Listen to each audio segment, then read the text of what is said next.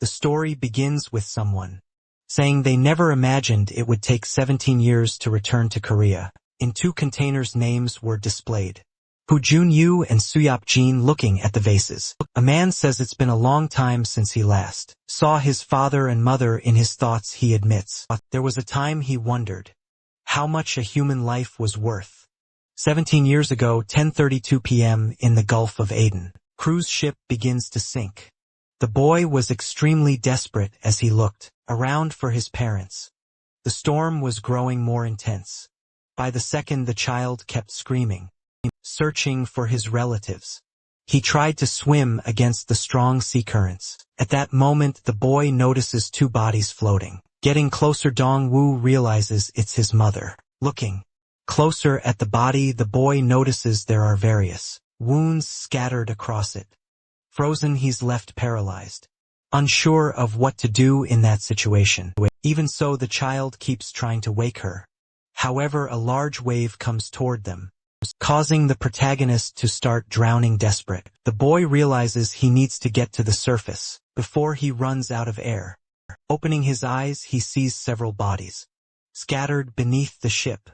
Growing more and more shocked by the entire scene, realizing even his secretary had been shot to death, along with the head chef, the captain, and the ship's bodyguard.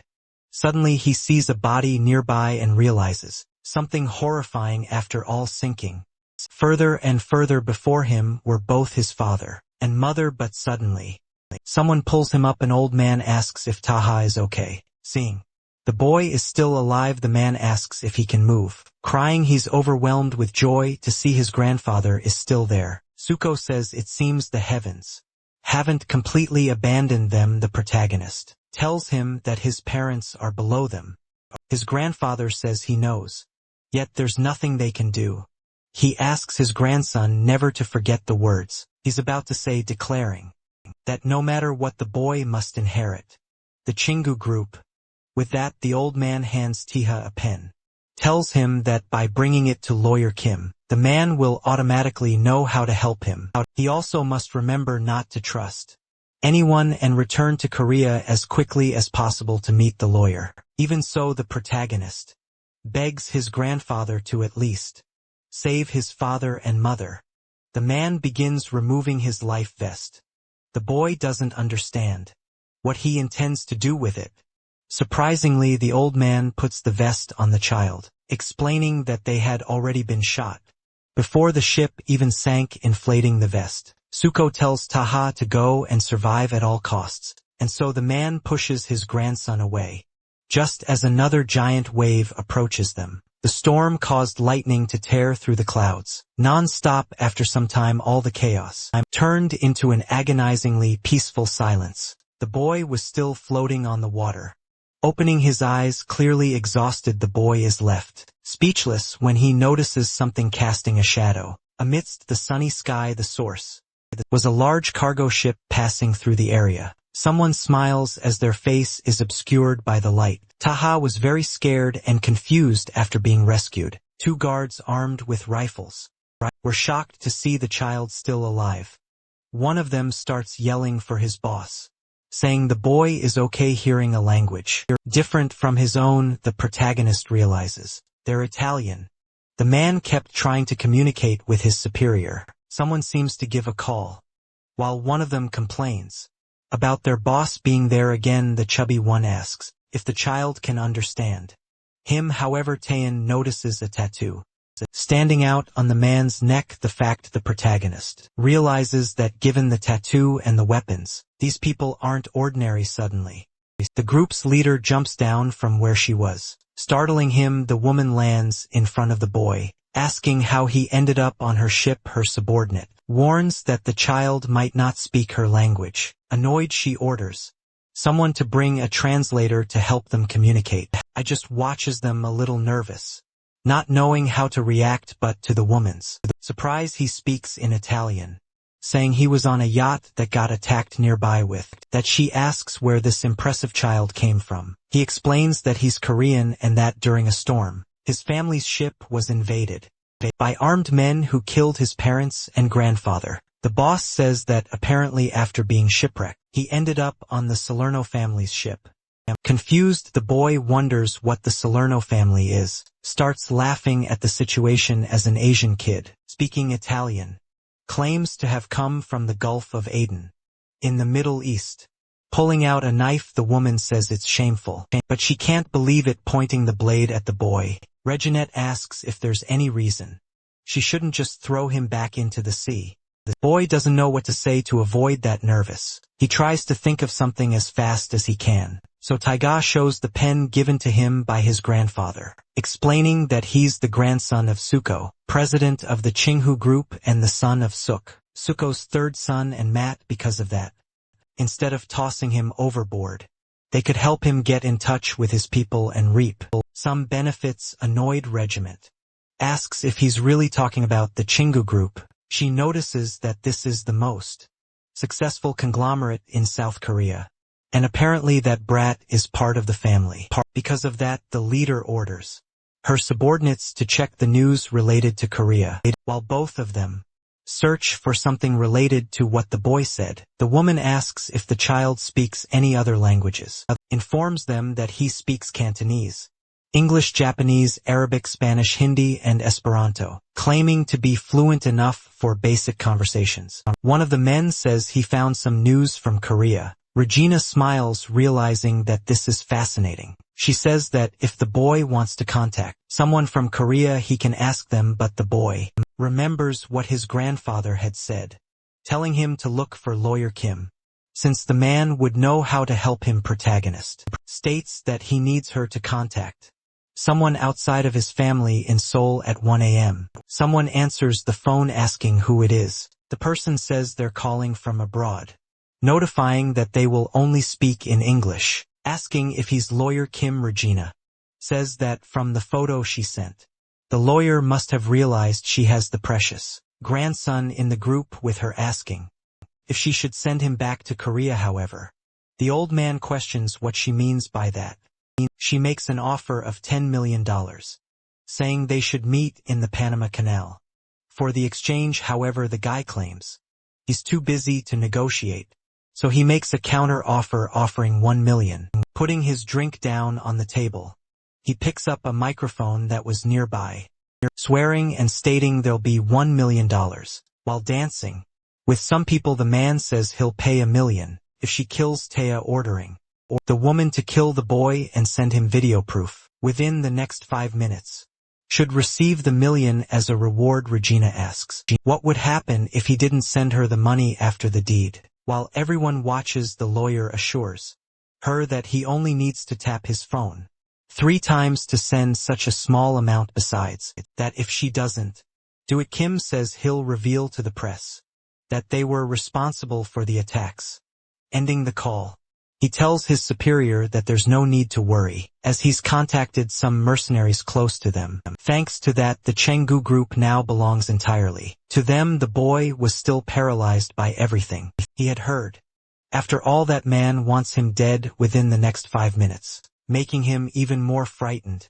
The woman says that apparently that's just how things work.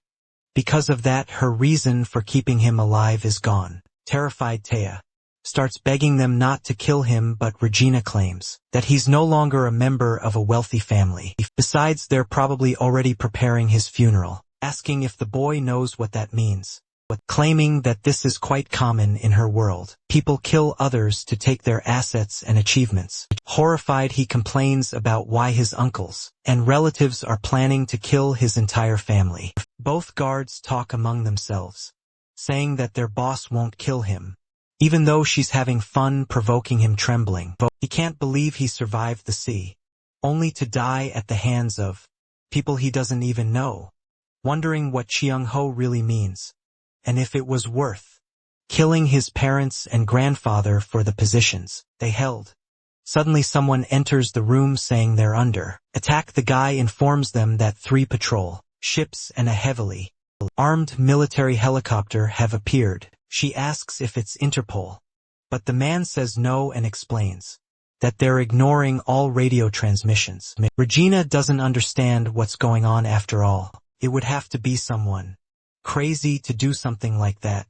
Looking at the child, she finally understands the culprit, realizing that those Koreans that must have contacted those people to find that boy, out of nowhere stabs his right hand with a pen. No one understands what the child is trying to do. He says that the Chingu group will never give her the money. Furthermore, the woman has nothing to gain from killing him. The Salerno family's trade leader is surprised to see the boy's reasoning. The protagonist begs to join them, claiming he will be loyal for the rest of his life if they help him get revenge. The woman wonders how he learned the Salerno insignia. The crazy woman starts laughing hysterically. Excited, Regina tells Matteo to get ready because the show must begin. Before leaving, she asks if the boy understands the weight of his words, asking if he truly wants the power of revenge, even if it means staining his hands with blood. Remembering that his grandfather had said that no matter the means, he must inherit Chiengu at all costs. Determined, the protagonist simply nods an affirmation. With a smile, she says that barking dogs rarely bite, but even so, this was quite interesting. Crazy woman kicks the door open, telling them to follow her, claiming that from that point on the boy's life belongs to the Salerno family, so he will live and die for them. Therefore, he must watch closely, because that is his future. Tada truly observes, frozen by what he sees with that. 17 years pass and he finally returns to Korea. The boy asks his father and mother to protect him as he takes his revenge. However, he seems surprised by something. Quickly turning to look behind him, he jumps to the side as several shots hit the area. Several soldiers had arrived and fired many rounds at Taha. Getting out of some vehicles, someone asks if those insects don't even know how to aim. A Chienhu group security guard and manager tells them to look for the senior administrative director, stating that he doesn't know the man, but he must be insane to think he could kidnap a chief who director. One of the subordinates tells the manager that they found the car they were looking for. He tells everyone to be careful when opening the trunk, as the director is still alive, while ordering them to check his injuries. À large explosion occure. The guy gets angry at the audacity of placing a bomb there, but suddenly, half of his men have their heads decapitated. When he finally looks back, the rest of them are also killed. Extremely quickly, Taha had defeated them all in an instant. The man notices a small cut on his waist. Nervously, he sees that it was thanks to the protective vest trying to attack the protagonist. The bald man calls him a little insect. However, the boy tells him not to think he's the only one with something to say. Quickly, he lands another strike on the back of his opponent, launching an attack that splits him in half. As he collapses, Jang wonders what that was, unable to understand how that man managed to do such a thing, complaining about who that monster really is. On the other hand, the protagonist didn't seem pleased by it. He begins to clean his daggers as he walks away, heading toward a luxury car, and grabbing a bag that was in the back seat. He then walks to the trunk, wincing. The director begs Tiha to let him go, claiming he was only following orders. This was the former lawyer Kim, the one who had ordered his death, saying that he had no reason to kill the chairman. However, the boy opens the bag and throws several bills on top of the man, saying that this is the 1 million after all that money probably was never delivered to him. Frightened, the man asks what money Taha is talking about. However, the director remembers that day. The protagonist takes a lighter from his coat, stating that thanks to the fact that he died that day. As he throws the lighter, he says he was reborn. With that, Kim begins to burn alive coldly. Taha just watches with indifference. After that, he calmly picks something up, putting the cigar in his mouth. The protagonist mentally tries to speak to his parents and grandfather, apologizing for having taken so long, pleading with him not to worry and just to find peace, saying that from that day on he will carry all their pain. After some time, in the middle of the city, a modern building stood out among the others. The protagonist was moving quickly, determined to do something. Some men questioned where he thought he was going as they prepared to shoot to stop him. However, The madman simply killed the two of them quickly. Even so, Theo didn't seem bothered by the setback. He continued walking calmly through the hall. Seeing the situation, a man sat on the floor, terrified by the scene, frightened. He asked the protagonist who had sent him there. The man said they were part of the Chingu group, claiming that he wouldn't be safe after doing all that. While cleaning his blade, Tanya said that this was Holdings, a private security company subcontracted by Chingu. Its main function was protecting directors and board members outside of working hours all across the Gangbuk area. During their downtime, they stalked journalists or people who reported on Chingu. They kidnapped, assaulted, and even killed them. In other words, they were contract killers. The people who had been captured were completely devastated and desperate. The protagonist simply threw one of his daggers to the old man. After that, he told everyone to use it to free themselves and to make sure they never saw him there, so that the bindings were cut. The three were still confused about everything that had happened. The old man got up and brought the knife back to the boy. Running, they thanked him as they left. On the other hand, the company member ordered everyone to come back. One of the escapees looked back as he heard the man complaining. The fat man asked who he was, wondering if Taha was part of their family. Removing his mask, the boy said no one. Explained that he just wanted to have a slightly more private conversation, saying that he needed the schedule of everyone on the board, from the directors to the president. The man said he didn't know, and even if he did, he wouldn't say. His family and himself would be dead if he did.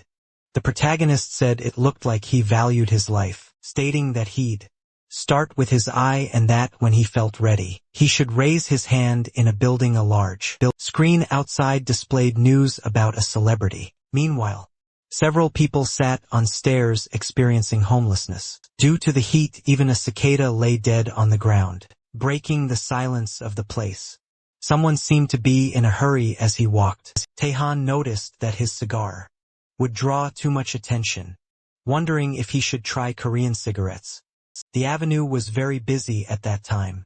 He said he had finally returned to Korea and that so far everything seemed normal, but he noticed his country was going crazy with various ads for loans and insurance being broadcast everywhere. A politician was giving a speech, claiming he would use his power and influence to eradicate the epidemic of crime and violence, declaring that from that day on his war against crime would be publicly declared. However, his speech was interrupted by someone pointing a gun at him. It was said that in 1990, the president was killed during his campaign against organized crime.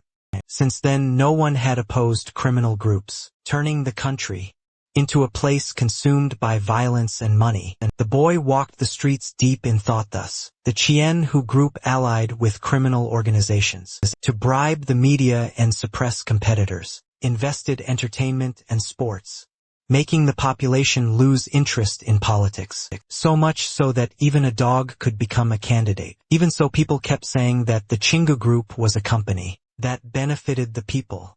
Taeyong entered a store calmly. Clerk welcomed him. Both he and another guy asked for a pack of this. They stared at each other for a moment, unable to understand how such a coincidence could happen. A bit irritated, the protagonist decided to change his choice. However, they both had the same idea and asked for a plus at the same time. Once again, they looked at each other suspiciously. Awkwardly, the woman said that, unfortunately, they only had one pack left. Tata sighed deeply, clearly annoyed by the situation. As he left, he asked the clerk to give the pack to the other man, saying he'd be fine without it. The man kept staring as the boy walked away. After the man made his purchase, he found the protagonist outside, who politely asked for a cigarette. However, he asked if the boy couldn't go to another convenience store, but Teva explained that it had been a long time since he was last in Korea, so he wanted to try it quickly. The guy gave up trying to avoid him as he handed over a cigarette. He said he couldn't believe someone wanted to try that tasteless thing. As they walked, the man said he'd get a fine if he smoked there, so he recommended waiting. until reaching a smoking area observing him. I had admitted that when you've been in the mafia for about 17 years, a simple glance is enough to assess a person. Assuming that guy was strong, just as strong as the ones he faced abroad. He wondered if people like that were common in Korea. Also leaving the protagonist, declared he hoped not to meet him again. After some time, that same man arrived at the place where the protagonist had committed the massacre. While smoking, he calmly observed one of the bodies. Kneeling down, the guy took a closer look at the corpses, noticing they were all fatally wounded by stab wounds, from a blade similar in length to a sashimi knife. Putting out his cigarette in the pool of blood, he picked up his phone and called his employer. His boss reminded him he had already said not to call at that hour. The man asked if he had a meeting later. He advised that the best choice would be to cancel the appointment. After all, the assassin who killed Director Kim might be after him. The man, sipping his wine, calmly asked what was going on. His subordinate explained that he had gone to the security company and found them dead. From the injuries, it looked like a solo attack. Besides, the assassin not being ordinary, it was very likely he knew exactly where the meeting would be held, but his boss said that an emergency family meeting was a tradition in the Chingu group, asking if his subordinate really believed someone would invade a meeting known only to family members. He said he sent him so he could hunt that man. Discreetly lost in thought, the man realized the wounds from that knife reminded him of something. Remembering the protagonist asking for a cigarette from his hands as he took the cigarette, stating that if he doesn't use knives, there's no way he could have gotten all those scars on his palms. With that in mind, a man asks his boss if there's anyone in his family who's good with knives. Laughing, the man says those people can barely slice an apple. Besides, everyone is present except for the children, so he offers another 100 million for Human to guard the place and ensure its safety. Leaving the office, Human says he'll go to the meeting. Still, he asks for the security to be reinforced. Annoying, his boss just says he understands. Handing his phone to another employee, a man mutters that lunatic is just a gangster and still thinks he can give him orders. As he walks down the hallway, he straightens himself up and gets ready for the meeting. Arriving at the meeting, he greets his boss and asks when the president arrived. Talking on the phone, Human informs the leader of his gang that he plans to help the Chingu group for one more day before returning. However, he's called a traitor. Instead of getting angry, he asks if his boss has been drinking. He explains that they offer him another 100 million for the job, claiming only an idiot would turn it down. Also, there seems to be a dangerous assassin on the loose. He notices the protagonist hiding in the alley quickly. Wyman ends the call and says he'll explain the details later. Looking toward the boy, feigning casualness, he asks if one cigarette wasn't enough. Taya says that finding someone of his caliber near the site of the incident isn't a coincidence, claiming it was a good idea to follow him. Smiling, the man says it's been one hell of a day. First someone bumps his cigarette, then follows him around.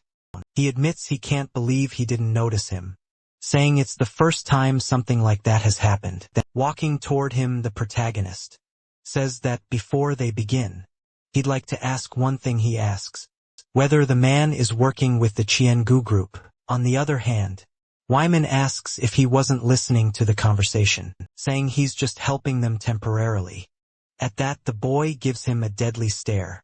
He draws the two daggers from his back, and then immediately clashes his blade against the enemy's weapon. They exchange glances, sizing up each other's skill. Thus begins a frenzied exchange of blows. However, Wyman jumps into the air, rising above the protagonist, swings his weapon to strike.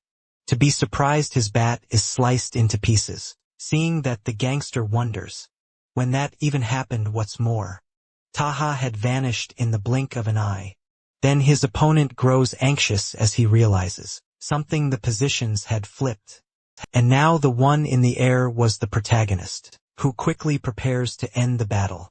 With a touch of fear, Human admits that she and Gu got themselves into serious trouble this time, wondering how they became targets of a monster like that. Taita falls toward his opponent. Wielding his blades, the gangster doesn't know what to do now that he's without a weapon. The protagonist lands a blow, knocking the man to the ground, already getting ready to leave. Yet, while wiping the excess blood from his knife, he heads for the exit of the alley, leaving Human's body lying there. However, to his surprise, the man asks if the boy is joking, even wounded. He still wasn't dead. He asks if even after all that, the protagonist is really just going to walk away, stating that he'll regret letting him live. Sheathing his dagger, Taiha explains that he has his own principles, warning that if he were with the Qianhu group, he'd already be dead.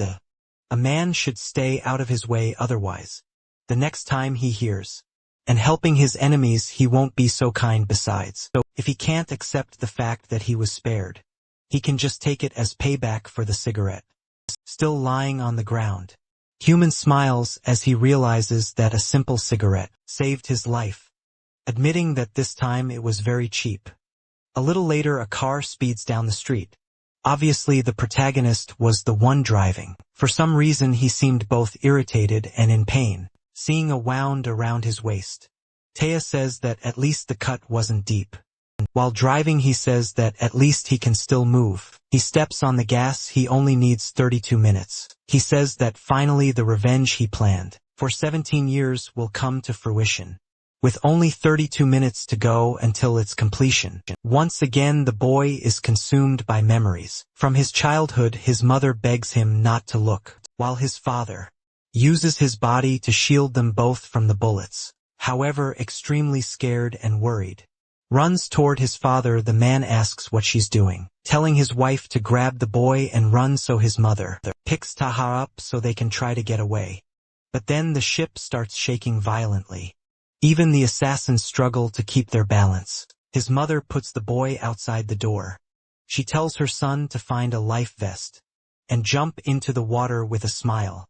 Hojong says he must survive. One of the men says it's annoying and reminds them he said to detonate the bombs only after killing everyone. Looking in his direction, the protagonist is surprised they speak Korean. The man's face was completely covered with a mask and goggles. As he aimed at him and his mother, Huijun panics and tells Tiha to run as fast as he can. The boy starts running frantically through the ship. Terrified, the child was overwhelmed with fear. He runs gasping while crying uncontrollably. After that earlier explosion, part of the yacht was already on fire, but then another bomb goes off. Because of this, the ship starts to sink even faster. Back to the present, in the secret annex in Gangbuk, the CEO of the Chingu Group's department store asks if they really found the person who killed Director Kim. However, Jason says it was probably a crime of passion. After all, the director had 2 mistresses in secret. His sister says that's disgusting, but he replies that it's ironic, coming from someone who has several lovers. John 1 asks what director Kim's role was in the company's share quota, stating they'll need to make an announcement soon. But suddenly someone slams their hand on the table, catching everyone's attention. The man tells everyone to be quiet. Google tells his son to speak. John says 2 employees were found at the scene, but they didn't have much to say and were dismissed. And also, it was confirmed there were no other witnesses. The man says they were just subcontractors, so they don't know much in general, and the police ensure the incident wouldn't leak. Suddenly his father throws a glass of wine at his head. Everyone at the table is left confused by what just happened. The old man asks where the Ojang gang is. Chong was visibly irritated by that. Even so, he smirks and says they don't seem to know anything, even sending Human their 7th in command. Still, the old man smashes a bottle on his son's head. He says that even after 24 hours he hasn't found out who the killer is or where he is.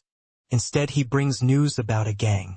He says that if the former president in Suyak hadn't died 17 years ago, someone as incompetent as him would never have stepped foot there. Along with the wine, the man's face was now completely covered in blood. Regardless of what happened, Chum assures that he'll find him within the next 12 hours. The rest of the family sees that neither of them has changed and it bothers them all. Juvia asks why he's so harsh with the eldest. After all, he's still his firstborn. However, her brother says it's not out of hate, stating that it's definitely out of fear. Grabbing a cloth, Shang immediately asks his subordinate for his phone. While wiping his face, he searches for something on his phone. He asks where his men are. His assistant says they're already ready. The guy says it's exciting, saying he's eager to see how big this entrance will be. On a highway at night, the protagonist was heading toward his goal. Taeyong admits he's always kept an eye on the Chingu group. 17 years ago, the day he was accepted into the Salerno family, even before his grandfather's funeral, Gua became the new chairman, taking over all the shares and seizing the position, taking advantage of the chaos from the failed war on crime and forming alliances with factions like the Ocean Gang to grow his power. Even though that was the beginning of the Qiangu era, they still hold meetings with official members. During moments like this had been an old family tradition. Since the days when his grandfather was still alive, neither the system nor the traditions had changed. Everyone had killed to reach their positions within the hierarchy created by Suko, willing even to murder their own parents and him. One of the guards was monitoring the cameras, wondering whose car that was approaching. He asked his superior if the members are expecting any guests, but this is denied. He reports that there's a car heading toward the front gates. Also, it doesn't seem to be slowing down. Seeing it's probably some lunatic, the head of security orders the barriers to be raised. With that, some containment stakes begin to rise from the ground. However, the protagonist accelerates even more. After all, he doesn't need tricks up his sleeve to take down people who have been protected their entire lives. Taking off his belt, Taya says there's no point in making elaborate plans. His car's front end is completely destroyed from the impact. Even so, he leaps out with his blade in hand. He states that the only thing he hopes is that they haven't forgotten about his family, so he can say it to all of their faces. The security guards look at the intruder in fear. The boy quickly takes down all of them in a single attack and declares that he's back. Confused, they ask what that loud noise was. They question why it keeps getting louder. Moreover, it seems to be coming from the front gate. Unlike the other, Sean looked confused but confident. His uncle tells the guy to go over there and check out what all the commotion is about. However, surprising John 1, he says there's no need. All the guards who were inside the hall point their weapons at the family members. The oldest of the sisters asks what's going on. Guho, irritated, asks if they're seriously trying to mess around at a time like this. However, his son calmly stands up while wiping his mouth. The old man asks if he's really going to go through with it. With a smile, Chong claims that his father always expected this to happen sooner or later. That was the reason. His father was always angry with him, because he was afraid he'd end up like his grandfather. And with a terrifying look, the madman says that after all, the one who killed his grandfather and uncle was him. Meanwhile, the protagonist passed through the gates, saying that his revenge was finally about to begin. The guards point their weapons, asking if this is some kind of ambush. Jason asks if his nephew has gone mad. They question what the guy is doing, claiming that he should never point a weapon in his own family. However, Chong states that he's not doing anything. Still, they keep cursing him and saying it's clear what he's trying to do. Looking at one of the guards, Joey asks if he's really going to betray them for that kid, even though he was her personal bodyguard. Youngman apologizes, making it clear he's abandoning her. Even the second son's bodyguard says it's nothing personal, but the rewards for betrayal were just too tempting. On the other hand, one of them says that if they had at least gotten a raise, none of this would be happening. The only person who remains silent is Chong's own bodyguard guy's father. Says he can understand the others betraying them, but he doesn't understand why his own son would do this. He asks if his own guard will really turn his back on them. Junsu simply watches, without moving or saying a word. The man says he isn't paid to protect him personally, but rather the Shin group. John 1 asks if the guards really think they'll gain anything by doing this. He tries to keep threatening them, but a gun is placed against his head. His own bodyguard kills him in cold blood. With that, the two remaining brothers become desperate and beg for mercy. However, gunshots echo through the hall as blood spreads. Everywhere, John hands the cloth to his subordinate, walking calmly toward his father. The old man admits he already expected something like this to happen someday. Ever since the day his other son died of acute leukemia, and shortly after that, his wife asked for a divorce without wanting a single cent. Trembling with rage, he says he always suspected Cheong was behind everything, and because of that, always kept his distance. Spinning the gun, the guy says that for someone who ordered the deaths of his own father and brother, Guvo talks too much, putting the gun to his head. The man asked the old man who it was that sent his father and brother out to see. He asks what else he could have done if he hadn't killed everyone. Suyak's son would have inherited the presidency, and they would have never made it this far. The psychopath comes closer and asks why his father never declared him the future successor. The old man becomes more and more terrified by it all. On top of that, his son was staring at him with a frightening look, while Google claims that if he had done that, the boy would have killed him even sooner. He doesn't deny that he would have killed him earlier, but says he's a little upset to hear it out loud. His father assures him that even if he kills him right there, he will never become president, but Chong interrupts, saying he already knows that. After all power transfers through political or violent coups aren't recognized, that's a clause made by the committee. Because of that, the guy says it's a shame. He explains that the person making all that noise outside isn't one of them. The president asks who it would be. He shoots his father. He explains that it's a young master who waited 17 long years for this day. The guards were firing at the intruder. They tried to surround him since the assassin didn't have a firearm. The protagonist remembers that the Central Security Forces made up of those who protect the executive members, so they hold high-ranking positions. Therefore, he assumes the bodyguards will be much stronger than the ones before. He stops running for a moment, changing the direction of his charge. The boy says this won't be a problem. He starts moving toward the enemies in a zigzag pattern to dodge the bullets, using one of the guards' bodies as a shield. Desperately, the man begs them not to shoot, since he'll get hit. But the guards don't care and open fire, leaving one of the security men terrified. His weapon is cut in half in an instant. Taha is able to defeat them all quickly. The leader orders his men to evacuate the president as fast as possible. However, the protagonist throws his dagger at the guy. Still, one guard manages to intercept the blade. A man with glasses asks why they're making all that noise, questioning if they can't do this quietly. 3 department heads show up to try to stop him, but that little group is simply ignored as the protagonist kills the others. One of them says he can stop him alone and tells his comrades to stand back. However, even though he's extremely strong, Taha is struggling with the wound he received earlier. With each passing minute, the wound seems to be getting worse. Snapping back to reality, he realizes his opponent's fist is already dangerously close to his face, so his only option is to block the attack. As he's thrown backward, he manages to regain some balance, but unexpectedly, a shadow looms above him. The man asks how he dares attack that place, and worse, gets distracted while invading his territory. However, the protagonist agrees and says it's no time to be distracted by wounds, launching a strike straight at the man's chest, startling his companions as they witness the sudden defeat. Quickly, Taya throws his remaining dagger at the 2 who are left.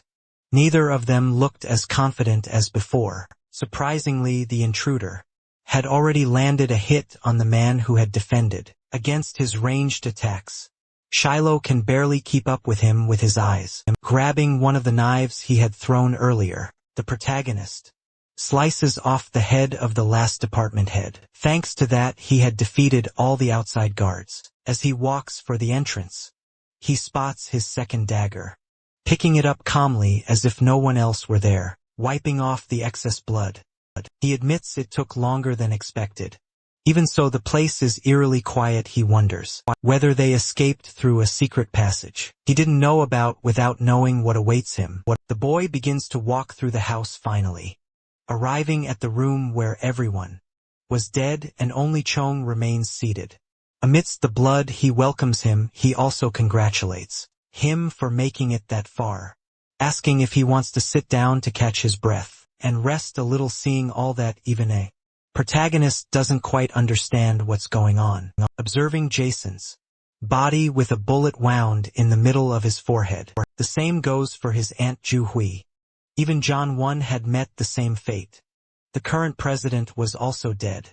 Standing up, his cousin says he's in better shape than he expected, claiming that modern assassins should take better care of themselves. Formally greeting him, Chun asks if he recognizes him. On the other hand, the protagonist simply says the man's name and mentions that he's Guho's eldest son. Laughing, the madman says he doesn't remember them being so close, that he called his father by his first name. Suspicious. Tiana simply observes that strange behavior. His cousin says he stayed there because he thought it would be disrespectful not to greet him, and also because he needs to explain a few things, informing him that if he doesn't want to sit, they can remain standing, since it won't take long anyway. Sean asks if the boy remembers that day 17 years ago, the day he was rescued by the Italian mafia. Interrupting him, his bodyguard says that the helicopter is ready, saying they should leave soon as it's too dangerous to stay. Annoyed, the guy says he had asked her to only call him once he was done talking. However, Tahat is suddenly surprised by something, clearly showing he wasn't expecting that at all, saying he recognizes that voice of the one who killed his family 17 years ago, remembering the man who pointed a rifle at him and his mother, the person who complained about the early explosions, while laughing beneath the mask. Extremely angry, Taha asks if he was that worm. The madman begins trying to hold back his laughter, saying there's not much left to say, telling the protagonist to stop talking to him so casually. After all, it's making him feel like killing him. Charging forward, he dares the guy to try, since his goal from the beginning was to wipe out the whole family. But his cousin starts saying there's a saying that goes when in Korea, act like a Korean, telling him to change his speech. Annoyed, Taiga starts trying to understand what exactly is going on, realizing that Chong knows he survived 17 years ago and also knows about him being a Salerno assassin. He wonders why he waited until his return minus 17 years after the event to make his move, trying to get the boys' attention. The guy asks him to really listen, saying he's about to begin. Only then does Tyler realize that the madman doesn't want to pull off a coup. He wants to blame him for the attack, claiming he led it so that he can successfully take the presidency. Johnny Up tells the young master that they don't need introductions. The protagonist simply raises his dagger.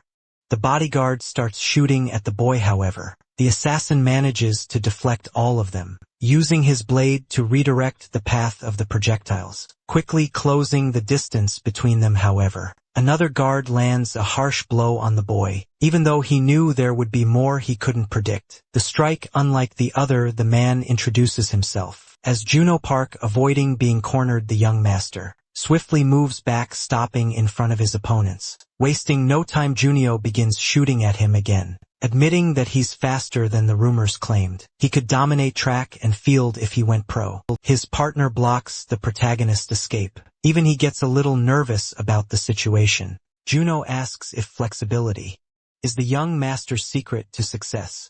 Quickly launching a frantic series of attacks, Tae realizes they are strong, completely different from the ones he fought outside. However, if it weren't for that injury, he might even be able to fight them without issue. Noticing that Chong seems to have let his guard down and that this might be the only chance before guard Jumpsu arrives. Besides, if the woman beside him is Diane, there are 3 guards in the room, yet there were 4 members at the meeting. Unexpectedly, his thoughts are interrupted as Juno prepares to attack him, thanks to the reflection in his opponent's pupil. Taha identifies the fourth guard Yaman. Was holding a sword, preparing to strike him from behind. To the surprise of them both, he vanishes between the two. I can't understand how that's even possible. Kneeling on the ground, the protagonist realizes, this must be the last one. The guy complains about being reflected, blaming Juno, but his companion says that if it were that easy, the boy would already be dead, reloading his weapons. Jerniak says he can barely imagine the bonus they'll get if they kill that guy. So both he and the guard with glasses use their weapons to shoot at the assassin. Seeing that situation, Chung says out loud that it's hard to follow a fight that involves both range and close combat, noting that they were trained specifically to defeat him. Rumors of his inhuman speed circulated through Interpol, admitting he even thought about killing him with a bomb. Of the story of him dying in a battle would bring him greater fame. Juno positions himself in front of the boy, attending to stop him from escaping. Johnny Oak says it doesn't matter how fast he is. It's all over now that Tiha has been cornered. With that, the guard uses his brass knuckles to try to land a blow. Protagonist didn't have much to do, only watching the attack coming at him. His cousin thanks him for the show while smiling malevolently. After being struck by the enemy's fist, he slammed against the wall, causing it to crack entirely. Flashing back to 4 years ago, Regina was scolding him and asking what the hell that was. Sank, she told him to take care of the traitor, not use him as paint for the walls. Even she started vomiting upon seeing the scene. Still yelling, the woman says that with his speed he could have done it silently. Recalling the day they saved him, she says she understands his anger, since Lorenzo always treated him well, but killing someone like that will only spark a thirst for revenge. That's why, as his mentor and spokesperson for the Salerno family, Regina asks him never to do something like that again. However, the protagonist didn't seem happy or remorseful. Still, he says that this way people will never forget. Confused, she asks what Taha is talking about. He explains that if they kill traitors silently, their deaths won't serve as examples, saying that everyone needs to know what awaits them if they betray the family. Rumors must spread in exaggerated and distorted ways, thus gradually reducing the number of traitors, because otherwise it'll always be an endless battle. The woman asks if he chose the path of violent deaths to prevent greater bloodshed. Aside from where he was standing, everything around him was stained with blood. She says it's absurd for such a thing to come from a boy standing in the middle of a river of blood without a single drop on his face. Interrupting her own thoughts, Regina says that apparently being an assassin really doesn't suit him. Back to the present moment, Juno freezes as a glint appears in the middle of his chest. The guy starts coughing up blood, while that glint keeps shining. Even Sean and his bodyguard are surprised by it. The protagonist had slashed the guy brutally. With a threatening look, he faces his other opponents. Frightened young man quickly points his weapon. However, in an instant his eyes pierced. After being struck, the man admits to himself that they underestimated this guy. Besides his speed, he's strong. Moreover, those who truly saw his skills never lived to tell what they were like. Even while showing all that ability to keep fighting, Tae was even more injured, and his wounds were getting worse. Jumiuk was desperate. No one told him his strength was this immense. However, Junsu appears and calls out to the woman, asking her to take the master outside, claiming he'll follow soon. Seeing that the boy is surprised, noticing that his cousin is trying to escape, he shouts the guy's name, slashing both of Jamie's weapons and rushing toward the elevator. Sean leans his head out to see what's happening. With uncontrollable rage, Taeyong demands to know where he thinks he's going. When their standoff isn't over yet, however, blocking the entrance stood Junsu, who greets the young master. Taeyong is surprised to see that the president's bodyguard had arrived. Still, the boy leaps forward, demanding he get out of his way, but surprisingly the man stops both blades with a single hand. Preparing to punch him, the older man notes that the boy has grown a lot, admitting he's impressed. With that, the man lands several blows all over the protagonist's body, Almost all of Taeya's ribs end up fractured consequently. Taeya begins to spit blood from all the damage, crushing the blades with his hand. Jun-se declares that unfortunately this will be his end, landing a punch in the same spot. He sends the assassin's body flying. However, the old man is surprised to see that his clothes have been torn. Looking at his subordinate, he orders Jong-hyuk to get up, saying he knows he's fine. Nervously, he admits he thought it was over for him. The old man warns that the building will explode soon, telling him to grab his partner and leave. Lying on the ground was the protagonist, who appeared to be dead. Reaching the rooftop, the president's bodyguard walks toward the helicopter. Chung asks if he completed the job. The man confirms and says he'll blow up the building as soon as they take off. Jun-soo says he'll handle the preparations for takeoff, but the man tells him to just keep the door open and get them in the air. Putting on his headset, the bodyguard warns that they'll fly straight into the helicopter, so he suggests closing the door. However, the psychopath insists he needs to see it, claiming he waited too long for this moment. With that, the helicopter begins to ascend as Chung stands in front of the door. He calmly watches as he smiles, cursing and saying he always hated that house, as he complains about how annoying and hypocritical his family was. Dylan and Junso exchanged looks. Suddenly the madman remembers when the protagonist said things weren't over between them. With a grin, he calls him a poor child. After all, he lived for his revenge and ended up facing the same fate. He asks if they knew that the word family comes from the Latin famulus, meaning slave. Holding the detonator in his hands, he asks everyone to witness how he will change Chingu from now on, completely destroying the mansion of those secret meetings. Inside, Tae-ha was lying on the floor unconscious. Still dazed, he realizes that the sound is from the helicopter and acknowledges that it's all over. Changing his mind, he declares that there's still time. Meanwhile, Sean watches the explosion, throwing the detonator down. He says they really wrap things up with a bang. As the protagonist jumps amid the flames, the lunatic says he's gonna lie down a bit since it's so hot, ordering his subordinates to head straight to headquarters. But Taylor strikes him with his knife. However, he only manages to hit his calf. His cousin starts screaming in pain. Both guards rise, alarmed by the situation. Furious, his cousin calls him an insect and demands to know what he's doing. The protagonist asks if he really thought he could escape after destroying so many families because he's hanging from the knife. His weight causes it to tear Chang's leg even more. As the blood gushes, Taeya says he will kill him, no matter what. Dion grabs her weapon and asks her master to step back. However, the lunatic takes the pistol and says he'll do it himself, pointing the gun at his cousin. Chung asks if he really thinks he's the hero of the story, insisting that he is the main character. He calls him a thug and tells the boy to die. As he falls, Taeyong manages to avoid the fatal shots, though he is hit elsewhere. As a result, he goes into free fall immediately. After they close the helicopter door, his bodyguard calls the hospital, reporting that they have an emergency.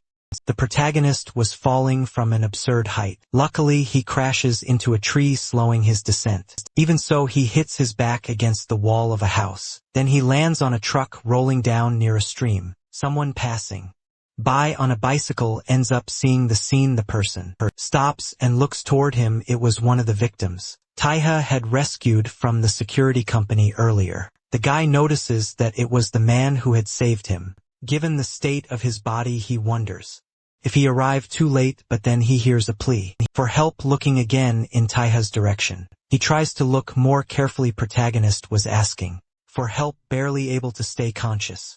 Even extremely wounded, he kept saying it wasn't over yet, and kept pleading for help on a messaging app. Someone had sent an 11-minute voice message. The person was requesting backup, stating that the guy had refused the breathalyzer test 3 times and kept insisting he was Congressman Kim. That man was typing something while listening to the audio of former Director Kim using his influence to threaten the police. He asked someone if that voice and name were clear enough. The person questioned where the director was at that moment. The young man replied He was probably at the police station, giving a statement and would soon head home.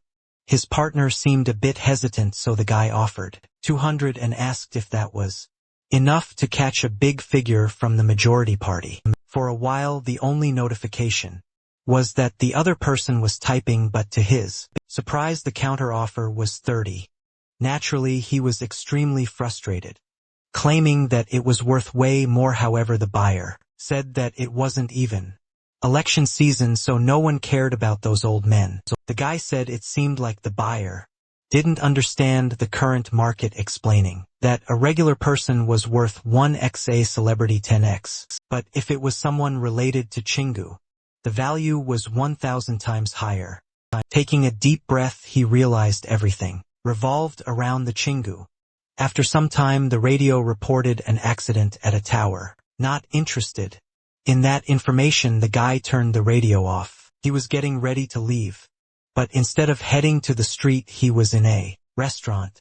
The owner was already getting things ready to open. The woman warned the boy that he'd be late if he stayed there. The boy said he was fine and would make it on time if he went by skateboard, but she told him to eat something. However, if he did, he really would be late. Suddenly, someone appeared and said that this chef should stop playing games. Guy entered, saying the owner should sell the place before they stop being polite. Baksu asked the boy if he agreed with him. The lady questioned if they were already there in the morning to collect money, claiming that delinquents really knew how to stay busy. She told the boy not to worry and to head to school, saying nothing would change anyway.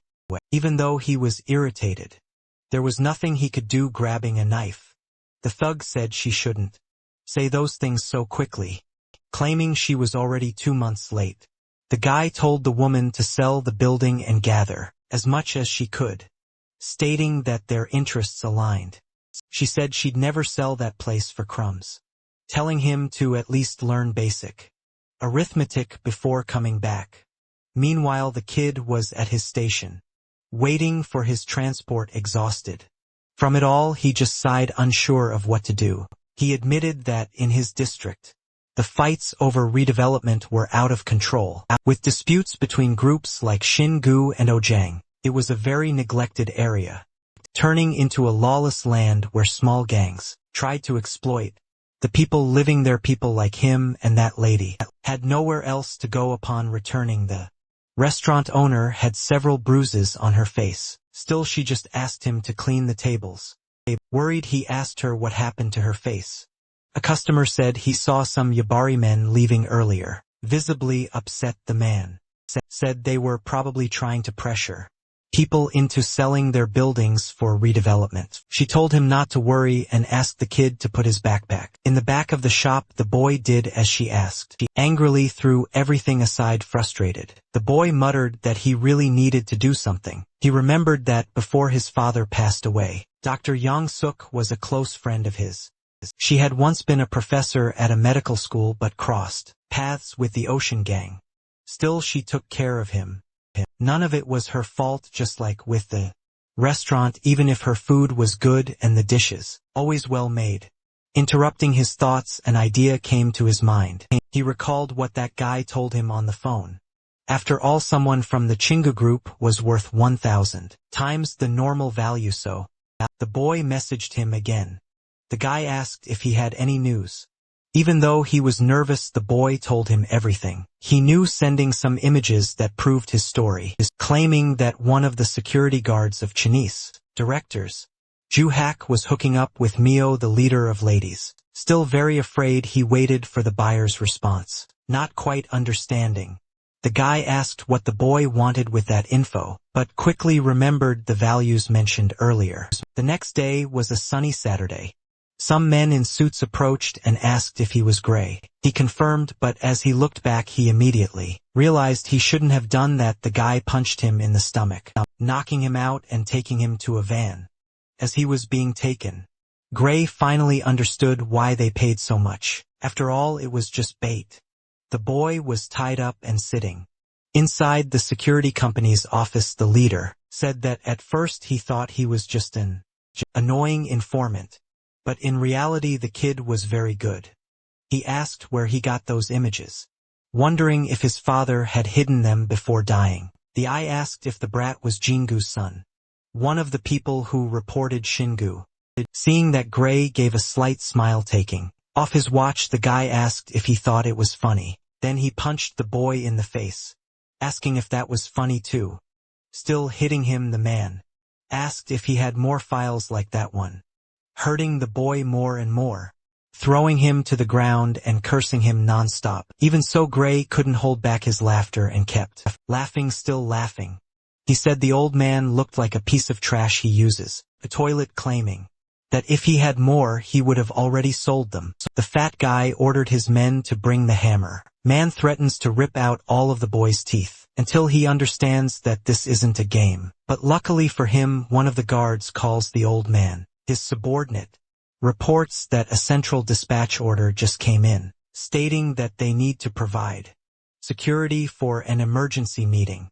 Standing up, he says that if it's really a level 1 priority, that means they should go right now, so he orders them to tape the boy's mouth and lock him in the room, kicking him.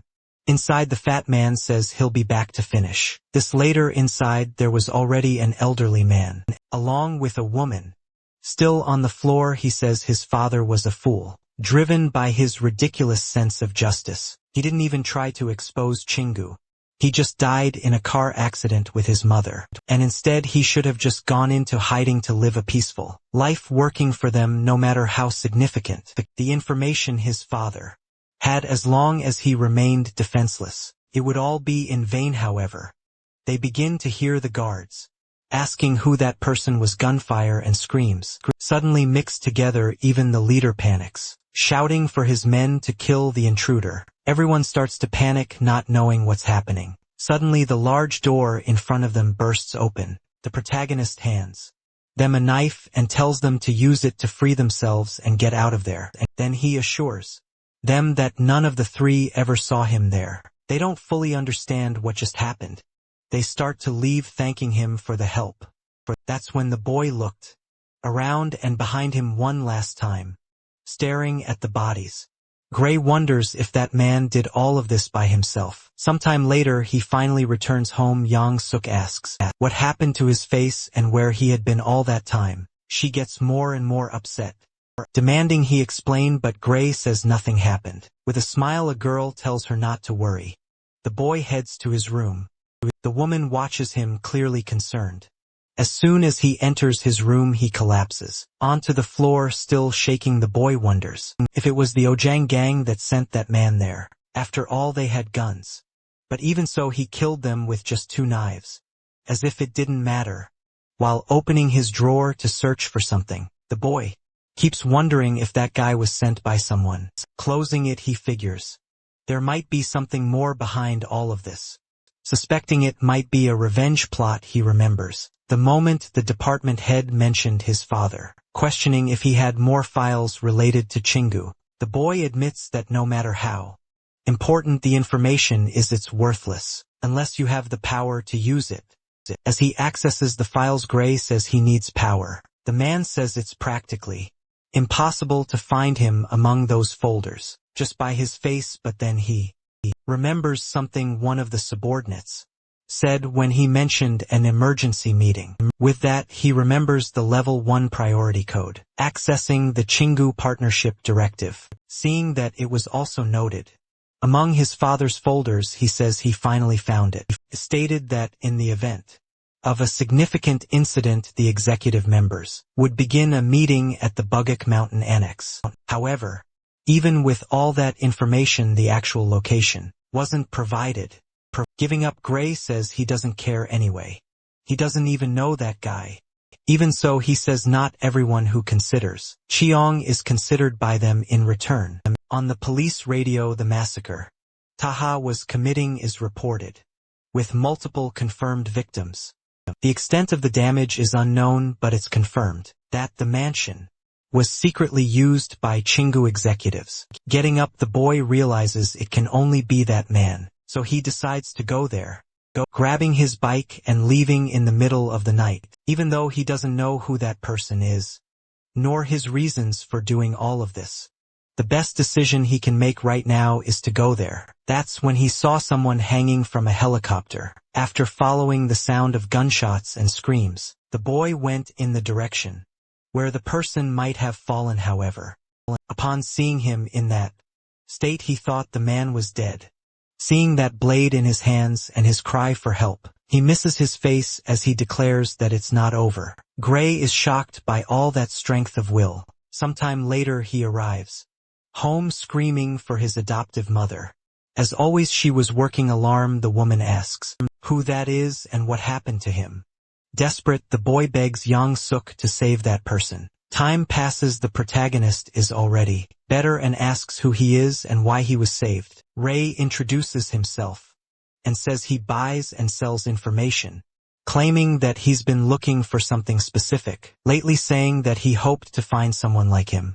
Doubting his words, the protagonist asks if someone like him could really be a data broker. The boy continues, saying he's more like a wholesale information dealer, always providing great intel to his clients. Besides that, his main clients are other info merchants. In the financial sector of Uido, he explains that he nearly died after falling into the Chingu's trap, thinking he was about to meet a fellow informant. Taeyong asks if the boy was one of the hostages from that day, wondering if he was able to recognize him even after seeing him just once. Ray confirms he did, saying he wants to win an award for the youngest data broker or something like that. With that, the protagonist starts looking around, noticing the things the boy owns. Then he asks how many days he's been there, and the boy tells him it's been 4 days. The man wonders if he really slept that long.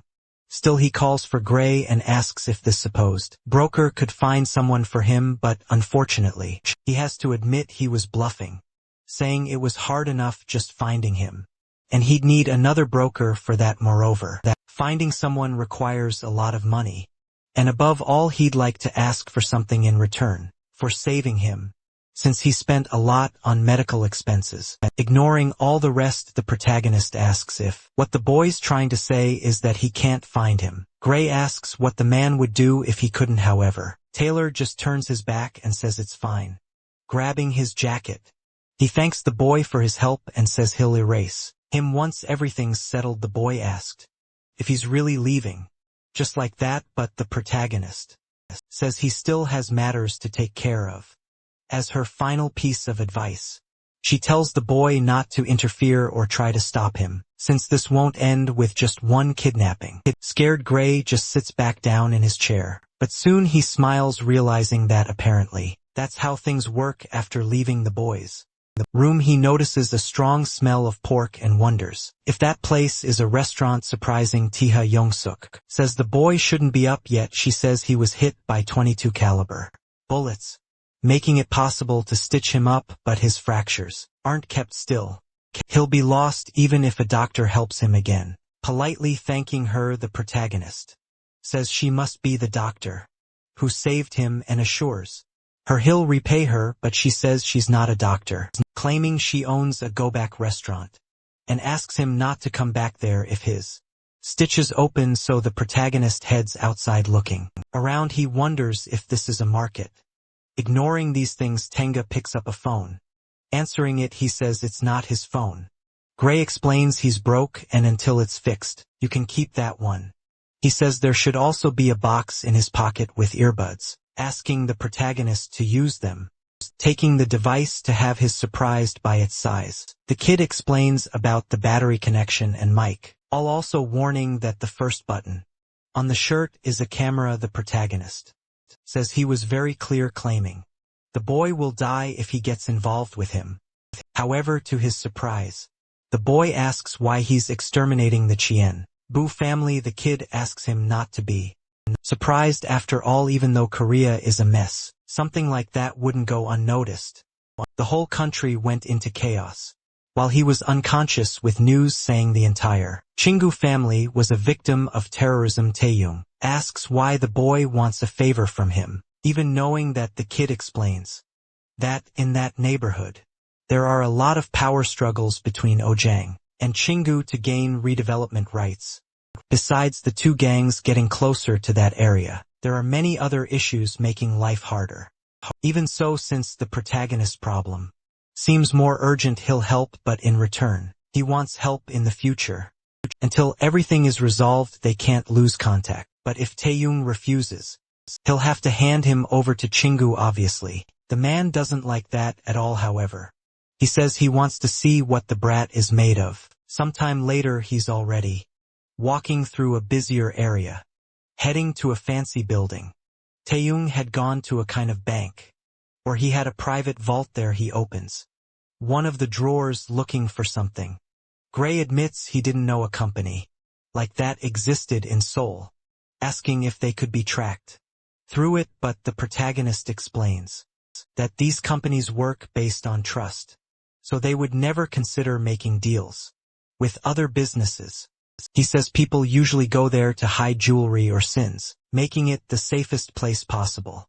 Seeing this, the boy realizes that this guy is apparently prepared to go undercover. He gets thoughtful watching Tae, his actions confused. Since the assassin didn't have any firearms and a knife wouldn't be enough. Many drops of sweat start to fall to the floor. His body was getting heavier, making it hard to keep a neutral face, and also feeling like he was being stabbed. Feeling the same as when Regina used to beat him. The protagonist asks if the boy found the guy he asked him to look for. He asks if the CEO of the company Night Move Piljun is the broker who helped him enter Korea. Apparently he worked in Europe, became famous in the field, and is now looking for a smuggling ship to go to China. Greg explains that border pressure increased after the man did what he did to the Chung-ju family. Protagonist tells the boy to announce to the merchants that a ship is available with rates 10 times higher than normal. His companion asks what he'll do when he finds that guy, wondering if Taehail wants to leave with him.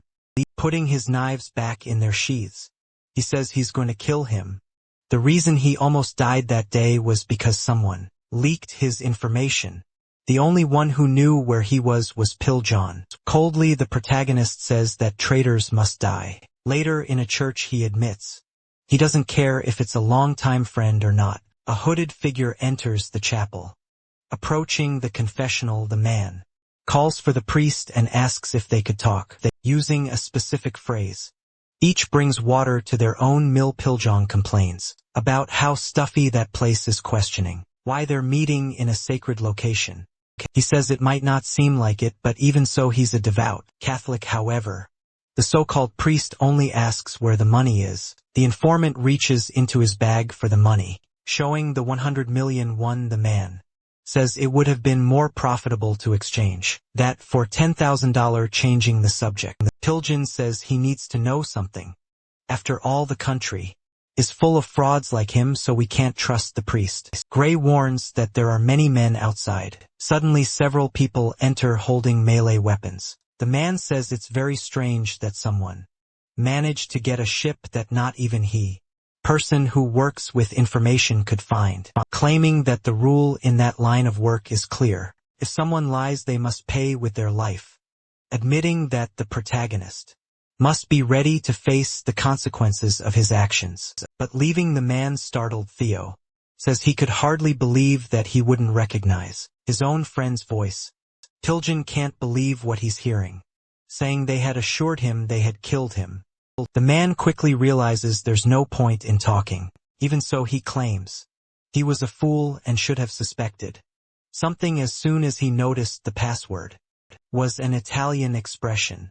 Trying to explain himself, his friend says he lost everything because of gambling, ended up in Korea, and racked up massive debts in Shingu's casinos. As he reaches for his weapon, Piljun tries to convince him that he wouldn't have said anything if he'd known they would try to kill him. But before he can finish his sentence, Tiha bursts through the confessional wall and drives a blade through his throat. He panics, trying to stop the bleeding in his neck. The men outside ask what's going on.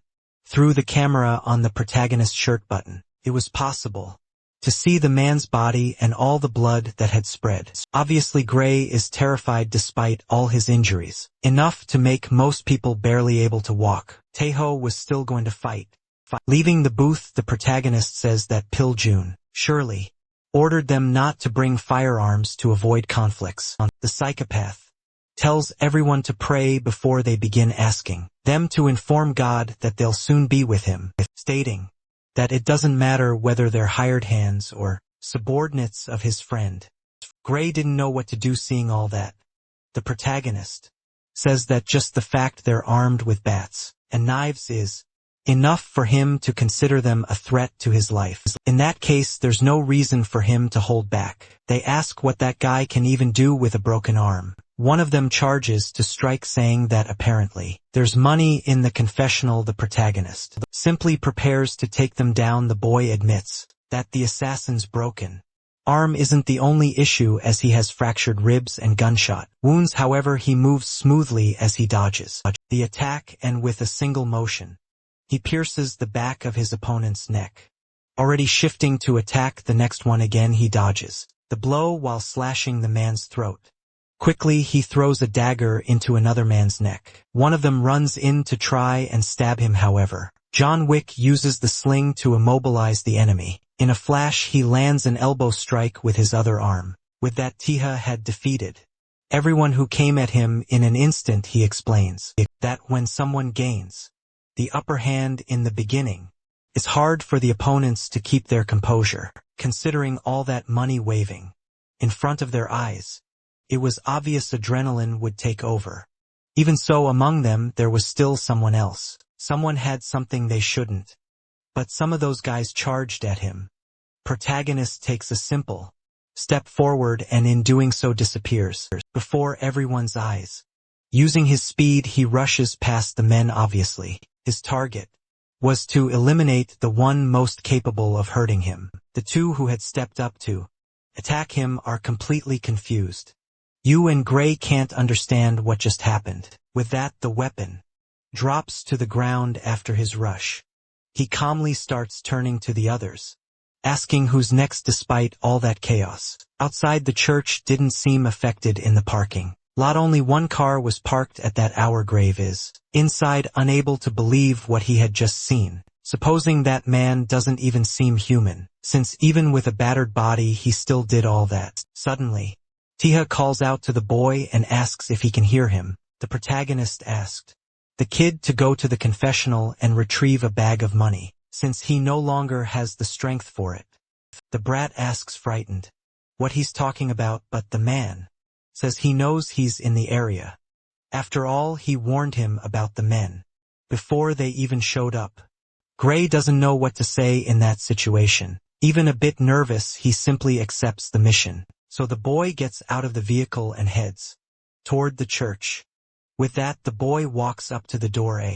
He opens the doors. In front of him, the church was completely stained with blood and bodies.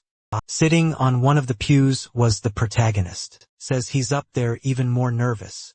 Gray begins to walk. Arriving at the booth, he notices the body of the protagonist's former friend. He feels a bit sick. After all, there were bodies scattered all over the place.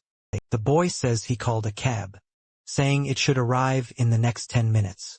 However, looking at his companion, the boy realizes Taha is in really bad shape. He asks what's wrong with him, saying he'll call Yang Suk and ask her to prepare some medicine for them, but the madman stabs his phone. At that moment, Gray is frozen in fear. Taking off a glove, the protagonist says that when he woke up, his clothes and phone had been changed, but the strangest part was that his gloves were still on his hands. Obviously, the boy just listens without saying a word. On Tanya's hand, the mark of the Salerno family was drawn. Looking at the boy, the man claims he knows who he's dealing with.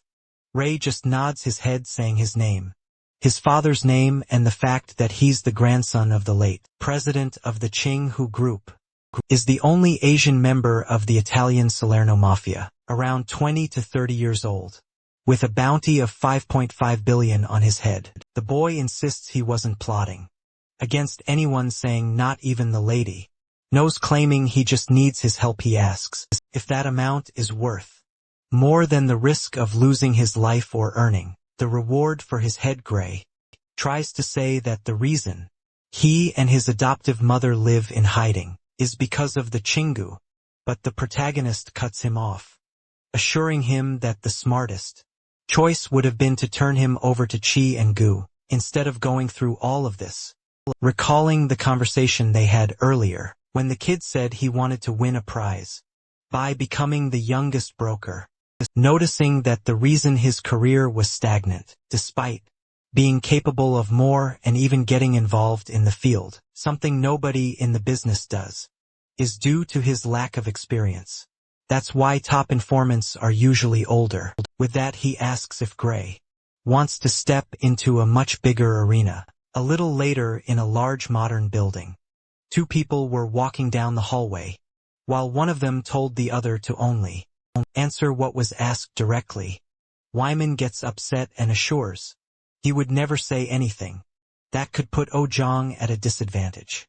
His companion says people from the gang aren't exactly known for being well-spoken, even irritated. The guy can't deny it. The two enter, as the man apologizes for making that person wait. Back at the chapel, Tita praises the boys' work, stating he'll fulfill a favor, but also wants them to work together afterward. He says Gray will be risking his life and won't have an easy death if he's caught. However, he could become the best if they work together. The protagonist says that's a promise. After all, he will crush Chi and Gu once and for all. The leader of Ojang admits he didn't expect them to call so soon. After all, they understand that Sean must be busy with the funeral of his relatives. They affirm they wouldn't have gone anywhere before getting in touch. But the man raises his hand, signaling them to stay quiet. Both are afraid of what might happen. The strange man makes a little hand gesture, asking for silence, that he begins to nod his head affirmatively. A kind of speaker starts playing music. He raises his clenched fist, making a sort of resistance pose. The two members of the Ojan gang don't understand what it means. Still, someone starts clapping. The guy accompanying Homan says it's a shame they arrived just as the performance was ending. Chong asks if he knows that piece. Man says its exact name but notes the composition seemed disjointed, assuming maybe it was due to his performance. That clearly doesn't please the lunatic. He orders his bodyguard to turn it off, while Diane uncovers her ears. The man says that was a 6th grade piano competition, assuming he never practiced again. Moreover, all the relatives who went to watch him that day are now dead. The man asks if they know what happened, assuring them that if they had known who was coming, they wouldn't have been so defenseless. However, Homan insists he did warn them, advising they should have even cancelled the meeting since the assassin wasn't just anyone. While saying it was Chong who didn't heed the warning, Chong cuts him off, telling him to put away that cigarette, claiming he was the one who knew best. This visibly angers him. Chong says it was a traditional emergency meeting of his family, something that couldn't be cancelled on a whim, claiming that's why he paid 200 million. One for him to deal with that man discreetly, without alerting the other members. The man rests his knee against a sort of cane. While touching his leg, he says that instead of handling the assassin, they suffered losses, and now he'll even need to use that. With that, the man says he can't help but wonder how Human is still alive, even though all the other guards died. Guy says he already explained, saying that assassin kills according to his own rules, and he didn't fall within them. With a smile, the lunatic says maybe the rule of a terrorist is to avoid friendly fire. Obviously, this infuriates Human. He tells the guy to stop barking nonsense, asking if they really think he put the honor of his organization and parents at risk. Chung says it must be nice to have parents to support you, stating that if you wanted, he's already 6 feet under. Suddenly, the other Ojong member adjusts his glasses, preparing to step in. The man asks who is responsible for handling the so-called terrorist. The guy assures it shouldn't even be questioned. It was Mr. Junsu. The girl once again looks at the old man with suspicion. Huiman's partner asks the bodyguard directly. The man obviously confirms immediately. However, even he seems a bit suspicious. He says he understands and asks what Sean wants from them. The limited claims he doesn't care about money or anything like that. He just wants to make sure they stay quiet about the incident, and if anyone asks, Homan has never seen the assassin before. The guy doesn't understand why Chi and Gu are trying to bury the matter. Companion lights a cigarette, asking if that's really all they want. Sean tries to make him put the cigarette out again, but Johnson touches his shoulder. Startled, the man looks at his bodyguard, who speaks in his place and assures both that it will be enough. The Ojo representative says he needs some time to digest everything, asking if the bodyguard would also like a cigarette, but the man thanks him and says he's quit the habit. However, Chung slams the table, getting increasingly furious. He asks if they're not afraid. After all, he'll be the new president soon, questioning what that old worm is doing. The guy strings together insults and tells that little shit to know his place. Standing up, he says that's what his boss would say, and that's why he's in that seat bidding farewell. The man addresses the bodyguard directly, saying they agreed to the terms, throwing the cigarette. But on the floor, the man tells them to have an ashtray next time, and preferably a wet napkin too. With that, the three are left in the room in deafening silence. Chong stays quiet for a few seconds, not saying or doing anything. Huimin says he really is something else.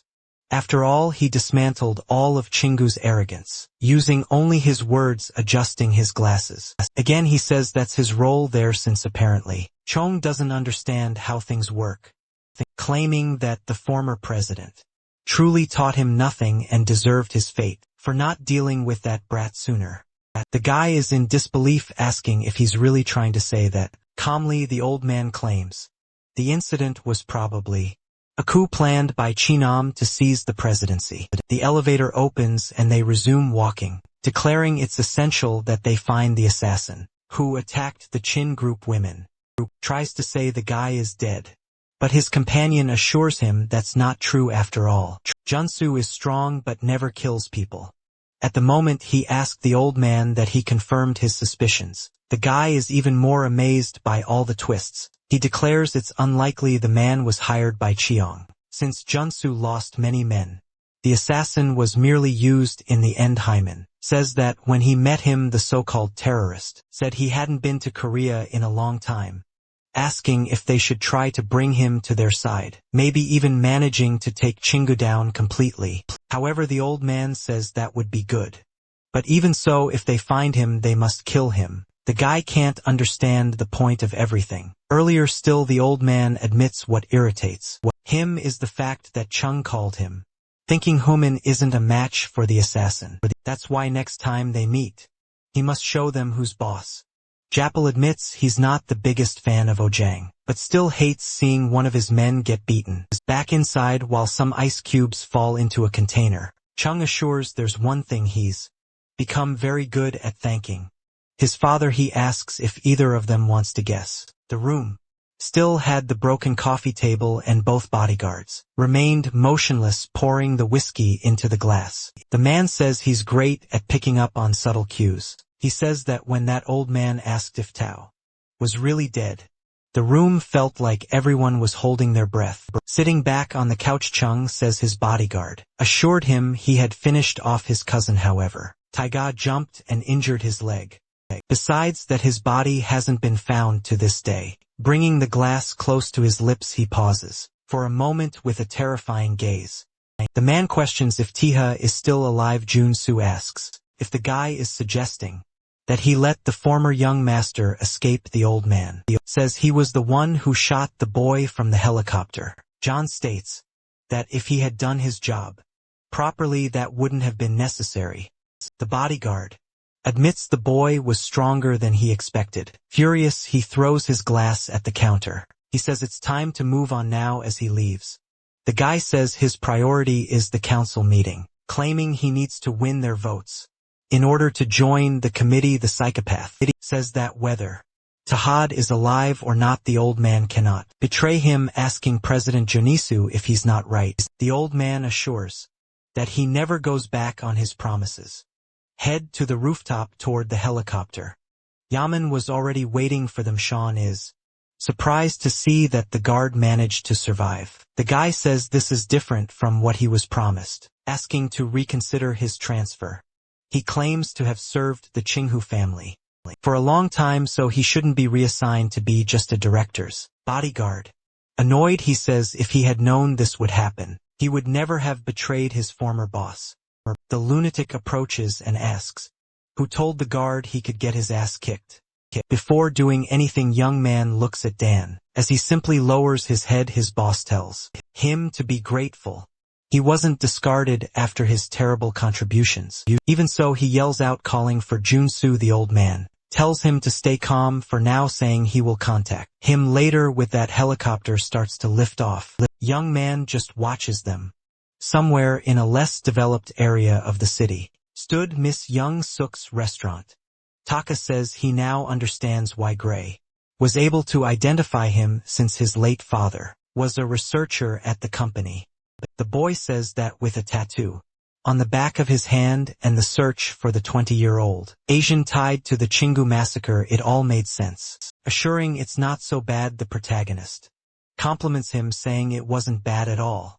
His adoptive mother says it looks like he has a lot of free time. Yang Suk says that for someone from Shin Gu to come back for revenge, you must have plans, stating the boy shouldn't just be sitting around chatting, making Grace spit out his food. He asks if she would betray him just to keep him busy. At that moment, the psychopath mutters to himself that traitors must die. His friend tries to lighten the mood, but the woman says it's only fair. She says there's no way a killer who lived his life for the mafia can easily trust others. However, the protagonist says he was just handling some matters that would be more important in case of emergencies. He asked the lady not to worry, saying that anyone hated by Qiangua or Ojang is not his enemy. So Taina goes back to eating calmly. They both realize the assassin is probably saying he could take care of them in the future, in case he's betrayed. Suddenly those thugs walk into the restaurant complaining about the heat. One of them tells the woman to turn the AC on full blast, asking how she plans to pay her interest if the customers don't stay. Yang Suk says she paid everything and asks why they're causing a scene again. She tells Taeyong to come back after lunch and a smoke, also sending Gray off to school. Baksu tells her to leave him alone, assuring that he won't do anything to the two. However, he seems confused and irritated about something. He says he's never seen that boy around there, questioning how someone could end up eating a place like that. On the other hand, the protagonist is surprised at the size of the radish kimchi. Furious, the guy asks if the brat is choking on the food or something. Standing up, Gray tells the lady he's heading to school. He heads toward the exit while glancing back. He remembers he asked his friend to promise something before listening to his requests. He tells Taha not to kill or do anything like that, begging him not to turn the neighbors against each other. The protagonist asks if the boy thinks he would go after people recklessly, but Gray says that's exactly what he did. Returning to the subject, the guy asks what his request is.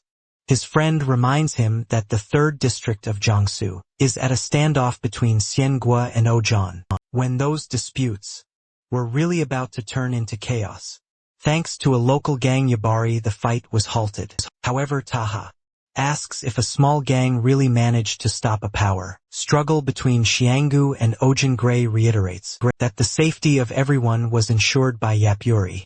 However, they are also buying buildings to create a housing cooperative so they can negotiate in future cases. The protagonist notes that it seems he disagrees with that.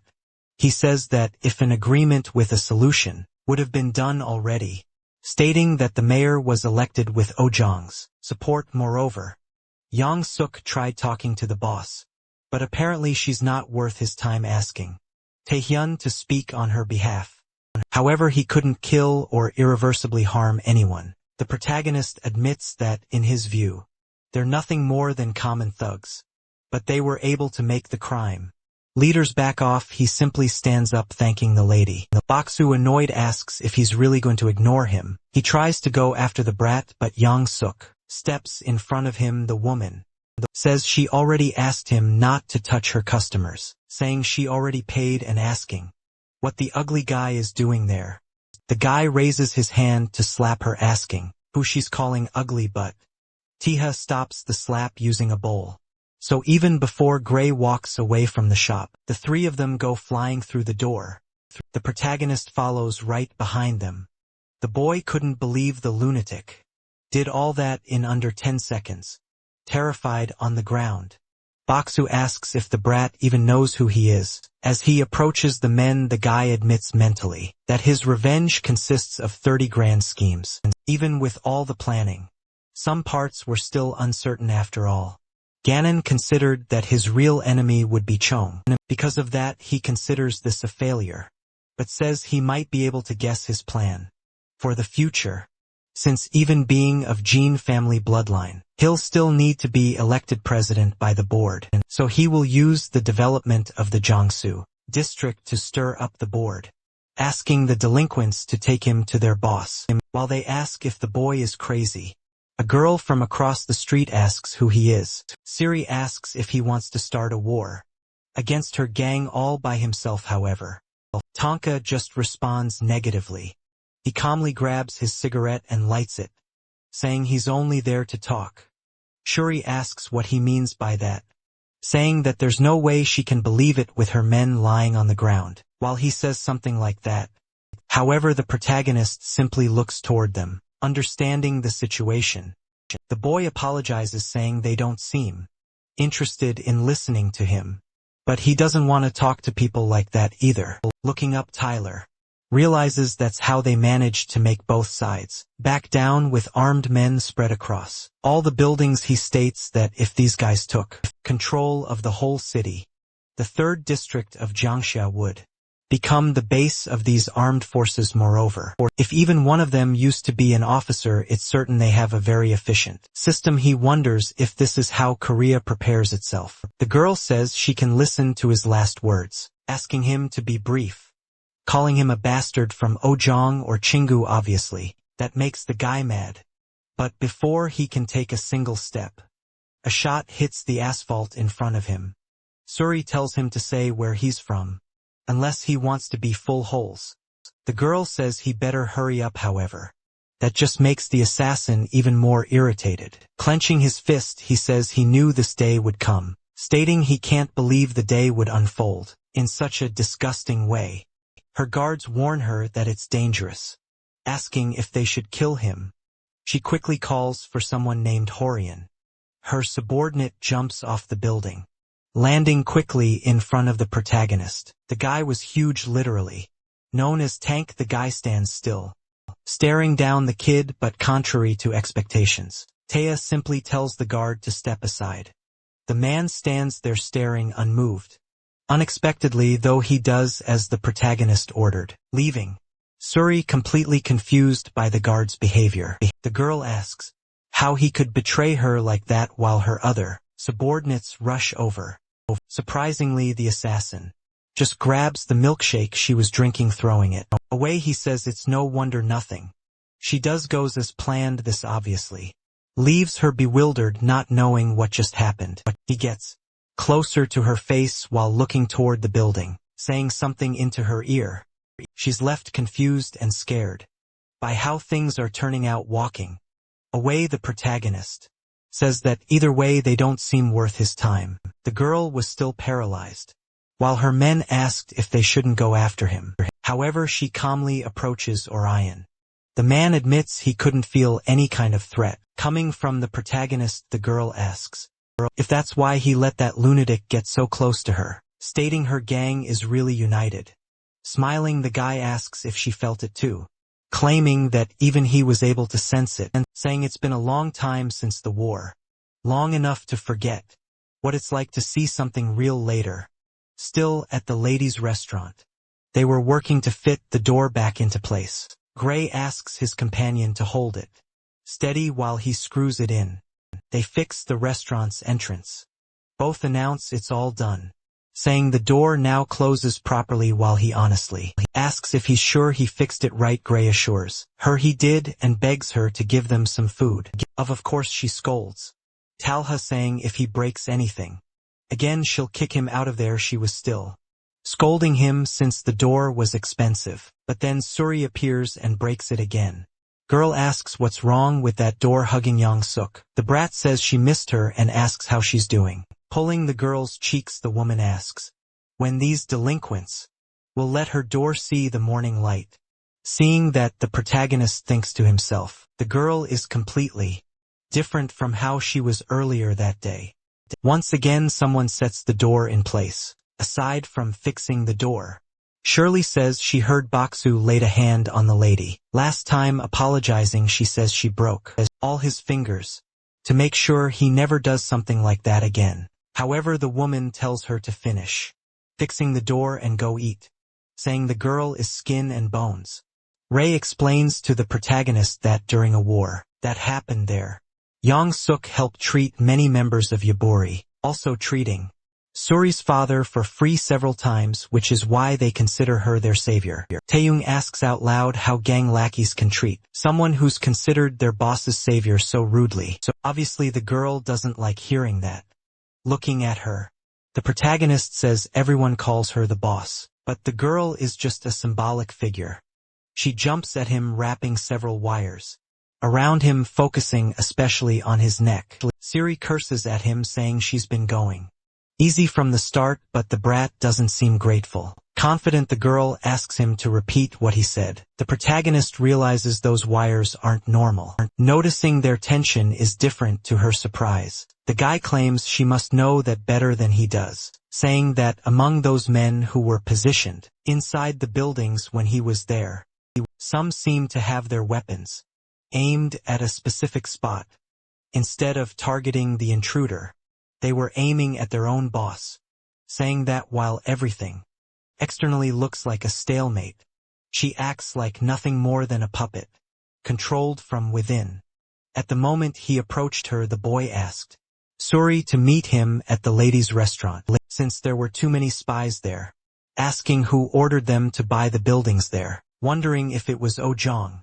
While the girl pulls the wire tighter, the protagonist claims there's only one last option, asking if it was Chingu. But the girl pulls the wire, visibly furious. But to her surprise, all the wires had snapped. With his dagger in hand, Tanya says he got his answer. Elsewhere in the city, in a luxurious house, a man was banging on a glass window, begging the director to save him, saying that even with the failed deal with Lebanon, he guarantees he'll raise twice the revenue in 2 months. On the other hand, the director was on the phone asking what happened. Spy says an intruder approached Suri earlier, claiming the boy might have noticed them and asking how he should proceed. A cage begins to open with some feline inside. A hungry lion steps out into the same yard where the man was. Desperate, the guy tells the animal to stay back, begging the director frantically, pleading for another chance, but as expected, the man does nothing, letting the guy be killed and devoured by the beast. In the photo he received, the protagonist's face was fully exposed, making the director find it interesting. Inkyu orders them to bring the brat to him alive. Taya says that apparently the one behind the entire 3rd district was really Chingu. Furthermore, the reason the girl hasn't dealt with them is because she's being threatened. Siri starts complaining about who that guy is. After all, he cut through her wires like they were nothing, even though they're her best weapons, made of Kevlar fiber. She indirectly questions who he is. Protagonist assures her he's simply the best person in the whole country. Killing Chingu, that obviously leaves her even more confused. He claims that if Chingu is her problem, he supposes he can help her. Gray assures her that she can trust the protagonist. She's surprised when the old lady arrives. Young Suk also tells Suri she can trust that guy. That shocks her even more, since the woman usually doesn't meddle in anything. With that, she gets off the table as she walks away. The girl says that if it were just a matter of killing a few people, everything would have already been solved. Irritated, she warns that this is her last warning and tells Tiha to leave the district. She leaves, abandoning the 3 at the restaurant. Later, the protagonist and the old lady are smoking Outside he thanks her for trying to help earlier, when she asked the girl to trust him if the matter involved dealing with Chi and Gu members, but Yang Suk just says it's the truth, complaining if there's anyone else capable of standing against them in this country. The protagonist asks who secretly plotted all that mess within Shingu. The woman says it was the director of the electric company Inu, assuring him that that worm is always behind everything. She says that when the former leader of the Yabari, Suri's father, nearly died in the redevelopment war, that man took him to the hospital. But only the two of them know that. The rest of the neighborhood thinks he died. Because if they knew, there would be resistance, and they'd all end up dead. Yansuk admits she would prefer everything be resolved without Suri's father dying, and asks if Taeyong could help. They go silent for a moment.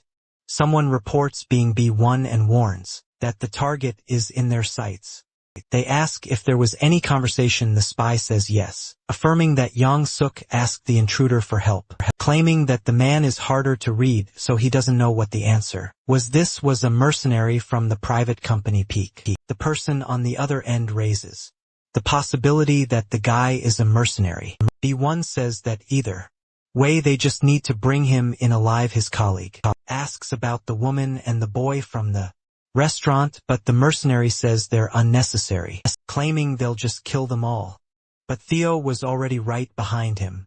The guy gets extremely startled when he notices his presence. The protagonist quickly hits his hand, preventing him from using his weapon, closing the distance between them fast. His colleague asks what happened, if B1 is okay, tells him to answer already. But the mercenary is still trying to pull out the knife that was stabbed into his hand. Meanwhile, the boy calmly walks over to the spot where his enemy had been watching him earlier. He picks up the radio lying on the ground, saying he's B1 and not to worry, saying goodbye and that he'll see them soon. Sometime later the next day, at the Chi and Wu's private hospital, a guy eats something while stating that he asked for all contracts to be completed yesterday, asking if Shuri took his words seriously. The girl says she's trying to convince everyone to sign the papers, saying that way they'll avoid problems later. Her father was breathing through machines, clearly struggling. Inu says he truly doesn't see useless people as human beings while stabbing something into the man's leg. The lunatic claims they're just chunks of meat from his perspective. Obviously the girl is shocked and screams at him, still jabbing her father with the fork. The director says the machines are beeping like crazy, claiming that proves he's alive, saying he's doing his best to keep that chunk of meat alive. Siri, extremely shaken, assures him she understands, saying she'll bring all the signed documents no matter the cost. She trembles as she begs Inu to stop, saying she'll do exactly as he asked. He grabs the girl by the face as she begs him to leave her father alone. The freak calls her a lady of the night, assuring her that if she follows all his orders, everything will be fine. Obviously she's furious, but she can't do anything. The creek says he loves seeing that defiant look, claiming it's worth taming her, showing her a paper. The man asks if she met that man yesterday. Looking down, she still seems a bit dazed. The girl looks at a photo of the protagonist, while Inu claims he wants to meet him, asking her to bring him before the day ends. She stops crying, still looking at the photo. As he leaves, the guy tells her not to forget, saying she has a lot to lose if she betrays them. A doctor bows in front of the director. The guy walks nonchalantly toward the elevator, while he calls someone who doesn't pick up. Another person was also in the elevator, and Gu was irritated, asking what those delinquents are doing that they're not answering, saying he ordered them to find Taya. He keeps complaining while looking at the other person inside as expected. This the protagonist, who just stares at the director. The guy tries to say something, but the boy simply cuts off his ear, not really understanding what happened. Inu looks down and sees the piece that was taken.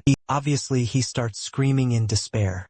Taiga says he heard about it through rumors, saying that apparently the director was after him. The guy asks if the protagonist even knows who he is, trying to end with a punch. Inju asks how the boy dares to lay a hand on him, recalling that during his conversation with Yang Suk-shi told him that in the redevelopment war, Shin-gu hired mercenaries.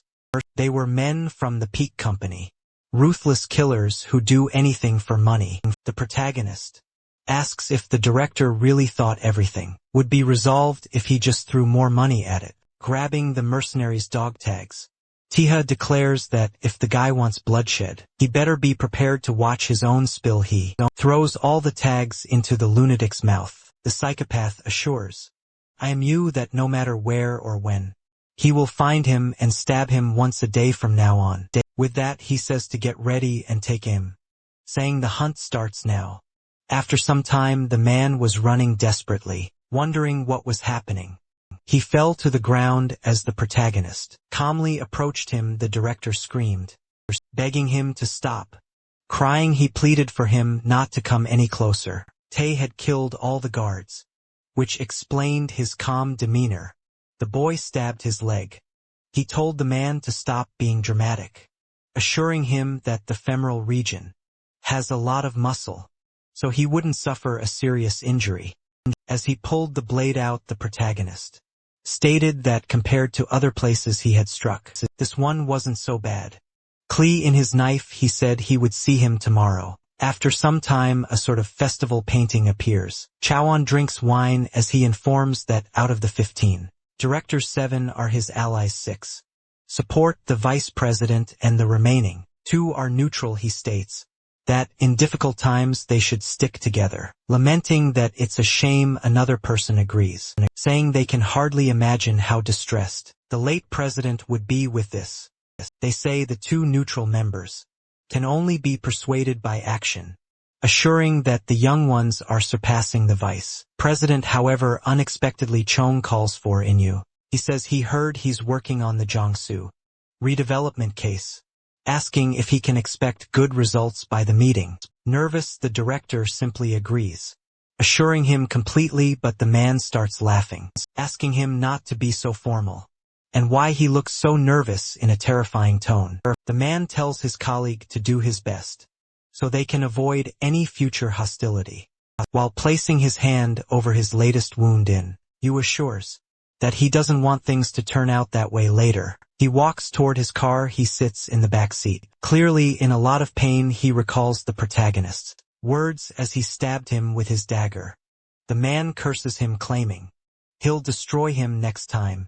His driver asks if he should take him home. The director kicks his seat, questioning if that kind of question is even necessary, as Inyu locks everything that can be locked. Tai appears in the passenger seat, asking if the man committed any crime. Obviously the man is in disbelief he got in there. Pulling out his blade, the protagonist says that apparently that leg doesn't have much education, quickly stabbing it into the man's knee. That makes the director scream desperately. After that, the psychopath calmly steps out and says he'll be back tomorrow. Terrified, Inyu asks who he is and why he keeps doing that, stating that he won't get what he wants if the man doesn't talk. Night falls. Taya says it's already the 7th day, and even though he's been stabbing him in non-lethal areas, the director must surely be reaching his limit. He tells Suri that even if they hand him over, her group will never be the same again. They ask what the protagonist was thinking going after the director, claiming it was very hard to drive them out. One of them asked their boss for permission to kill him, stating that if they don't hand him over, another war will break out. Suri questions why he did that and why he came there to tell them, but Taika simply says there's error 307. He states that this error prevents people from fully using online banking, an error usually encountered by journalists. Additionally, the internet speed there is below 10K, as if everyone's grinding their teeth waiting to be hacked. He asked her why that is. However, the 2 guards claim he doesn't understand anything, saying he's just an outsider. Even knowing that everything is because of Chingu, she still stands firm for their families.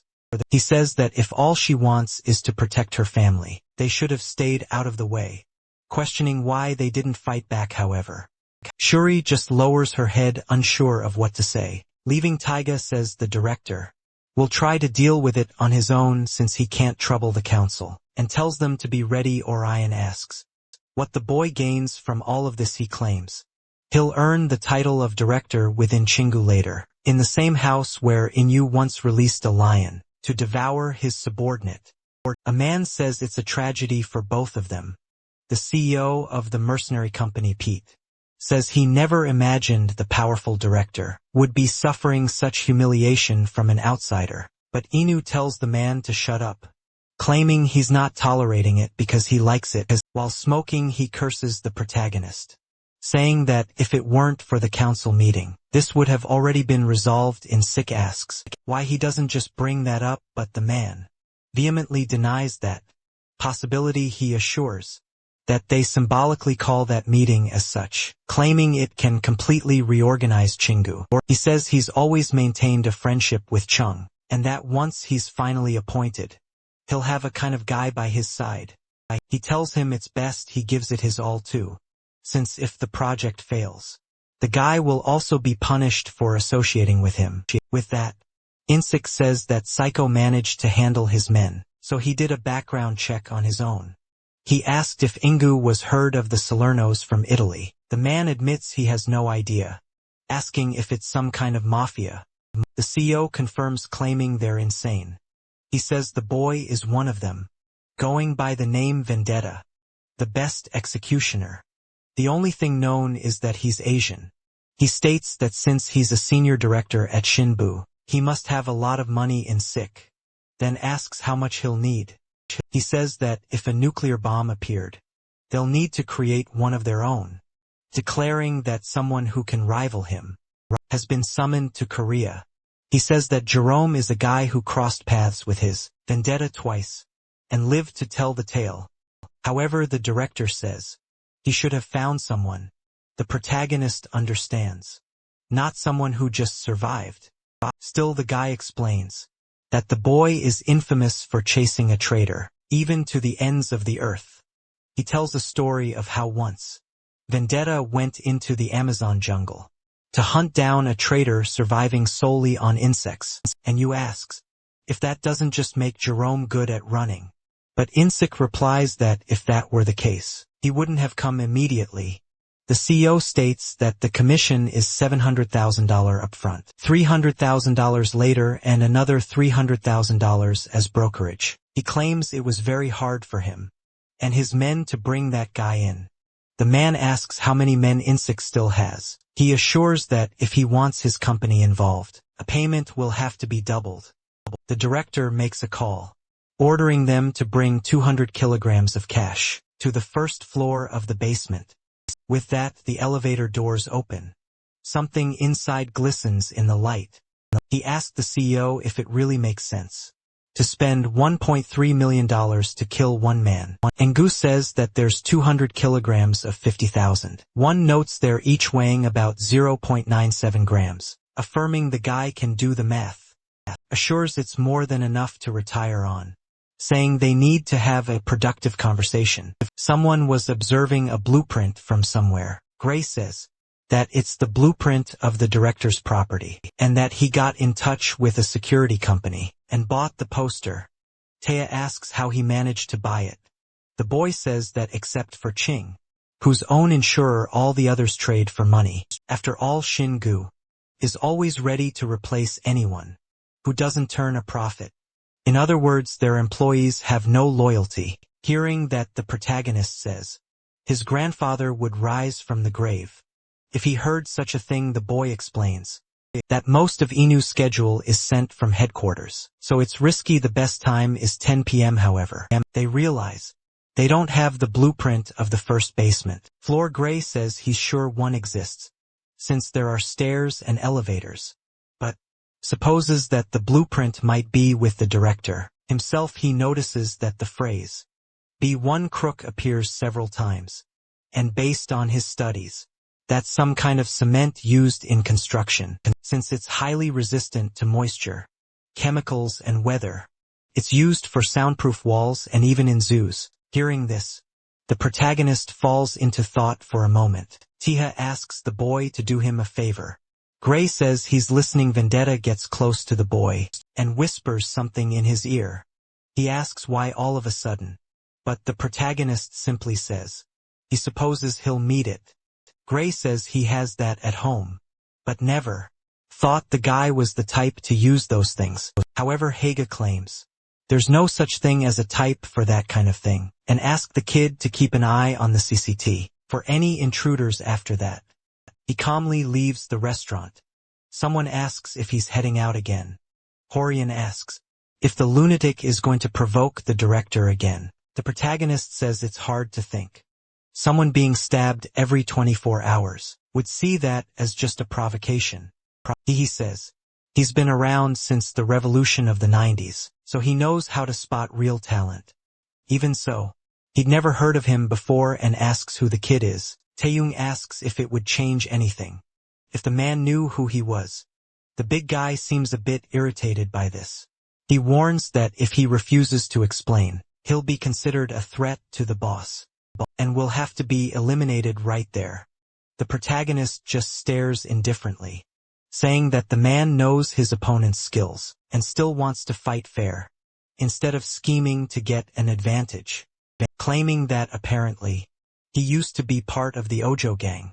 As he leaves, Vendetta says he trusts his skills too, which is why he's leaving the place under his care while he's gone, assuring him that he'll personally compensate him if there's any redevelopment, offering 10 times the amount initially offered. Night finally falls. The director's mansion is as quiet as ever. The protagonist had managed to slip past the entrance security with some caution. The assassin slowly opens the door, using his knife to hold it open. He then begins walking through the rooms, looking for his target. Seeing how quiet everything is and the lights all off, Taya assumes the dear director hasn't returned yet, but then he notices the stairs. That Gray suspected LED to the first basement floor, wondering if that's the entrance. And so, the lunatic simply starts descending the staircase, stopping in front of a glass window that shows a lion's habitat. Suddenly the door slams shut. Inju speaks through a speaker box, saying it's good to see him again. Obviously, Vendetta realizes this is a trap. The director says he suspected from the start that he'd gotten hold of the schedule. After all, the kid always knew when to strike, calling the assassin a disgusting insect. With that, the lion's cage opens. The man says it doesn't matter how skilled the protagonist is. With knives, he'll never be able to face 2 lions. Naturally, the felines begin to roar, showing off their predator nature. Inyu says he couldn't do anything in the 3rd district because of the Ojang gang, but now he has the perfect excuse, declaring that as he's devoured alive, the place will fall as armed assassins infiltrate, assuring that tonight, the boy and all the scum of the 3rd neighborhood will be wiped out, calling the lions by name. The director orders them to attack. With that, the lions begin to approach him, quickly running toward their prey. Naturally, even the protagonist feels fear in a moment like that. However, he pulls out the flamethrower and still criticizes their names, saying both are males, taking them down with bullets. Seeing this, Inyu no longer knows what to do, since his entire plan has failed. The director asks if that was a gun, wondering why the psychopath isn't using his knives. However, Tina says the daggers are for humans, and asks if the guy thinks he's in a comic book. To imagine someone would do that. Speaking on the phone, he contacts Gray, realizing he still has a signal, cutting the splint off his arm. He warns that an attack is coming soon, asking the boy to tell Suri to get ready. With that, Inyu starts trembling in fear and nerves, remembering the story of how he entered the Amazon just to hunt down a traitor. Surviving for a month eating only insects, he locks up tighter. As he sees the calm with which the protagonist speaks on the phone, Vendetta terrifyingly looks into the camera and says that, while Gray does his part, he'll hunt down the director. The boy informs everyone that Chi and Boo is on his way. They're especially warning about the Peak Company, confirming that the message ends with Theo asking them to wait for his return, as he is going to getting you. Furthermore, since that fight is inevitable, the best choice is to face them head on. If they don't do that, it will be the end of everyone. The Emberi gang members are furious, claiming that the scammer must have run away. After causing all that chaos, Gray tries to defend his friend, assuring them that he will return. But the guys tell him to shut up. They say, the kid doesn't even know how the last war went, mentioning that children his age died, leaving their parents grieving to this day.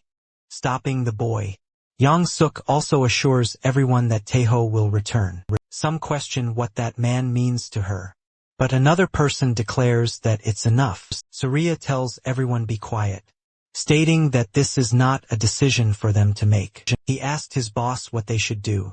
The girl obviously was also irritated and worried. Suri says she didn't see the last war as, when she came back it was already over, confusing them.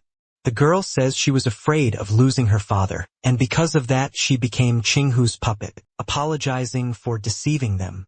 She claims that now is the time to end everything. That's why all the members of the Yapuri gang should join forces and drive Chinghu out, once and for all. Insik informs that the director's plan is to kill everyone living in the 3rd district, since no property owner has the right to significant apartments.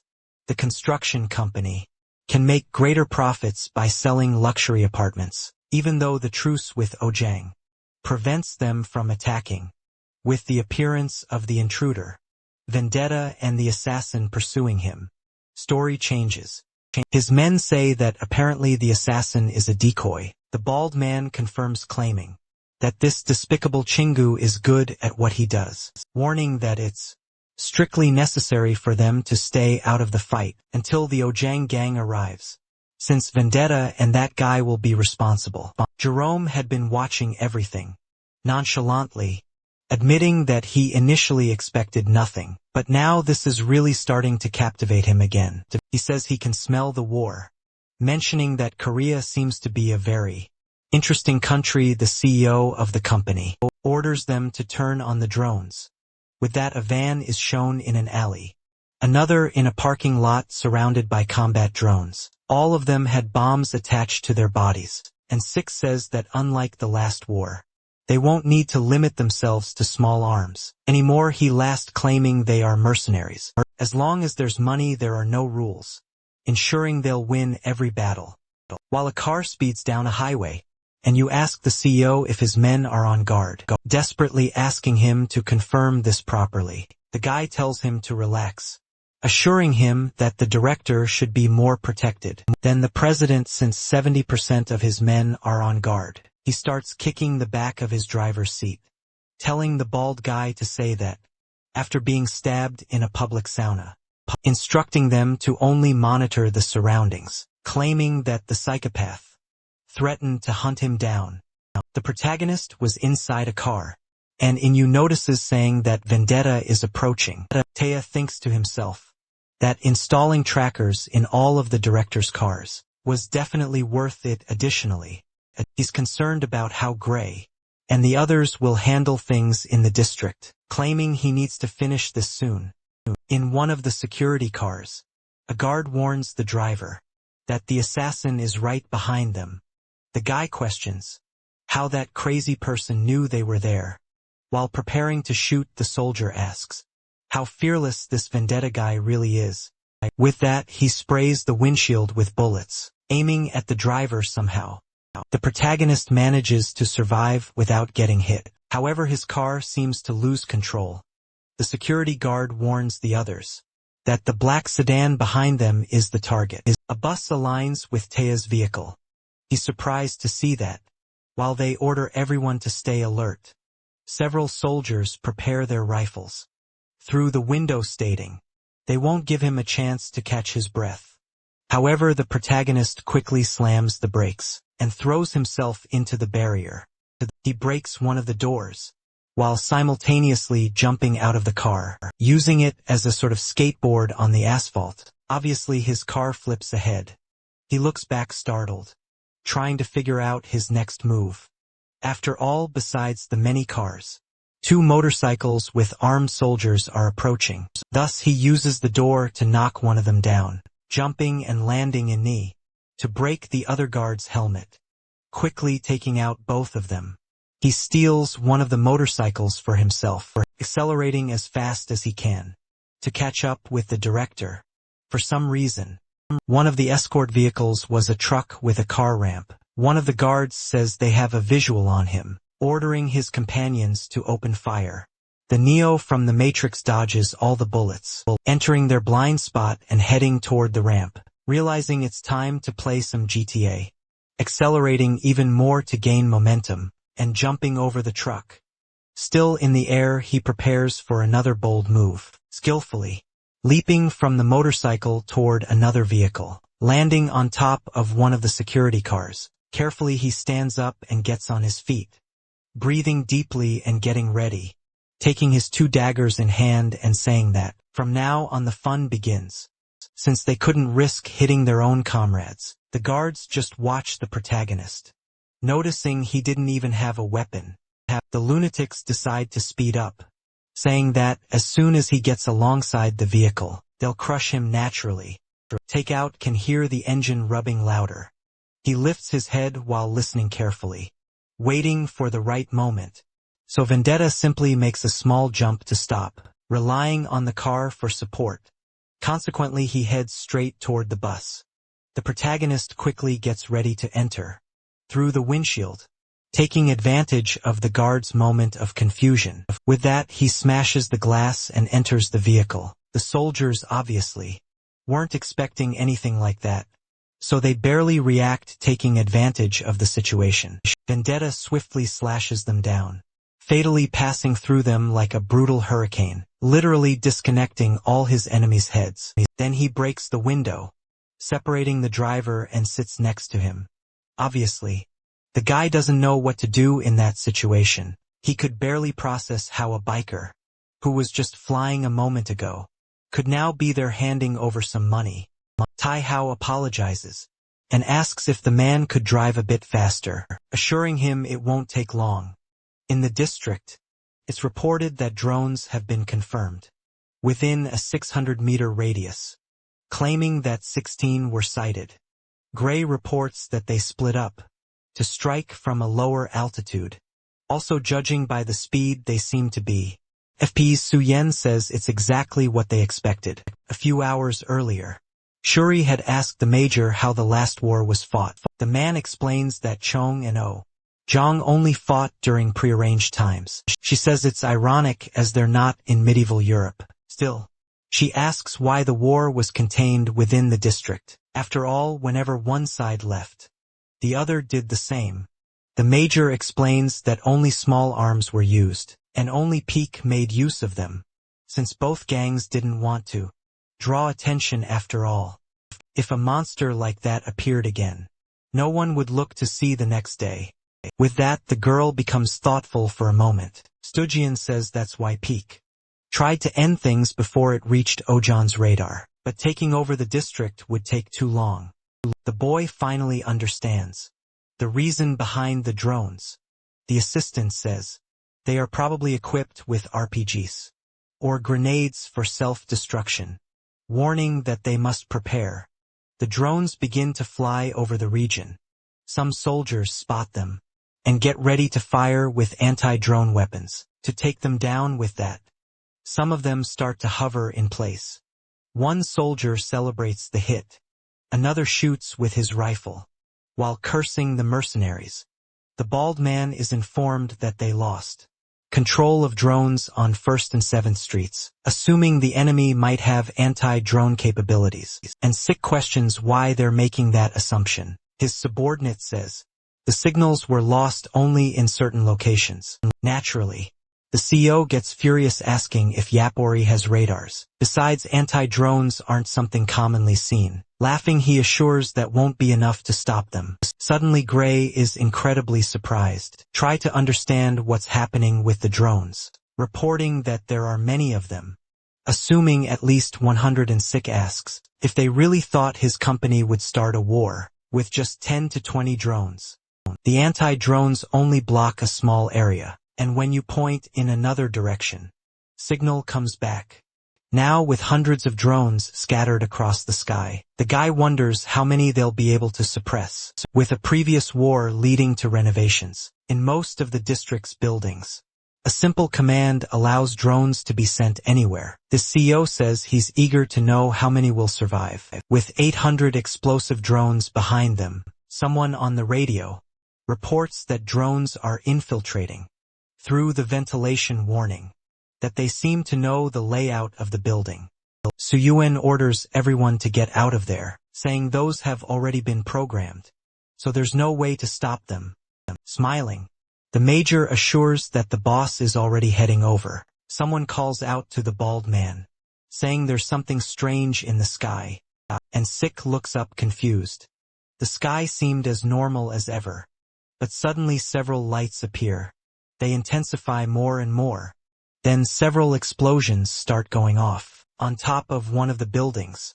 In front of the drones was Shuri, trying to draw the attention of as many as she could, quickly manipulating her threads, completely wrapping them, making them stop. And she jumps away while making them self-destruct. Sik is startled, asking who that is, assuring that nothing like that ever happened during the last war some time ago. Her subordinates were asking what that was. She apologizes for not telling them before, claiming that this is her true weapon. The girl says maybe they're surprised, but as she said, she was somewhere else during the last war, saying she was in another place, learning how to use that weapon to help her father, but fate made her arrive too late. That's why she wants to make things right this time, saying they will ensure those bastards never step foot in their neighborhood again. Suyuan is proud, asking Jisif to see how much his daughter has grown. The bald man orders another batch to be brought in, telling them to overwhelm them with numbers, ordering to blow up everyone in their path. But when his soldier tries to respond, something seems to surprise him. Suddenly someone hits the van behind him. Someone informs Orion that this must be some kind of drone command center. The big guy confirms they were right with that. The CEO becomes nervous upon seeing him. The tank heads toward the bald man, that it'll take care of that guy first. 10 years ago the guy asked if his friend really wanted to form a gang. He said times were changing, and instead of paying some gang for protection, it was easier to start their own. The major said he was still a soldier, and besides, there was no one there who could fight like Gizib. But the guy assured him they weren't getting together to beat anyone up, just to make negotiations easier. With a smile, he asked his friend what he thought of the name Yaburi. Back to the present, the mercenaries were wondering how Horian had found that place. The soldiers reported that Alpha Team had identified a threat. The big guy kept running faster, lowering his head to avoid the gunfire. Annoyed, their captain shouted to stop aiming at the head and shoot at his feet instead. The tank had already slammed one of them against the wall. His partner couldn't believe what was happening. Then the big guy quickly took down the second mercenary, also slamming him unconscious against the wall. A sniper said Alpha Team's threat was in his sights. He admitted the man was a monster. However, before he could do anything, his body was completely sliced apart. As expected, it was done by the girl. She was sprinting quickly across rooftops. Six saw it and cursed furiously. She informed everyone that she had just taken out. Another sniper Subian congratulated her on the work and warned that there were probably more, telling her to stay alert. Besides, they didn't even know she existed, so the snipers were likely positioned in places with a clear view downward, and the location where the snipers were grouped was probably the same place the drones were stationed. Gray said he had found a possible location. He claimed it was a public parking lot on the other side of the community center. In a black van, the girl said she understood and was already heading there. But something caught her attention. After all, Orion had just been hit by a bullet, but his nickname wasn't Tank for nothing. The guy hadn't suffered a scratch. As he approached, he said that in the last 20 years of bloodshed, he'd only survive as a mercenary in that country. One way in Six swore he would kill the girl after taking care of all of them first. Tearing off his coat, the man revealed his robotic arm, saying he would finish the bald guy right there. Elsewhere, a car crashed onto a viaduct. Luckily, it didn't flip over when hit the road below. The director was on his knees, in front of the protagonist, calling him crazy, asking what Vendetta wanted with him, and why he was doing all this. However, the man replied. He had already said he planned to stab him once a day, and he drove the knife into the man's shoulder. And you asked if Taeho was insane to be doing something like this, over such a petty reason. The protagonist pulled out his phone, saying it would be too much trouble to track him down if he went abroad, so he was taking him to the district. But the director insisted it was already too late. He assured him that by now, there was nothing left on those streets. He declared that he had ordered his men to exterminate everyone, including children and the elderly, commanding them not to discriminate. He said he had spent more than 100 billion, one asking if the kid had any idea what that meant, saying they were supposed to destroy everything within an hour using bombs, missiles, or whatever they found necessary. The protagonist said he'd heard many people died in the last war just for getting caught between the two gangs, claiming that it seemed the guy still didn't understand why he was only coming after him. Stated that no one is deadlier than someone who has lost their family, because people like that have nothing left to lose, so they risk everything without fear. However, there is a group of people even stronger than them, those who have a family to protect.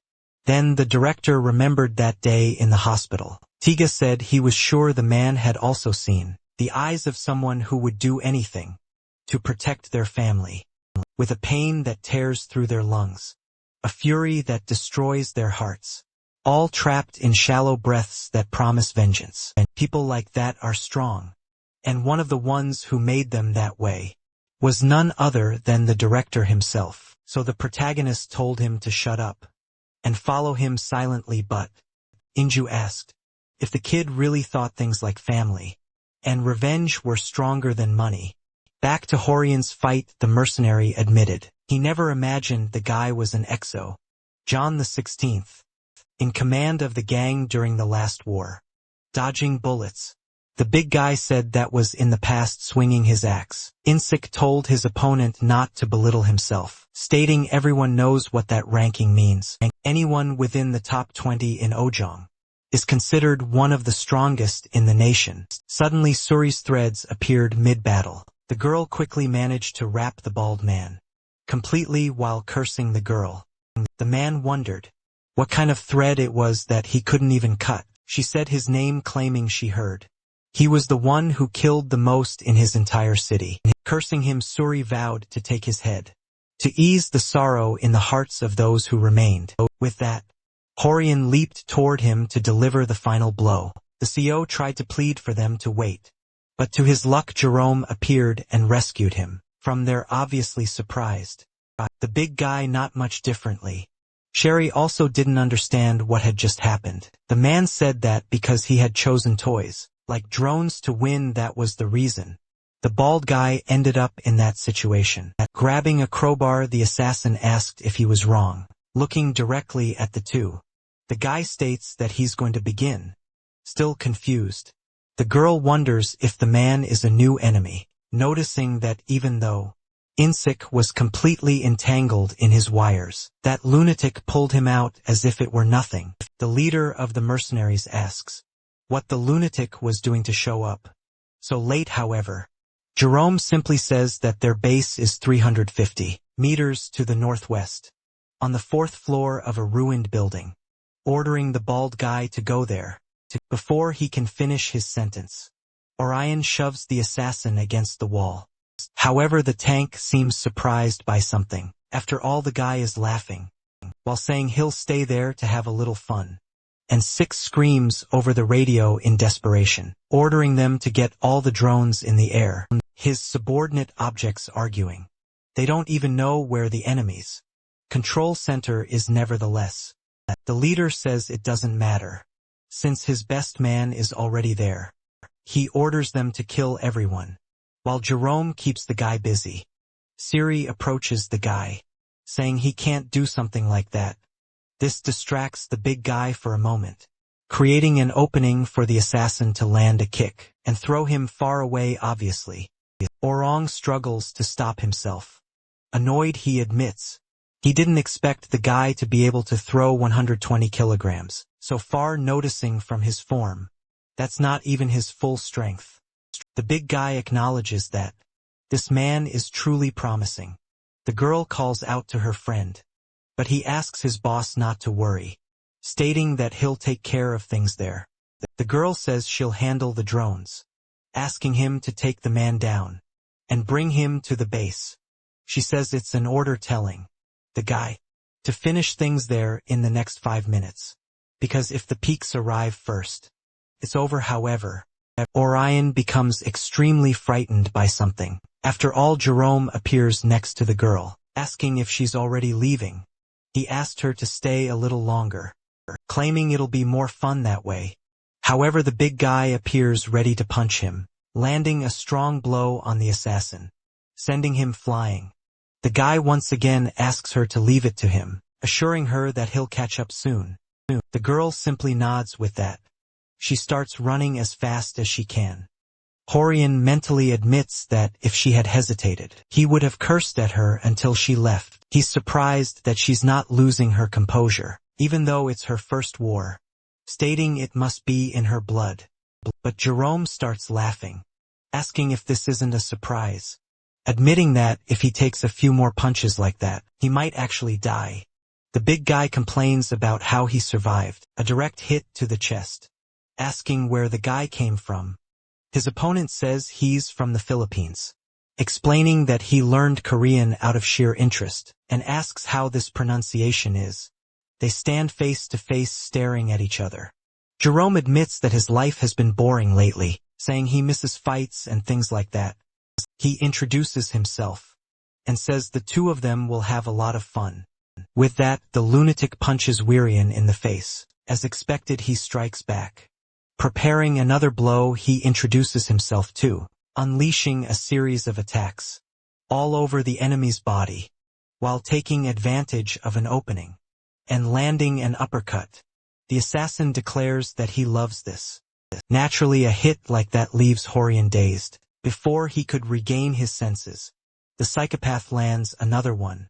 Still taking hits, the big guy remembers someone who discovered his identity, recalling the protagonist, stating that he trusted his abilities and would leave everything to him while he was gone. While punching his fist, he wonders why that man would trust his abilities, remembering that during the First District War, he was the leader of the main squad of the Ojang gang when it was still new, and that Jiza was the head of Yaburi, a close friend who worked with him for the gang before retiring. Back then, he asked his friend to trust him, assuring him he would make sure everyone moved into an apartment with a great view. However, Suri's father argues that most people there are elderly, so they can't wait 10 years just to live there again. He says he'll fight, and if he dies along the way, at least he'll try to do something. But before anything else, he asked a favor, saying that if he dies, he'll leave whatever comes next in his hands. Even badly injured Orion gets up once more, yelling as he tries to land a hit on the opponent. But Jerome manages to dodge and counterattack, while the big guy admits he joined the Ojang gang to find out what it meant to be strong. However, the truth he found only brought him despair, a world full of talents that rose above him, like mountains impossible to overcome. Upon reaching the top 16, the man finally realized that was the limit of his abilities. However, the death of his friend illuminated something he hadn't known, admitting that what made him stronger wasn't the mountains, but the people he needed to protect. Jerome kept landing blows on him, but surprisingly, Orion grabs the assassin's head, running while carrying him along with his body, stating that he's known as the tank for a reason, proclaiming that he's the one who paves the way, so others can follow. His enemy seems surprised by the whole turnaround. Smiling, the weirdo says that Fist is full of conviction, claiming he thought they were just having fun from the start. Peering behind him, the lunatic says that if the man is taking it seriously, he'll have to do the same.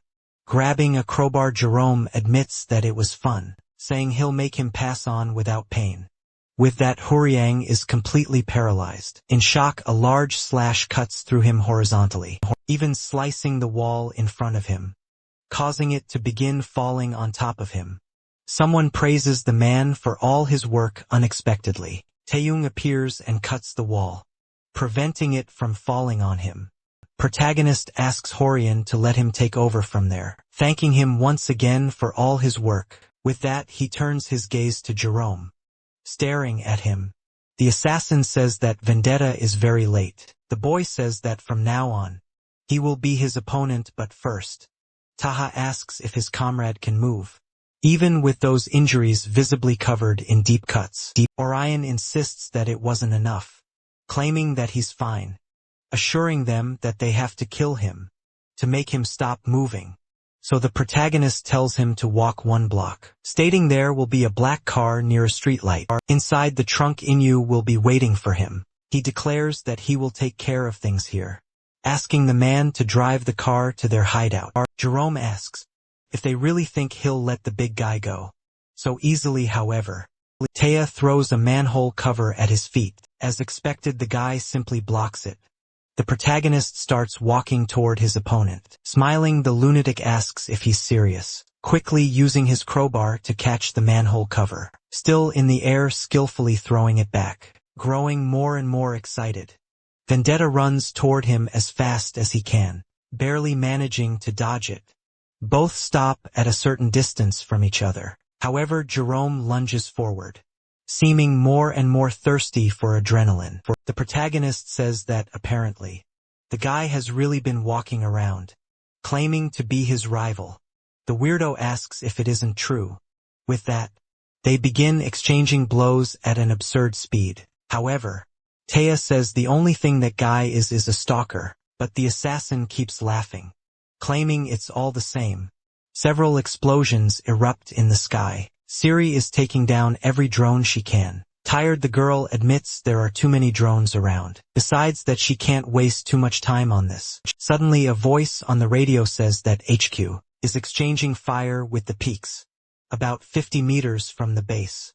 Gray says the situation is dangerous, but their position makes it hard for enemies to approach, telling them not to worry. He says that as soon as that man returns, the war will be over, so they just need to hold on until then. The girl, hearing those words, wonders if he might be talking about someone in particular. Then she hears the sound of a car. Inside the trunk was the director, even incredibly injured. Warren had gone there to retrieve him.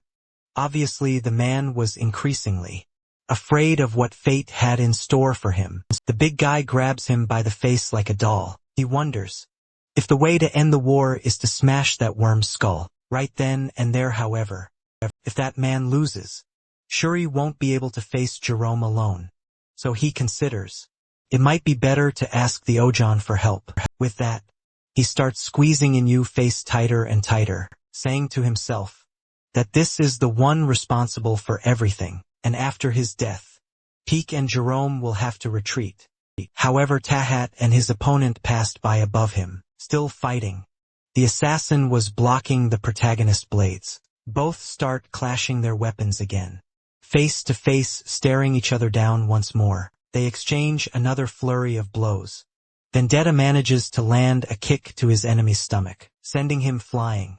The guy uses his chroma as leverage to stop getting up. He admits he was surprised to learn that his rival was in Korea, but says he might be starting to understand why he came here, destroying the air conditioner, where he'd driven the crowbar's tip. He surprises the protagonist by saying that, for assassins like them, that place is a paradise. Try to hit him with it. Jerome asks if Veneta doesn't agree. Obviously, the boy has a hard time dodging the attack. As a last resort, Tya throws himself backward through an apartment. However, his opponent had already anticipated that, laughing maniacally as he tries to strike him again. Sabayan asks if Gray is sure everything will end when that man arrives. The boy says he's absolutely certain, making the major freak out, asking who he is and why they have so much faith in him.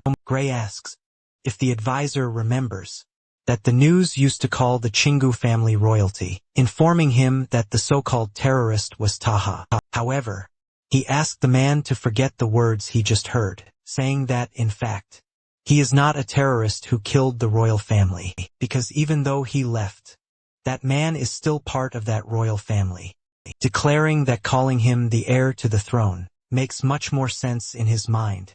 Vendetta remembers the first time their paths crossed. They were both in England. I had the same target suddenly. A massive explosion shakes the tunnel walls. The protagonist and Jerome were fighting. The guy had fallen onto the train tracks. He supports himself with his crowbar. Looking down, he seems surprised, realizing that his legs had been completely shattered. Because of that, he couldn't move and a train was approaching. The guy even looks up hoping for some help from Taha. However, the boy does nothing, claiming he was sure he had killed him in that moment. But then sometime later, a cargo plane flies across the skies. Two people begin to fall from it. The protagonist says that once he was dealing with a traitor, trying to escape to Russia. That's when they cross paths again, fighting in midair. They started exchanging blows while free-falling, until Vendetta manages to strike his vest, cutting the parachute trigger, placing his foot on his chest and pushing him downward. Yet he didn't die that time either. On the contrary, Jerome seems to grow stronger with each confrontation. The madman keeps laughing, claiming the protagonist's strike wasn't enough, saying it came down to a very civil difference, noticing that his right hand strikes are weaker than the left-hand ones. With that, Jerome quickly charges at Taha, saying that Vendetta failed to kill him, despite multiple opportunities, including the last blow. The guy lands a fiercely powerful strike. The protagonist realizes that his right arm begins to tremble after the attack, as it was the one that had been broken during his revenge. Taking advantage of that brief distraction, the lunatic appears behind him, questioning whether someone of his caliber really hurt his arm. Boy manages to dodge the strike, while his opponent says that, after his brief experience in that country, he can even understand him. Jerome says it would be madness to assume that place isn't filled with great fighters, after they created a lawless environment. By killing the president, he claims that even so, the best among them all is still Vendetta, since the only one to push him to the brink of death and make him stronger every time is him. The guy starts cutting the water tank, the tip of his crowbar, tearing a large gash into its structure, throwing that chunk at his opponent. Tya doesn't have time to react. The assassin jumps, preparing for the finishing blow, while exploiting his enemy's vulnerability, landing an incredibly powerful strike. Raising a cloud of smoke, he lands calmly on the ground. But to his surprise, the protagonist wasn't there. Wondering how the boy managed to escape that, he begins to tremble with rage, claiming he clearly saw him being hit. Realizing that he can vanish from sight easily, he blocks one of the daggers his opponent threw. Ron declares that Vendetta has failed once again, and missed another chance. However, the protagonist cuts him off, assuring that this time he'll make sure it's over. As the blade finally hits the ground, Tyrell was already standing in front of his opponent. The guy couldn't understand what had just happened, asking if his rival had always been this fast. The assassin Vendetta delivers a slash that cuts everything around him in half. Tyrell says he's just like him, stating that he too ruth through death, finishing his rival right then and there. Meanwhile, Shuri was desperately running across rooftops. She says that, according to the radio, this is the last batch of drones, stating she needs to take them out as quickly as possible and return to base. The girl is confused upon seeing two men carrying a body. One of them notices her presence frozen. She wonders if those are more enemies. However, the guy calls her by name, claiming to be from a special forces unit of the Ojon gang, while saying they're acting under Captain Human's orders. The man himself appears in front of the protagonist. He immediately warns that he received orders to kill him, asking Taha what he should do. The two stare at each other after that unusual question. The protagonist remembers him, also wondering how he knew his location, realizing that he's probably not one of Inyu's men. Besides, if he wanted to kill him, the guy would have ambushed him, instead of revealing himself. The boy says he thought he was special, stating that apparently he's part of Ojang human. Asks if he wants a thank you or something like that, claiming he should know they can't afford chaos there. I guess the guy probably didn't get the full story, but he assures him he wasn't the one who made the first move.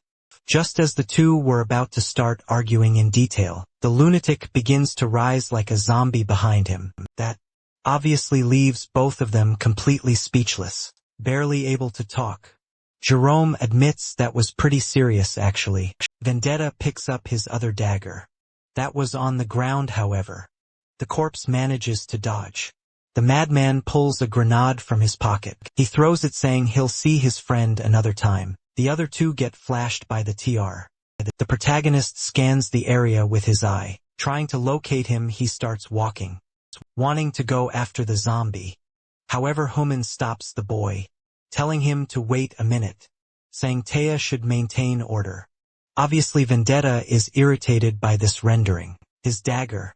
The protagonist claims the zombie was first in line. However, his opponent easily blocks the attack. He realizes that this guy predicted his move. Human admits he can't see him at that ridiculous speed. Still, it would be humiliating to be fooled by the Sing trick. Twice the captain says that from the looks of it, the boy isn't in fighting condition, questioning why he doesn't try being kind just once. He admits the guy always seems strong to him, but says he's someone promising, who hasn't reached his full potential yet. That would mean Human is someone capable of pushing things forward. Within the gang, both take distance from each other. The protagonist says he already noticed, but considering his skills, his opponent doesn't seem to have blood on his hands. He asked if he's right in assuming Human has never killed before. The man tries to land a blow, but Tegan disappears, leaving the guy surprised. The protagonist was already behind him, smiling as he watches him. However, to the boy's surprise, the captain also increases his speed, saying that he's already beaten many, until they were left in puddles of blood. Seeing that Vendetta is shocked by the ferocity, even so he dodges the blow, telling the guy to head to the third floor of the abandoned building, 450 meters northwest of there, saying it's there in the resident's hideout, stating that even if Cumin can't kill him, he'll gain something rewarding. But when he turns around, the man realizes no one is there anymore, left alone in the middle of that alley. Snorting in anger, he says he's sick of that brat. The third district was completely silent. The Ojang Gang's special force speaks on the radio, ordering everyone to pay attention, telling them to surrender. If they don't, a squad will destroy each of them. The announcement is repeated once more, as Insik hides to avoid getting shot. He curses as he sees his soldiers dead on the stairs. The guy complains, wondering if the Ocean Gang also planted spies there, just like they did. Greg remained hidden in another room, asking if the major was okay, and begging him not to pass out, even struggling to breathe. Suyen tells the boy to speak more quietly, saying they can't let their locations be discovered. Over the radio it said that they found 2 individuals in the hideout. However, there were many soldiers in surrounding buildings, making the area dangerous. His subordinate asks why they don't retreat, assuring him they'll be tough with Ojan there. But Insit tells them to shut up. Obviously, the mercenary leader could only think about the money, saying that opportunities like this only come once in a lifetime. The major speaks to the bald man, saying it seems he really wants to go all the way. The guy claims that if they manage to kill Gizieb, Jerome will handle the rest. But that's only if they wrap things up there. He goes on saying he'll kill the leader of Yaburo with his own hands, but Hans silently approaches him, freezing him in fear. The person covers his mouth. It was Quarian questioning if he really just declared that their lives were worth 10 billion. One turning quickly. The bald guy says, the man must be nothing more than a walking corpse. by now, but the big man steps back, saying he'll make him spit out every drop of blood, swearing it's for all the ones he killed, landing a punch right in the center of his chest, making the mercenary leader vomit a massive amount of blood. Force of the blow is so strong, it sends him flying out of the building. The mercenaries in the building across the street are frightened by that. But before they can do anything, some wires appear with that. They start getting strangled. As she leaps, Sherry easily decapitates them. Meanwhile, In-sik had died from the fall while running. The girl realizes everything is finally over. After that, 5 minutes pass. Hui Man had finally arrived at the building the protagonist had told him about. Upon entering one of the rooms, the guy asks what that is at an improvised table. Taya asks the man to join them. The boy makes an observation, saying that at that table sits the representative of the 3rd district, a representative from the Chingu and Yu, and finally a spokesperson from the Ojang gang, stating that apparently all the key parties are present.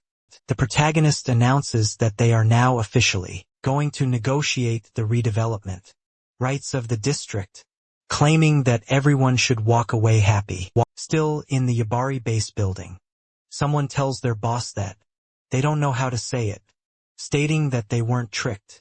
They say they don't feel like the right person to speak there, and ask if the sir could help. As someone approaches, the guy asks the old man not to grumble so much. He takes a deep breath after hanging up the phone, and grabs a cigarette with that.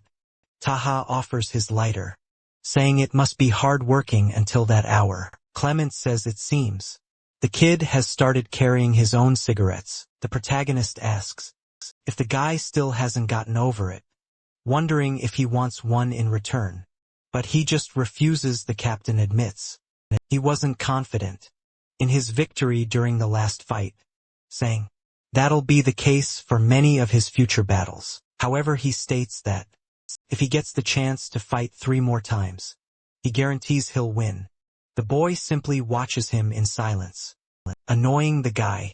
Vendetta says it's a shame he only has 1 life. With that, one of them finishes smoking their cigarette. As the protagonist walks away, woman asks how he can still be alive and well after facing Jun-soo. He says he won't tell him anything right there, declaring that like it or not, the guy will know everything the next time they meet. The captain smiles, saying the brat never gives straight answers, saying he wants to see if Taeyong will act that way with a man who's about to arrive.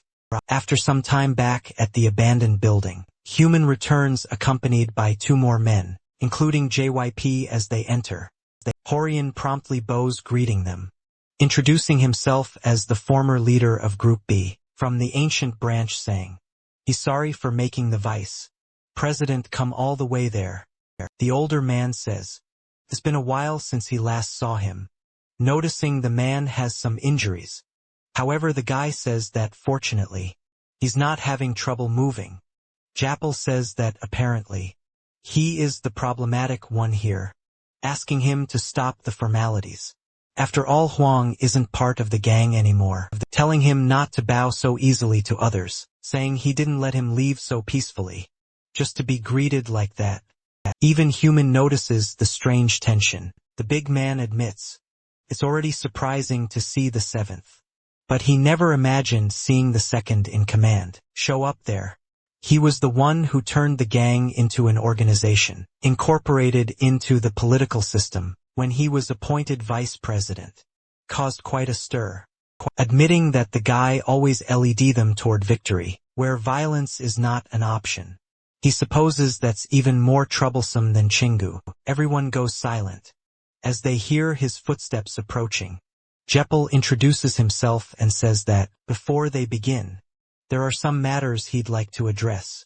Inju was still tied up, muttering non-stop. The man demands that they untie the director, saying he refuses to negotiate anything until then. Unlike Sherry, who is furious, the protagonist simply says, that man is a criminal who violated the agreement. The Tao was about to say something else, but the old man orders him to shut up. He claims the boy is an outsider, who shouldn't even be there. warning that one more word and he'll leave. So the boy has no choice but to remain silent. The man once again demands they release the director, while Human seems pleased with his superior stance. Since he couldn't speak, the boy just nods to the girl. She does as she was asked. Paul says there's a car waiting for him outside, ordering the guy to go first. Inju begins to leave, assuring them he'll repay his debt, telling everyone to wait, promising he'll make sure their deaths are as painless as possible. Siri obviously was furious about all of it. The girl asks what the old man's problem is, saying he was going to be betrayed by the manager, and still did that. However, Jeepal asks how the bitch expects him to believe everything they said.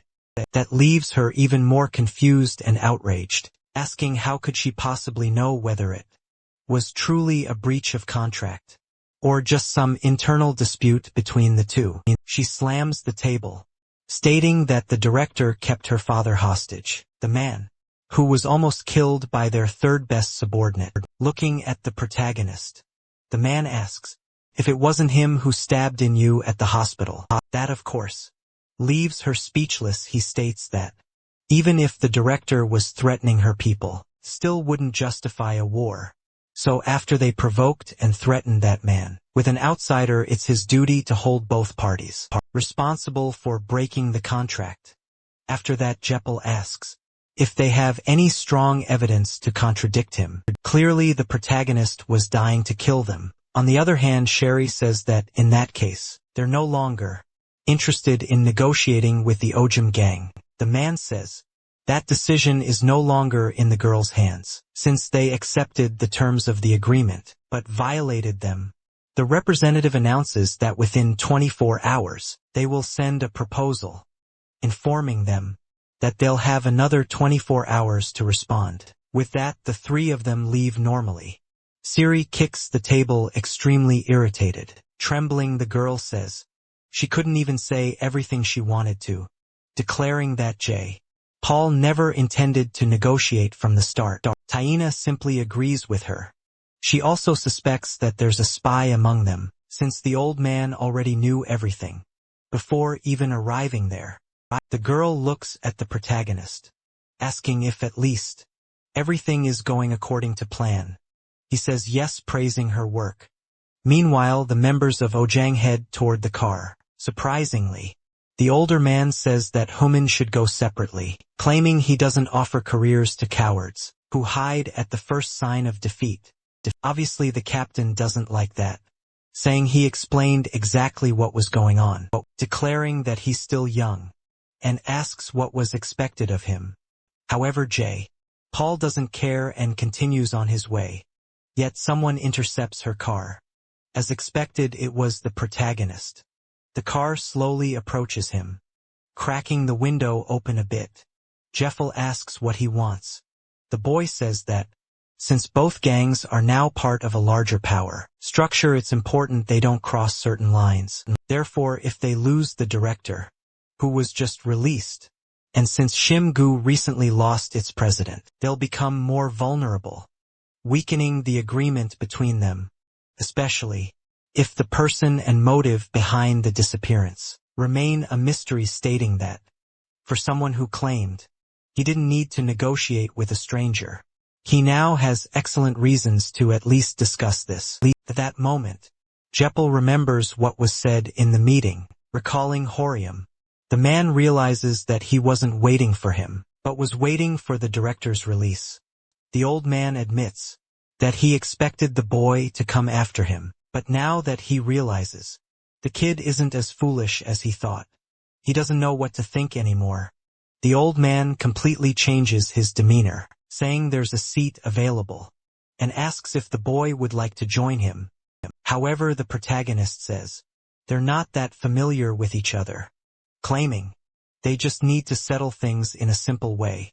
Jeffel assures him that he wouldn't set a trap this late in the game, saying he just knows a great cigar lounge.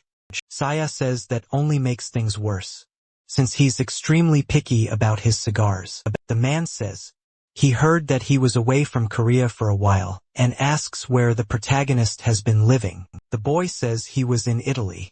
The old man says that even though he's not too familiar with them. The place he's talking about also has cigars. Trying to remember the name. Before the man can even finish his sentence, the guy gets in the car saying, "You should have mentioned that from the start." Jep is a bit surprised by the assassin's reaction. He notes that Seoul's speed limit is 31 miles per hour, but Tana tells him not to worry and just to hurry. After that, they arrive at the place. A white-haired man approaches them. He says, "These are the cigars the gentleman usually smokes." Additionally, he brought the ones he had ordered. The man says he'll enjoy them. As always, the waiter wishes them a good time. However, before he leaves, Taya calls him asking if they have matches. The waiter says yes and asks if he should bring them. It was a high-end place, with incredibly expensive drinks. The boy says that isn't a typical cigar, made with a Kentucky blend, appreciated by workers as well as other social classes, characterized by its considerable length, which is sometimes cut in half, to be shared with partners. Handing a piece to Jeppo, he explains, "That's why it was named the Friendship Cigar." A bit surprised, the man takes it, saying it takes about half an hour to an hour to smoke a whole cigar. Realizing Taeho only wants a 15-minute talk, that both remain silent for a moment. The old man admits that the cigar isn't bad. He also confesses that he doesn't care what happens to the 3rd district, as topics like that don't interest him. That's why he reveals the real reason he showed up there. First, human. Still doesn't know how to handle situations like that. Second, I couldn't understand how someone capable of facing Chin, whose royalty ended up in a place like that. The protagonist says he almost died back then, assuring he's only alive because of the people. From there, he requests the man to offer guaranteed housing to the citizens until the redevelopment plans are completed, providing the necessary relocation, support for a new apartment, by Gangnam standards with no extra fees. Jeppel states that just the construction alone will cost 3 trillion won. If they offer that kind of support, families would earn 10 times the property's value. Taya asks if they're not there to negotiate, as he got the impression the man wanted to know about his plans for Chien Bru's future. However, the old man denies that intention, saying he's there for another reason. His true interest lies in the protagonist, knowledge of the committee, the largest conglomerate in South Korea, controlling advanced industries and entertainment businesses across the country. Shin-gu Corporation, the criminal organization behind the president's assassination, ranking members by skill Ojong, the pseudo-religious group with the largest chamber, made up of all post-assassination presidents. Eternal Life Sect, the largest crime syndicate, composed of military elites and media moguls, rejected by Oshang, the Du-Bang Association, and finally the committee's organizer, the Yen House of Changju since 1990. These 5 factions have overseen the country through the committee. The only thing they covet is balance. Perfect balance with power shared equally. Hearing this, Ada remains silent. A bit thoughtful, the protagonist says, "Seems they're afraid that Chong might disturb that balance." However, Jampel assures that's not it, and says the boy already knows the right answer. He asks if it was Chong who was responsible for his near-death experience. But the protagonist seems to hesitate for a moment, remembering when he faced Jun-soo, and the moment when the old man said, "It all ends here." Still, the boy claims it was Jun-soo. The man suddenly says Shin-gu got Jun-soo, claiming that's what was said. The moment they acknowledged his strength. A man of unknown origin, age and identity, who became the president's bodyguard, saying Shindo's presidency shines thanks to his light. This man first emerged through a coup, and although he fears believing it, perhaps Jun-soo is using the organization to feed his ambitions. Taeyong asks what the man is looking for by telling him this. Leaning back, JP assures that he must know, declaring he's sure the boy knows what he really wants. The protagonist assumes that maybe this man wants him to kill Chung, and Jun-soo, standing up vendetta, thanks him for the cigar, warning that he'll take that as agreement. On the district matter, the old man says that if someone outside the committee learns about him, The rule says he must be eliminated. With that, he asked the protagonist not to try running, assuring him that he wants to maintain the connection. They have the boy stops walking, encouraging Jeppel to look to the future and observe the next Chingu Council meeting. Elsewhere, a fax arrives at an office. This was the 31st floor of Chingu Electronics. One of the employees asks who could send a fax there, calmly reading the message that had been sent, surprised at what was written. Meanwhile, in a forest-like area near a waterfall, someone was running barefoot over the ground. It was Pyoto, a board member, trying to hide with the same message in his hands, calling the vice president. The man informs him that Injiu has announced he won't take part in the vote. The old man who was bathing stops in place. Visibly irritated, the man says he sent a fax, stating that a proxy will be present. The gruff man asks who the proxy would be. Only a single word of astonishment escaped the assassin, as he turned to the young master, with his hand gripping the knife. He wondered if it had all been a plan to lure him into the elevator. Then the young man explained that it was the same technique magicians used to divert attention by breaking the pole. He made his opponent believe he was fleeing into the empty building. With that, he commented that the man had natural qualities to be an assassin, since he hid so well. But whether a magician or an assassin, now that his game had been revealed, the master declared he would pay the price immediately. The enemy lunged forward with his weapon, but the strike was blocked with the very same blade. Still in disbelief, the attacker questioned how the other could possibly know what his game was. With a calm look, the young master simply confirmed he was right. Next, the blades clashed again, with full force in the middle of the elevator, and a rapid sequence of strikes was unleashed. But the master blocked all the attacks effortlessly. The speed of the counter-attack left the assassin stunned, unable to understand how he hadn't been this fast before. Soon he rushed forward, quickly leaving a trail along the elevator wall. But leaping backward, the enemy ended up evading the attack. As soon as he raised his weapon for a new strike, he froze at the sight of the blade, already pointed at his throat. For an instant, an aura surrounded the master as he raised the blade over the fallen opponent, and in a swift movement, the knife grazed the assassin's face, who only watched without reacting. With a smile, the young man said he had warned him, for he was like an open book.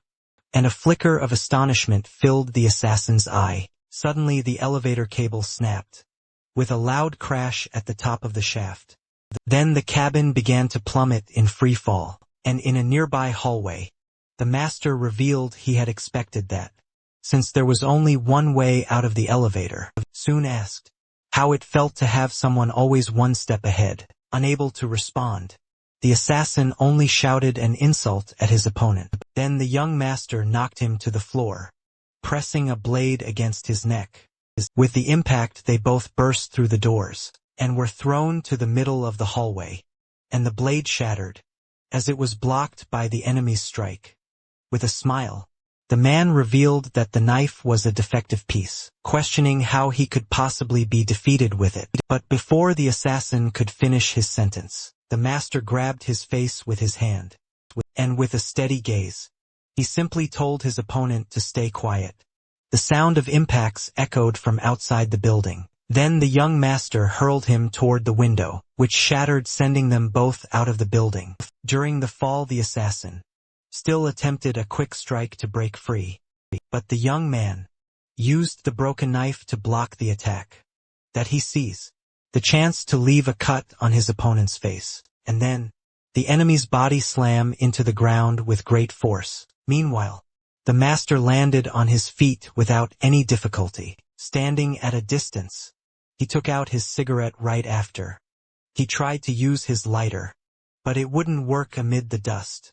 He admitted that the man's skills were impressive, and that he had never encountered such a talented assassin, but he added that, no matter how good he was at acting, living together was a completely different story. Then he recalled that he knew very well Wang Su had ignored him on purpose, and even so dared to betray him. After being taken in with that, the man's silhouette began to fade away. Before disappearing, he could only say that his body was, and with the man's knife in hand, the master revealed that the poison had passed to his blade. During the repeated clashes, as he fell, the assassin made one last request to the young master. With his final strength, he asked the master not to kill that boy. As he brought the cigarette to his lips, he said that under normal circumstances, he would kill him and leave his signature. Instead, he used the blade to light the fallen man's cigarette. With that, the tip of the cigarette finally lit upon touching the metal. But he declared that for the man's loyalty, he would let him go just this once. And in the end, he simply told the man to consider himself lucky. Night fell over the city and elsewhere. A man was biting the straw of his drink at a table. One of the men asked if the other was sure about his decision. Not too certain, he asked if Du Guyong had really said he would vote for him, and the man with glasses confirmed, adding that he had asked him to join them, so he could hear it personally. As soon as his phone vibrated, the man commented that the successes just kept coming, as it seemed the master had also been dealt with. Right after he tossed the phone to the other, asking President Baek to answer the call for him. On the phone, President Baek heard the order to confirm the young master's body and make sure it was dissolved. After the call, he informed that he would bring Nameless back, but the seated man simply asked why, and he was told that you can't teach an old dog new tricks, and that both should simply be dissolved together. After a moment of silence, President Baek agreed to the order. Then he left the room and walked down the hallway. Already in the hallway, he answered the phone and told the person on the line to proceed, and the voice on the other end said he feared Chung would hang up on him, and that was why he was glad to have him on the phone. Surprised, Baek realized that the young master was still alive. On the other end of the line, the young man invited him to come outside. While looking up at the top of the building, he then asked if he should go inside instead. On the phone, he assumed that the young master had already dealt with Nameless, and with that he said he was glad to see the young man still alive and well. Without patience, the master asked him to spare the empty pleasantries. Then he repeated the invitation for him to come outside, unless he preferred that he come in on his own. Out on the street, he stood still waiting for an answer. Back in the building, Baek replied that if the intention had been to attack young Master Cheon, a phone call would not have been necessary.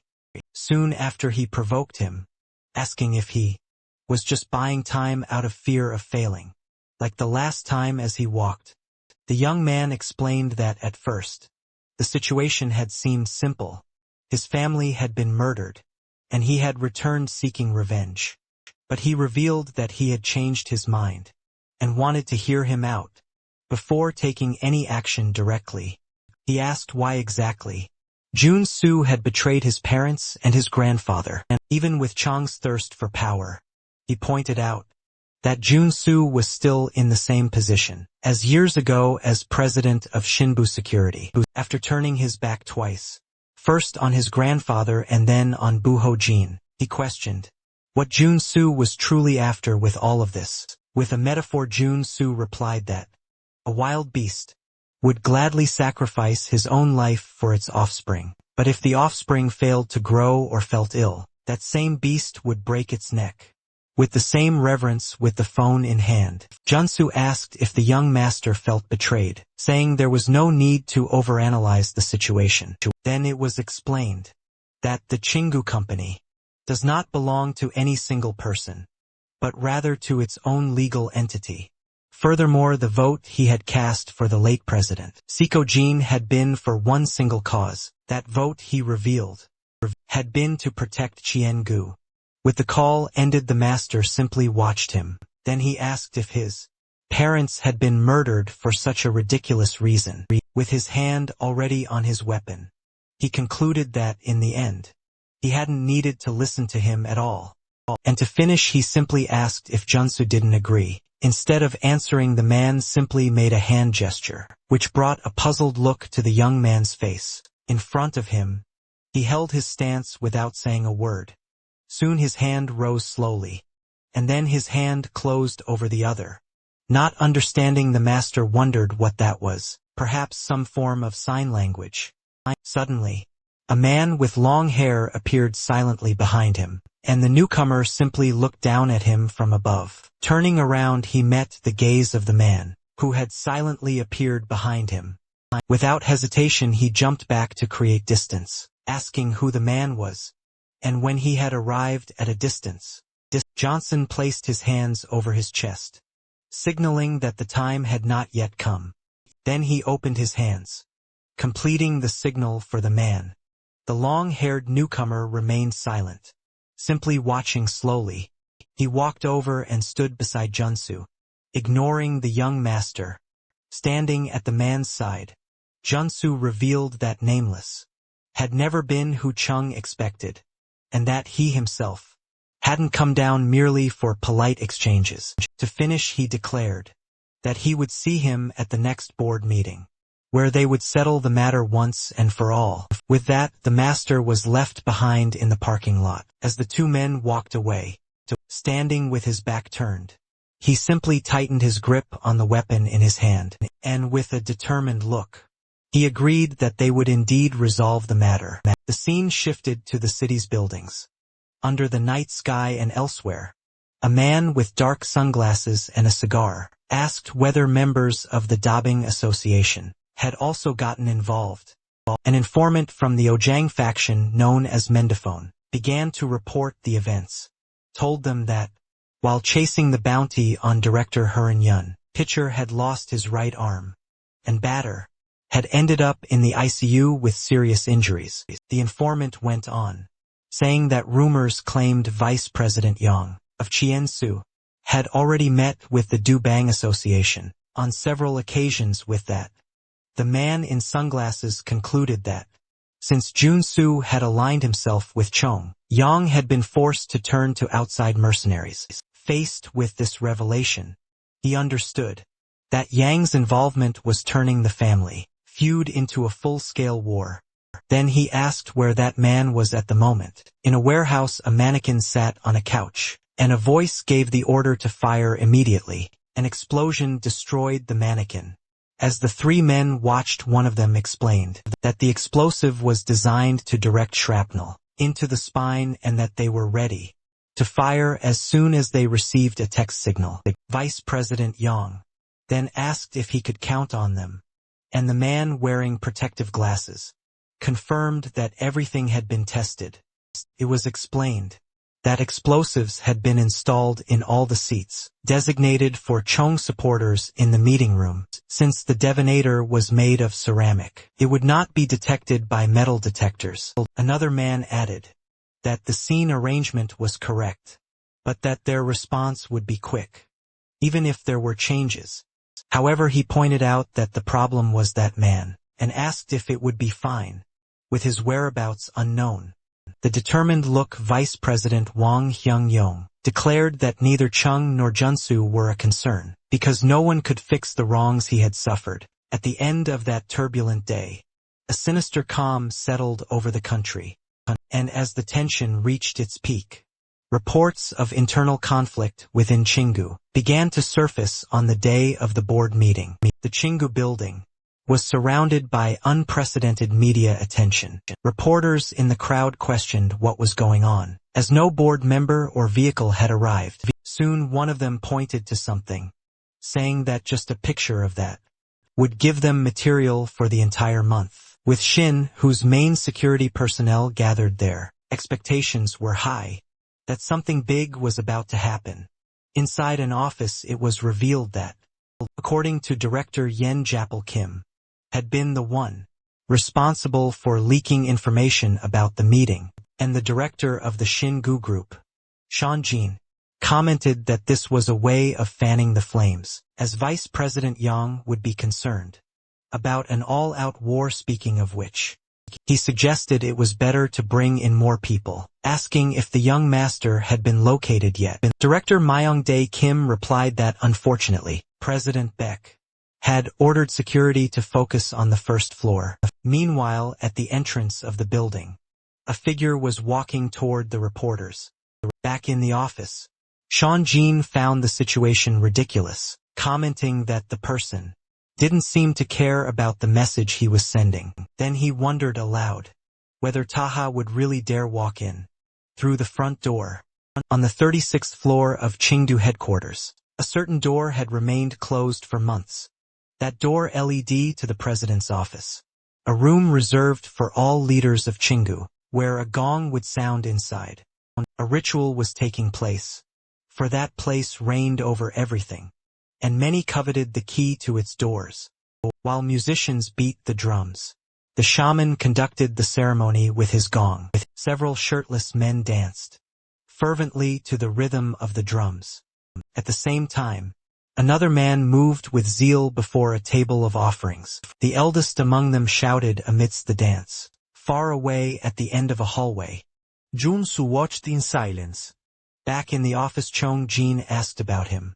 Being informed that he was on the 36th floor, it was soon explained that a shamanic rite was taking place at the vice president's request, and for that reason the floor manager had to be present. Myung-gai Kim then asked the reason for the ritual, only to hear that the vice president must be feeling excited. It was clarified that the man was excited at the prospect of becoming the next president, and one could hardly be more obvious about it. With a distant look, Chong Jin recalled that after his grandfather's death, most had attributed the massacre of the legalists to his father, but the truth that he revealed was that the person who tortured the legalists to death was none other than the vice president himself. To conclude, he stated that he had seen it all with his own eyes, because his father had wanted someone to keep a close watch on him. Suddenly, the memory of a scream echoed in Myung-gai Kim's mind. In the scene, a bound man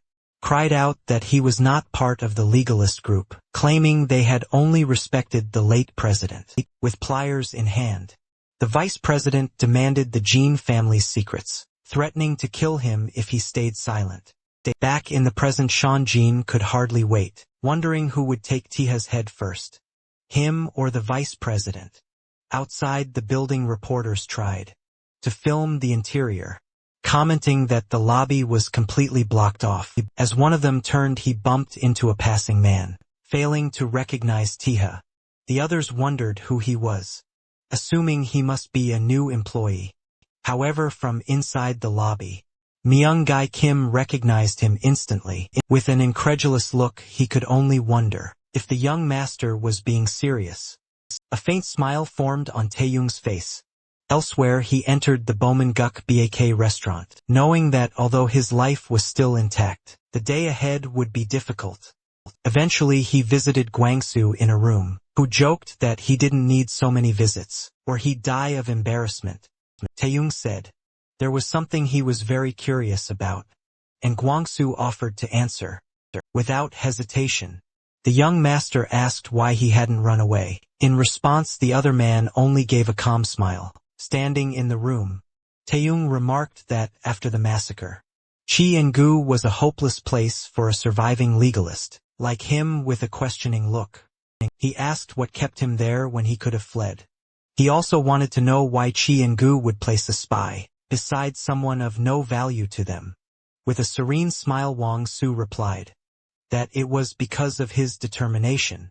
He believed that someone one day would follow in the late president's footsteps. This blind conviction, he explained, was something Chengdu could not ignore, and that was why the spy chose to have hope and wait with him. Surprised by the revelation, the heir could only ask who that person might be. Suddenly, in the building's lobby, a voice shouted for everyone to stand at attention. The sudden order caught Chengdu's security guards off guard as a new group marched inside. It was announced that it was election day, and unidentified individuals were forbidden to enter. The captain of the black team, Vui Kim, then gave the order to immediately kill anyone who posed a threat to Chengdu. One of the men in the lobby remarked that another celebrated face had arrived. Recognizing the captain, it was explained that the black team was a secret SPN unit with far more field experience than the headquarters. Personnel Morové. it was revealed that, with the team positioned in a hard-to-reach location, Vice President Yang had gained the support he wanted. Soon the black team took formation in the lobby. One of the men stated that this, however, did not make them enemies after all. While the security staff might be divided, by whom they served, the mission of protecting Chingu remained the same for all, and no matter how confident he seemed, that place was a tiger's den, with 400 men ready to strike. With a faint smile, Tao walked toward the main entrance, without the slightest hesitation. Thus Myung-dae Kim ordered the blinds on the main door to be lowered. As soon as he entered with his hand on his weapon, the order to eliminate him swiftly had already been given. However, the young master stopped at the entrance and began to introduce himself. In a loud voice he declared himself Tae Ha-jin, grandson of the late President Suho-jin, and son of Suyak-jin. The statement caused murmurs among the reporters. While Vice President Yang observed the scene elsewhere, Chong-jin smiled, wondering if he planned to simply walk in. Like last time, Tae went on to say that he had escaped death in an ambush 17 years ago, and after a long journey, had returned finally. Holding a pen in his hand, he stated that he was there to honor his grandfather's last wishes and declare his right as heir of Chingu. He then raised the object and asked if anyone there recognized that pen. In response, one of the guards merely scoffed, saying it was a thing of the past without understanding. The other man watched as his colleague began walking toward him. That, he recalled, was why he had chosen to remain with Hope and wait by his side. The memory continued with a man asking, who among the legalists still remained. It was said that the legalist faction was composed of more than just those who had knelt at the gate that day. The memory then shifted back to the scene of the shamanic ritual. The shaman continued to lead the ceremony with pliers. The demand was made to reveal the secrets he knew about the Jin family. At that moment, Zhang Jin revealed that the one who had tortured the legalist to death was Vice President Yang. To conclude, he affirmed that he had seen it all, since his father had sent him to watch the vice president. Meanwhile, the dance continued amidst the sound of drums. The order was clear: speak or die for your silence. During the ritual, the vice president sought judgment for his actions, but also blessings for himself as the new heir. Suddenly, back in the lobby, one of the men knelt before Taha. Soon several others followed, welcoming the young master. The scene left both reporters and guards speechless. Meanwhile, Sean Jean simply laughed at the situation. Then a memory showed the same man asking his executives to take care of the company until his return with his head lowered to the floor. One of them apologized on behalf of all the legalists for failing to fulfill the president's last wish and to protect the company. With that, Tae announced that the board meeting awaited them and called them to come along next. Tiha led the group of legalists toward the building where the meeting would take place. Thus, the revelation of his identity as the son of Suyap-jin left those outside completely stunned. Meanwhile, inside, Chun-jin walked down the hallway with his subordinates. The young director wore a confident expression as he made his way to the confrontation. Elsewhere, the head of security, Yaman Mun, questioned what was happening around him. The news of the vice president's loyalty left him perplexed as he remembered him leading the black team in the massacre of the former legalists. Soon one of his men warned him to prepare for the group's arrival while holding a gun. Even so, the subordinate questioned the order, asking if they weren't going to fight.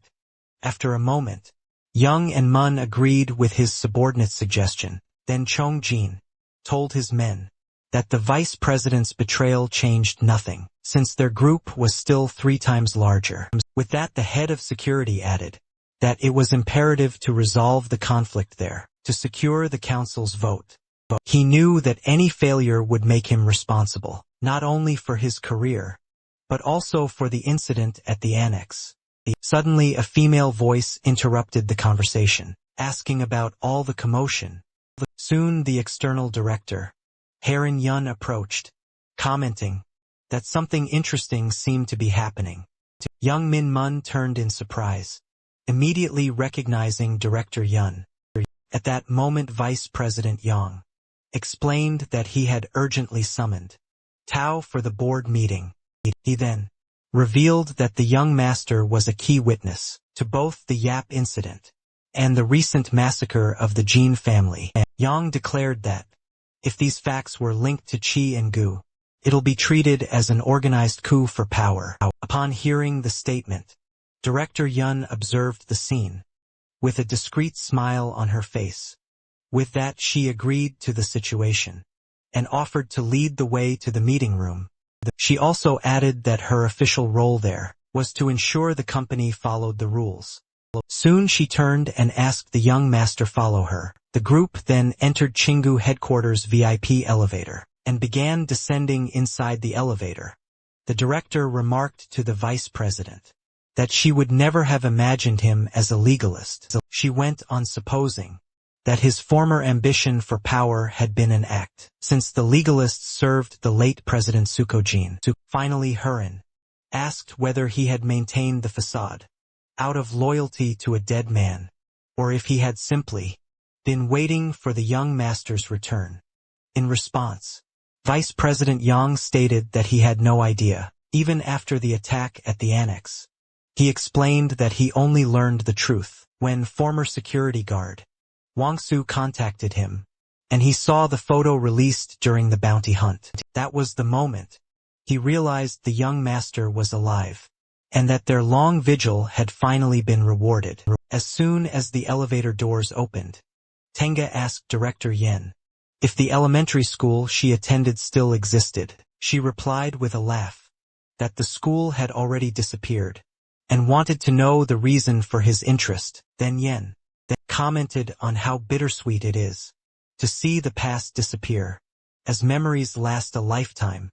With that he continued, explaining that when a workplace of 30 years vanishes, it feels as if one's very existence has been erased. For that reason, he said, he had endured everything to ensure that Madman would not bring Chingu to ruin. It was then announced that the vice president and the director were entering the room, accompanied by someone soon.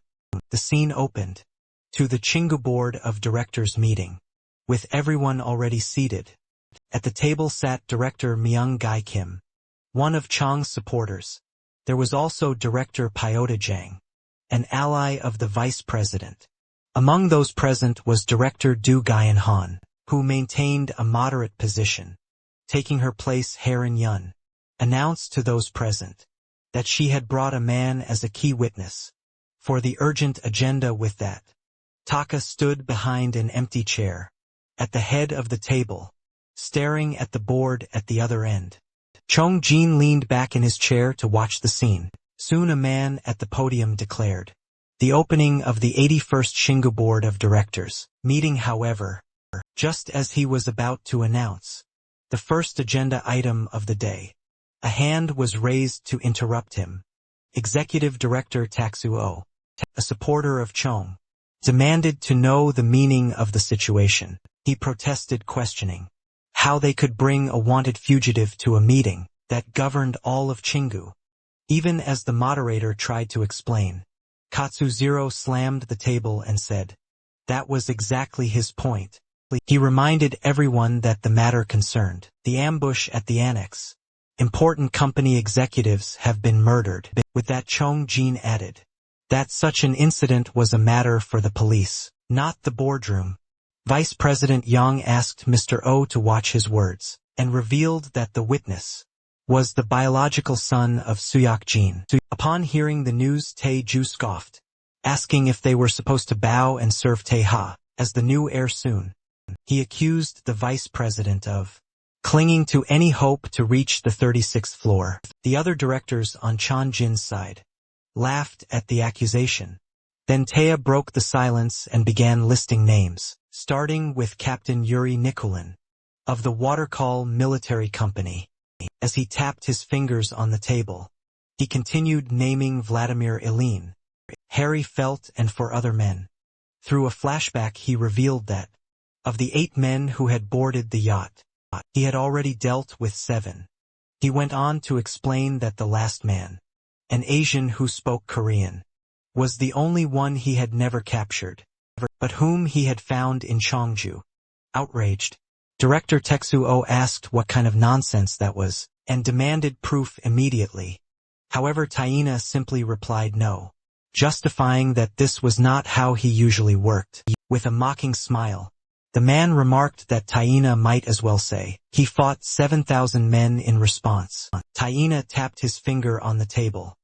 With an aura around him, he commented that the director did not seem to be very good at reading the room. Then he mentioned the death of Insik Kim and the murder of the Jin family in their annex. Right after that, he pointed out the disappearance of Director Hong and asked how the others still had the audacity to speak that way. Director Ojo stared at him in silence. Seeing that he would not respond, Tiha asked if he was finished, because now he would like to speak. Far from there, the scene shifted to the facades of several businesses along a commercial street. In that place, Guangsu was preparing for the confrontation, fastening a knife and adjusting a gun in his holster. Right after, he straightened his jacket and got ready to leave. As soon as he stepped onto the sidewalk, a blue van pulled up beside him and the door slid open. From inside the vehicle a voice called out, asking if he was Wangsu. Then Sri Un remarked that he looked ready to head out. It was then that Wangsu recognized them as the townspeople who had treated him when he was wounded, the former leader of the Abri gang. Suri Un invited him to join them, as she and the dead of Broker Gray were also heading to Chingu. Even so, he warned them not to underestimate the situation, reminding them that this wasn't a game, and they could die. However, Suri Un cut him off, stating that they knew that better than anyone, since it wasn't the first time they had dealt with Tiha's methods.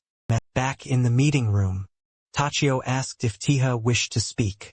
The young man then began his speech, commenting on the country's laws and the revised inheritance and gift tax law. He explained that Article 1 of this law aimed to promote national wealth, and therefore exempted certain assets from inheritance tax. With that, he clarified that assets such as stocks and bonds were exempt from taxes when passed down to blood relatives. Finally, he revealed that this law, unknown to the public, was passed only 2 months before he and his grandfather were ambushed. On the yacht, Taya continued, saying that the 28.5% of shares owned by his grandfather and father were entirely inherited by the late president, Guijin. At that moment, Taehyo interrupted him once again, questioning the point of this, since the law didn't apply only to Shingu. Next, Vice President Yang stepped in, telling Taeju that enough was enough. The director turned around surprised at the order, with his hands on the table. Yang began explaining that an emergency committee had been formed after the death of President Sukojin. He added that the legalists had been purged. Guijin took over the presidency, and then asked how long it all took. Soon after, he revealed that it had all happened in just 1 week, right after President Sukojin's funeral. He then reminded Techu that he was only there because 2 of his superiors had been dismissed, making the director slam the table in protest. Tiha then interjected, suggesting that perhaps it was all just a coincidence. He began listing the events, mentioning that the broker who brought him back to Korea was affiliated with Chi and Gu. Then he pointed out that In-soo Kim, without bodyguards, just happened to be the first to die. Next, he highlighted that the Jin family held a meeting in the same village from his childhood. Furthermore, he pointed out that when he got there, everyone except Shang was dead. Finally, he questioned how he ended up meeting Human from the Ojang faction, purely by chance. The mention of the name made the directors whisper among themselves, questioning Oh-jun's involvement in the matter. Thus, Director Harinian leaned over the table, watching the situation with interest. Confused, Director Taeksuo turned to the young Chan Jin and repeated the name Human. However, The other simply remained seated with his arms crossed, keeping silent. Then, in a flashback, showed Taeyong asking Human if he was with Chingu. In the memory, the young man explained that he had overheard the call, and was only helping temporarily. Soon Taeyong revealed he had heard from Shin Hyeon that Junsu had taken care of him, questioning how he was still alive and who he really was back in the present. He explained to the council that Human had been hired by Shinon to track down the assailant behind Insik Kim's death, and then question why Chong would give such an order to the Young Fiction when Shin Woo's own security was at his disposal. At that moment, one of the directors interjected, asking why he would expose company affairs to outsiders and put it at risk during the accusation. Chong Jin merely observed everything with a faint smile. Still, Tae continued, stating that it was to gain leverage, because if Cheong wanted to join the council after becoming president with that, he concluded that his rival would need Ojong's help, and thought their support would serve him somehow. Another memory then showed Cheong telling Jae Pakim that he understood the situation, and asking what he wanted in return. The Ojon underboss replied that he didn't want money, only that they keep quiet about the matter. This revelation threw the meeting room into an uproar, with the directors whispering among themselves. Soon Tana commented that no one else seemed to know about Human's involvement, replying that Chung had kept the matter a secret. He then reasoned that it made sense, since only Chung himself would be joining the council, and there was no reason for others to know about the deal. At that moment, Vice President Yang stood up and, as a matter of order, proposed reopening the investigations into the events mentioned shortly after. One of the directors agreed, suggesting the creation of an emergency committee to thoroughly investigate the yacht incident and the Jean family murders. Yang added that if the allegations were true, the council's legitimacy would be in doubt, proposing to postpone the meeting and summon Human. The proposal sparked another wave of whispers among the directors present in the room. Meanwhile, Director Hurin Yang simply watched the unfolding events. With her arms crossed, she then addressed Chong Jin, commenting that the vice president's wishes were clear, and asking if he had anything to add. The young director remained silent, seated in his chair. Suddenly, he brought a handkerchief to his face. In an abrupt gesture, finally, Director Taeksuo observed the scene with a surprised expression. With the handkerchief still in hand, he lamented how greedy for power could change a man. Soon after, he turned to Taeha and asked why he was purposely straying from the truth. He then confronted him directly, asking who had murdered In Soo Kim, spilled the blood of his allies, and ambushed the village. While gripping his cane tightly, he pressed on, demanding to know who had killed his father, who had wounded him, and finally who the real culprit was. With a hand on his chest, Sean Jean turned to the vice president, questioning why he was ignoring his truth, even after all he had done for Chingu. The other directors watched the scene in absolute silence. For one of them, it was unclear what he intended to achieve, but his presence at that meeting seemed to be a grave mistake. The same director then reflected that the young master couldn't possibly know certain details unless he was closely connected to Chong. It was then that an intense aura began to emanate from Chong Jin's hand as he held the cane without hesitation. He confirmed the accusation of killing his own father to inherit Chingu's shares, agreeing with the seriousness of the situation. With his arm raised, he declared that he would return all the inherited shares to the state. He further clarified that this return also included the portion belonging to his grandfather, a detail that, according to him, the young master could never have known.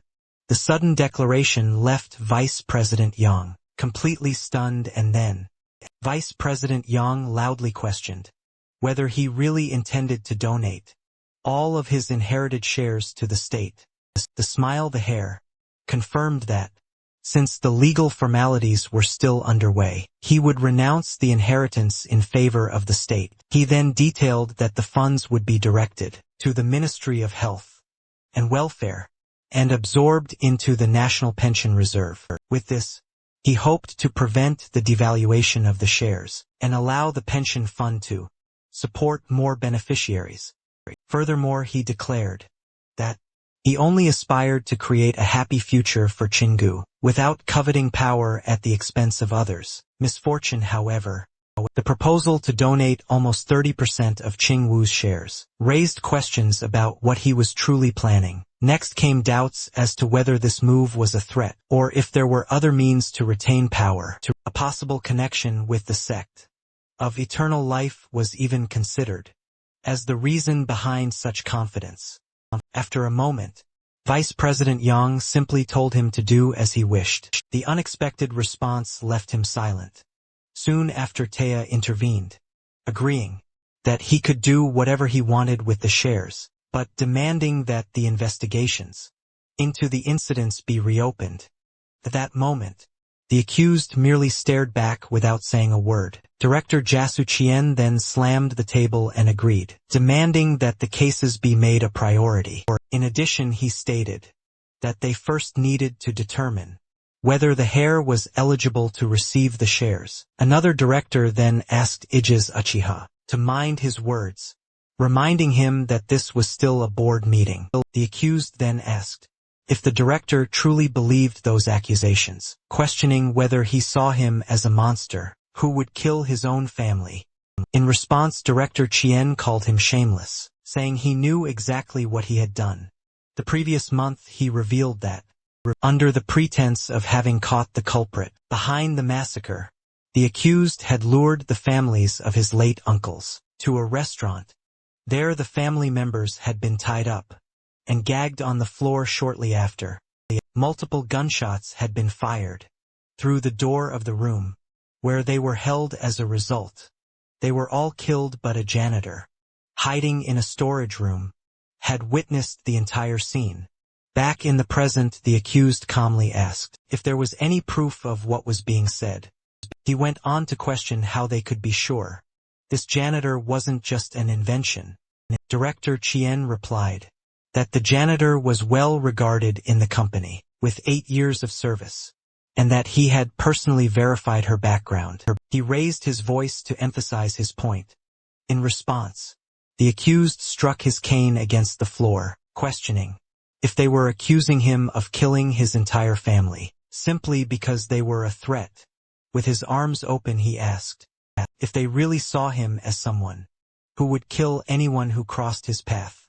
Director Chion then leaned back and said, the truth would be revealed through investigations. Meanwhile, Taeyong remains silent, observing his opponent's reaction. The calm expression as he denied the accusations seemed to catch his attention still, and even knowing that every word was a lie, the situation felt like being ensnared by a serpent. The heir, meanwhile, kept wearing a wide, confident smile. Tanya realized he needed to end the meeting quickly, as his opponent was clearly plotting something. He raised his hand, agreeing that the investigations were essential, but Director O slammed the table, complaining that the agenda was already set and could not be delayed.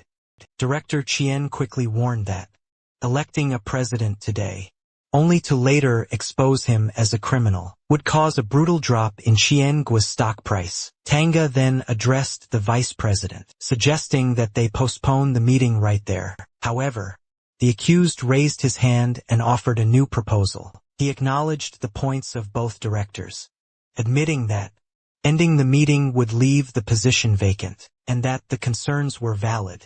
For that reason, he suggested being elected that day, but postponing his formal inauguration for 1 month to conclude the investigations. Vice President Yang countered that 1 month was impossible, as a full reinvestigation would take at least 6 months. The proponent then questioned how they could guarantee he wouldn't use his authority to influence the election. He proposed proceeding with the election, reminding the vice president that resignation was always an option if he felt dissatisfied. The other man simply stared at him in silence. Meanwhile, Director Yun observed the scene, questioning the reason for such haste. given how openly suspicious he was acting. Faced with the stalemate, the moderator announced that they would proceed with the main item on the agenda, the presidential election. He informed them that two candidates had declared their intention to run. The moderator then named them, Director Jin and Vice President Yang. The vote count suggested a possible 7-7 tie, hinging on a single decision. But the possibility of a tie raised questions about the accused's true goal, as the rules would require a new vote. A new suspicion arose. Perhaps some of his own supporters would betray him. The moderator began the voting, asking all those in favor of Director Jin to raise their hands immediately. Several hands went up in support. Among them was Director Du Guyanham, the moderator, who also raised his hand. With the count reaching 7 votes, the result seemed to be going as expected. However, another hand suddenly went up in the middle of the room. It was Director Pyoto Jang, one of the vice president's declared supporters. The unexpected move left Young frozen. Director Jasu Chien rose to his feet and shouted Pyoto's name. The man tried to explain himself, but his voice faltered at first. Holding a small detonator, he explained that he had been compelled to act after discovering the vice president's true nature. Yabri acted upon recognizing the device, realizing the terrible truth behind the situation. A flashback showed the order to detonate an explosive and violently destroyed a mannequin during a test. That moment it was explained to the vice president that the explosive had been designed to direct shrapnel and would be ready to detonate at a signal. Back in the meeting, the vice president asked why Pyoto had the switch, which was supposed to be a precaution, only if the opponent resorted to violence. It was then revealed that explosives had been placed under each seat assigned to the heir's supporters. Unable to believe it, he turned to the director and asked if a fellow loyalist had truly betrayed him and sided with the rival. The scene recalled the accused's earlier words, asking if they saw him as a man who would kill anyone who crossed his path. Young finally realized those words had been a direct threat to Pyoto, who repeatedly apologized while holding the detonator. Sensing the imminent danger, Tiha immediately shouted for everyone to get down, while pushing the vice president to the floor. Director Pyoto then pressed the button, detonating the explosives beneath the seats of his former allies. For a brief moment the scene showed the peaceful facade of the Chingu building under a clear sky.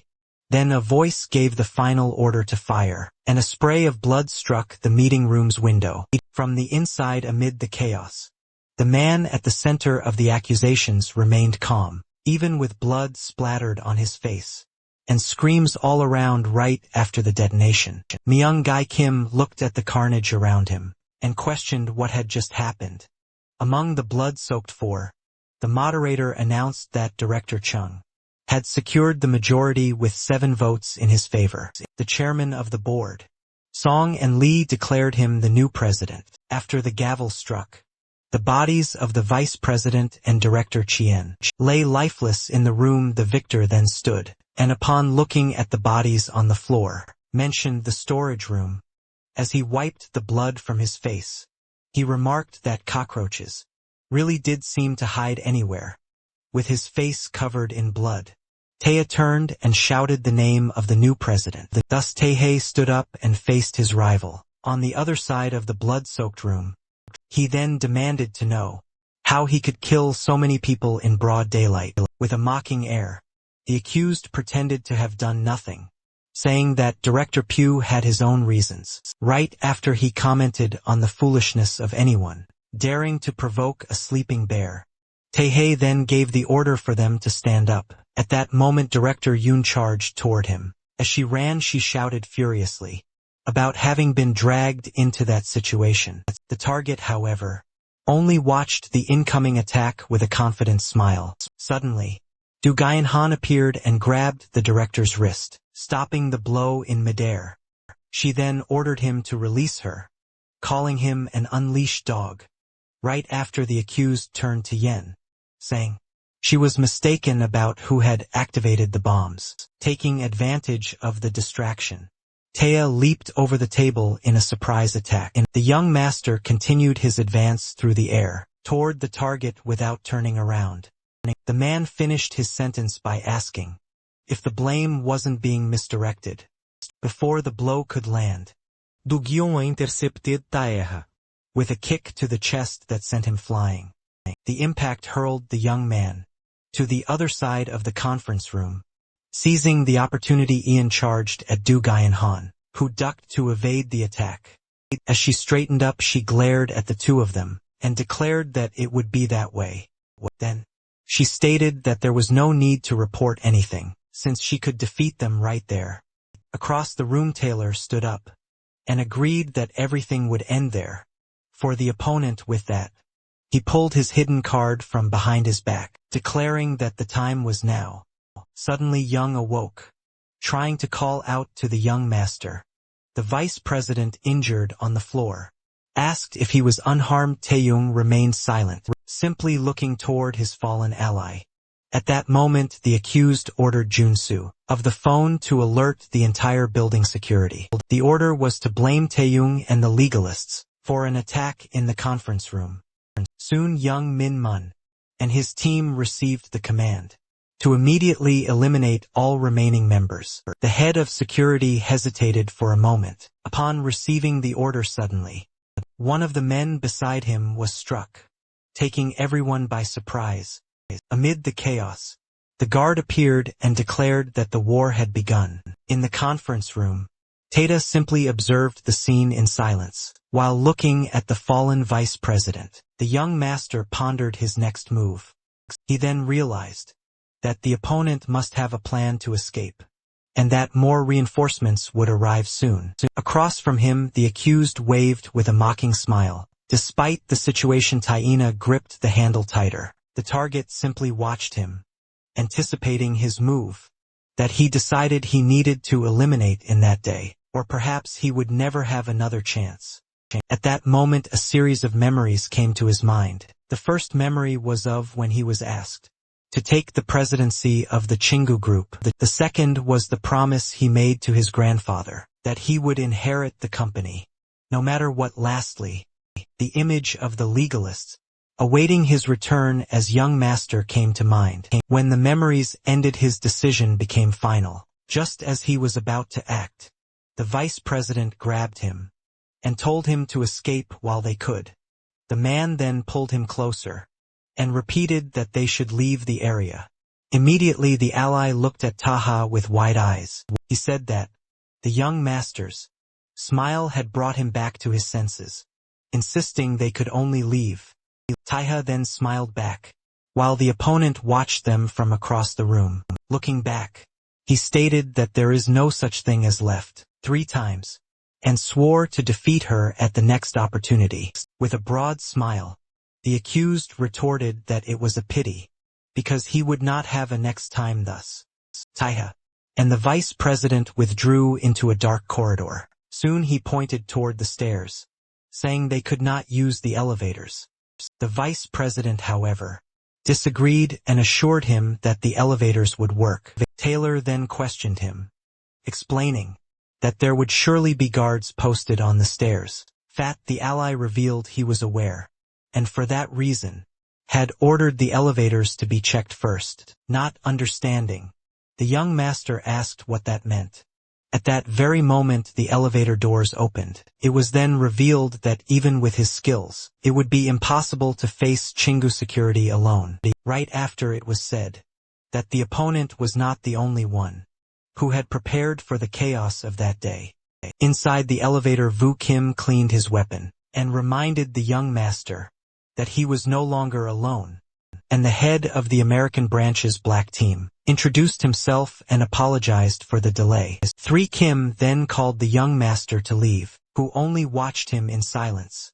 Outside, the police began dispersing the reporters, announcing that the event was over.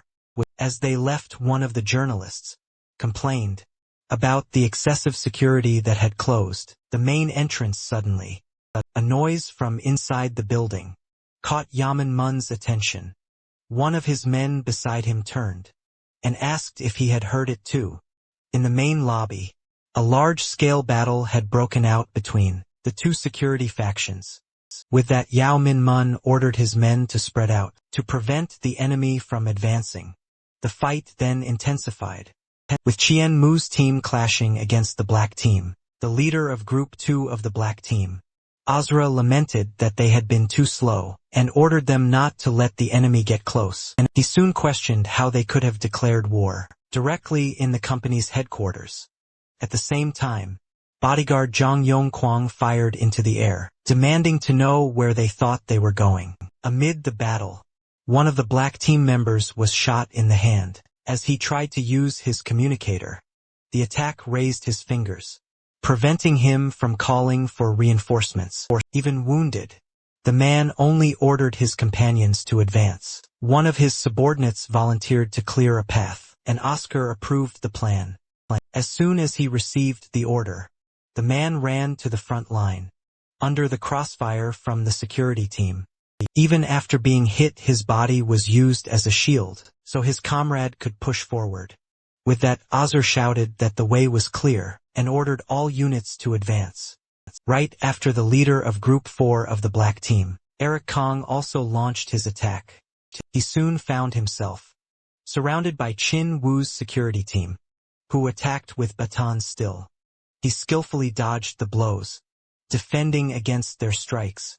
Seeing this, Azur shouted for his men to catch them and ran to join the fight. Meanwhile, Eric Kong continued his swift advance down the hallway. Suddenly, Yaman Mun intercepted him, blocking his blade with his own. The head of security then taunted him, saying he should have retired and stayed away. In response, Eric Kong remarked that it had been a while, and mocked him for losing an eye. At that moment, an announcement echoed over the loudspeakers, warning of a large-scale terrorist attack. In the building, the message instructed all employees to head to safe rooms as quickly as possible far away on another floor. A weapon cut through the air and struck Shinobu's guards. As soon as the bodies hit the ground, the vice president appeared on the scene, along with Gray and Suryan. The victim explained that, since the employees were at home, the loudspeaker announcement was just a trap to lure them out with that.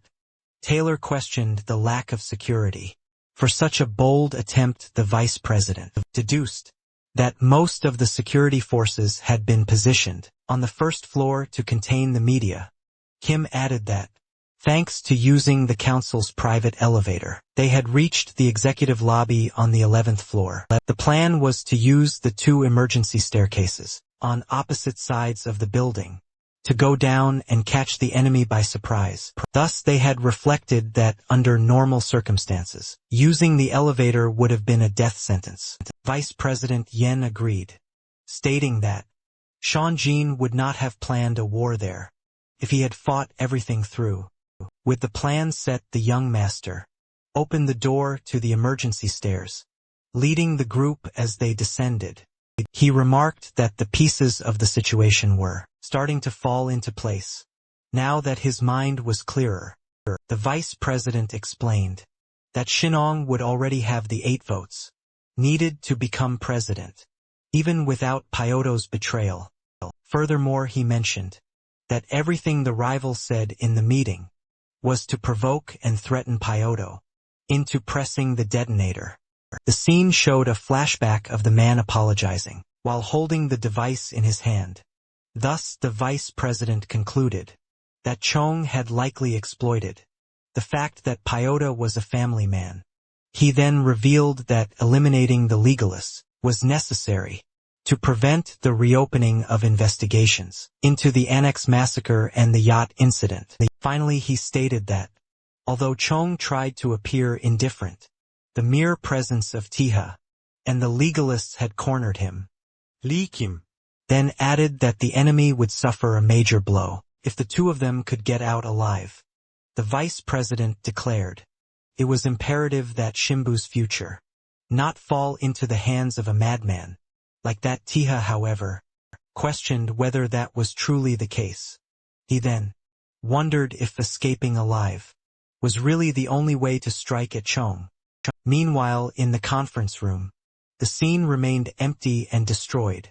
There Chong Jin complained to Myung-gai for not shutting down the elevators, asking what he had been doing while the rats escaped. A subordinate explained that, knowing he would lose the fight, he preferred to stay out of the way.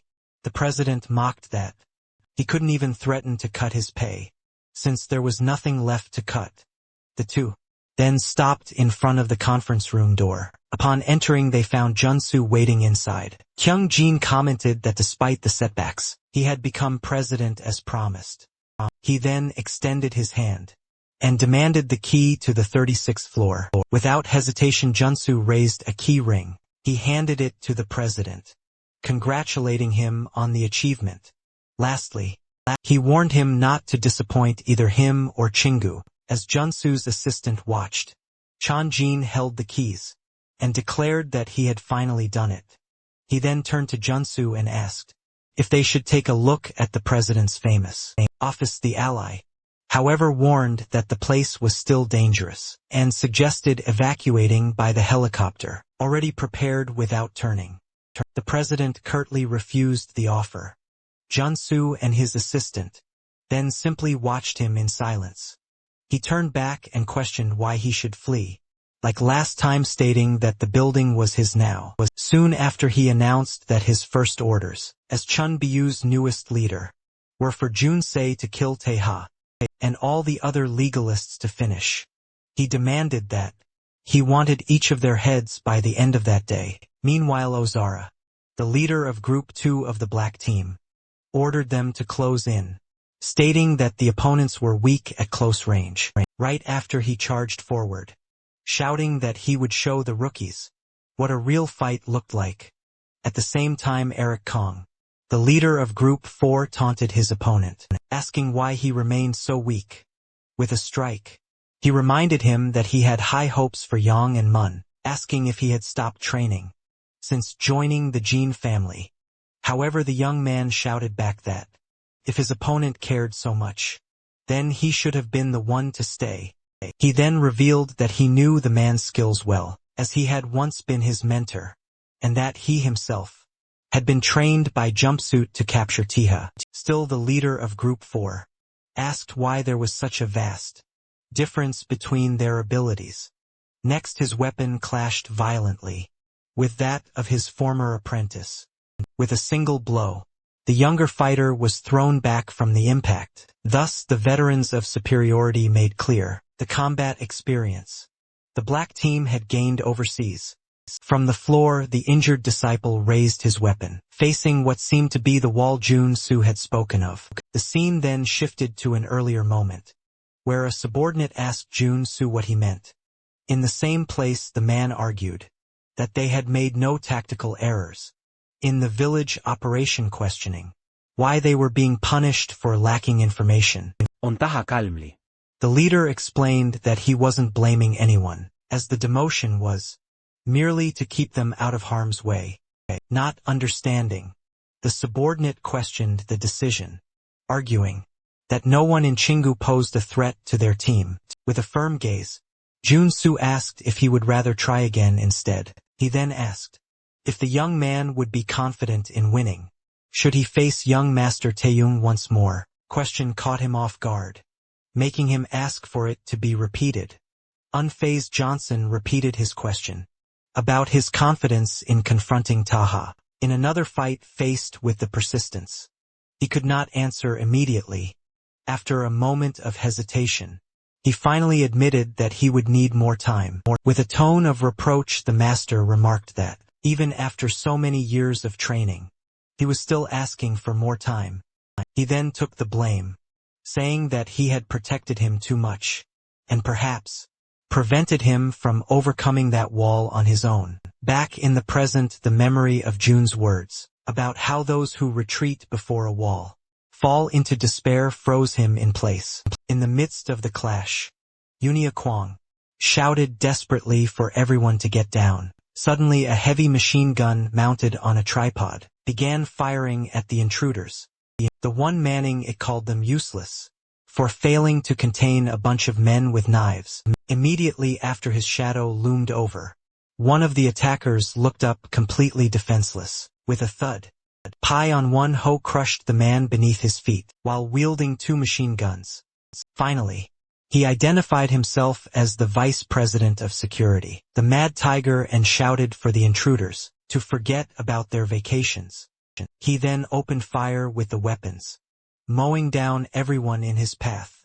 Meanwhile, still in cover, Johnny O'Quang questioned whether he was drunk, since he was supposed to shoot only at the enemies. Because of this, Eric Hang and his companion were forced to dodge, as the gunman complained that he couldn't get a break. From a distance, Ozzer recognized the man as the Mad Tiger, confirming that the rumors of his madness were true. Not understanding, he wondered how Junsu could have appointed someone like that as Vice President of Security.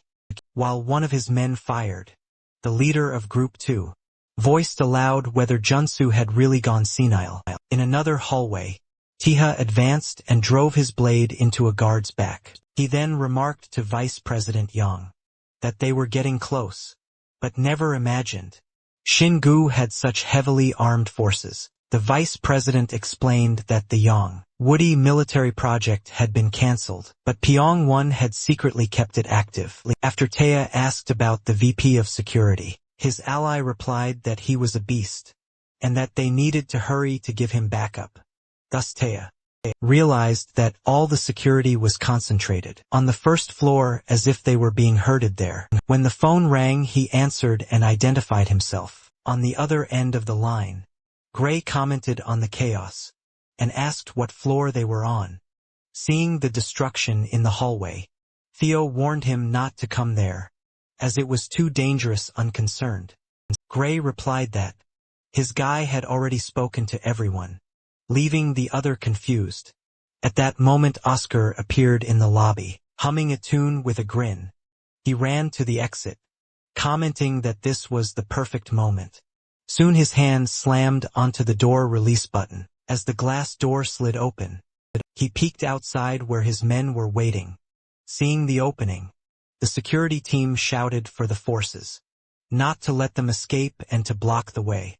Suddenly, Osher's men were knocked to the ground by Pyong 1 Ho. Mockingly, he asked if they were already leaving, reminding them that a month's notice was required to quit.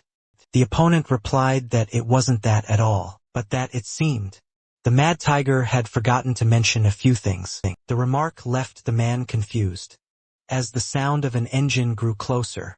Then a blue van burst through the building's entrance and slammed straight into him. The impact hurled Pyong 1 Ho backward, sending him rolling down an escalator. The driver then stepped out of the vehicle, grabbed his gun and stated that he had never wanted to return to that company. In the end, Guang Xiaobu, the former co-president of security, observed that nothing had changed in that place. Thus OSRA praised the impeccable timing, while Guang Xiaobu asked if the arrival had been deliberate. With a knife in hand, he remarked sarcastically, asking who would plan a return to a company that had already kicked him out once. The sudden appearance made the security team wonder if this was a new enemy beside them. Junio Kan commented that he didn't recognize that face. Moments later, the tripod-mounted machine gun was lifted and resumed firing at the van. With that, Wang Sabu dashed for cover behind a couch, dodging every shot. Now standing, Pyong 1 Ho said he had been wondering who had shown up. He then identified the man as his former superior, who had been fired for backing the wrong people. The visitor corrected him, stating he preferred to be remembered as the legalist who resigned. The revelation left Yao and Mun frozen in disbelief that the man was indeed Wang Su. He soon recognized the legend who had built the building's entire security system. Alongside Junsu at that moment, V. Kim and his men entered the lobby, commenting on the scare and the mess in the place. One of the newcomers then turned to OZRA and asked if the control room was already secured. Ignoring the question, he looked at the group and asked who those brats were. Wang Sibu assured him they could be trusted, revealing that one was a data broker. He then added that the other had been trained to be a successor of the End family. The information left Ozra speechless at the revelation, while Vukib informed them that the control room was in the basement. The leader of Group 2 said he knew the way, and prepared to go watching the scene. Pyong Won-ho asked where those rookies had come from, and ordered his men to kill them all. As soon as the security team aimed their weapons, Wang Sagus stepped in, and grabbed one of the guard's hands. With the push he corrected the man's stance, warning that he wouldn't be able to control the recoil that way. Moments later he punched another guard in the face, shouting for them to hurry because the target was near. He then began correcting and taking down each of the guards, pointing out their posture and combat errors. Within moments the entire security team lay defeated. On the lobby floor massaging his neck, Wang Sun remarked that he didn't know who their instructor was, but the work was a mess seeing this. Eric Kong declared that things had gotten serious, and called his men to advance. At the same time Pian Ho's weapon jammed as it ran out of ammo, leaving him frustrated without wasting time. Guangsagu charged directly at one of the opposing team's men. With a quick move he grabbed the guard by the arms, while the Mad Tiger did the same from behind. Trapped between the two, the man pleaded desperately for them to save him. As soon as Pyong Won-ho pressed his weapon to the hostage's head, "Why I'm so good," used him as a shield to shoot another enemy. Right after the vice president of security took advantage of the distraction to slash an opponent with his knife. With a reproachful look, "Why I'm so good," asked how he could use one of his own men as a shield. Smiling Pyong replied that it was only fair to take useless people off the peril. The veteran then dodged a night strike, and the two exchanged a flurry of blows. Even so, the Mad Tiger's blade managed to cut his opponent's arm during the fight. The scene then shifted to 2 days earlier, when Guangsu sat at a table with Ozra. Without preamble, the leader of Group 2 recognized him as his former supervisor, but questioned whether it was safe to meet so openly. The vizier replied that it was better this way, as he doubted he was being followed. With Chingu so busy, he then asked who the greatest threat was among the men. He hadn't met the last council meeting. Curious, Oscar wanted to know why. At asking if he was planning a direct confrontation, the former supervisor held his glass and replied that, of course, that wasn't the intention. Despite the denial, he soon added that he wouldn't rule out the possibility. Unshaken Oscar asked to be warned in advance if that were to happen right after.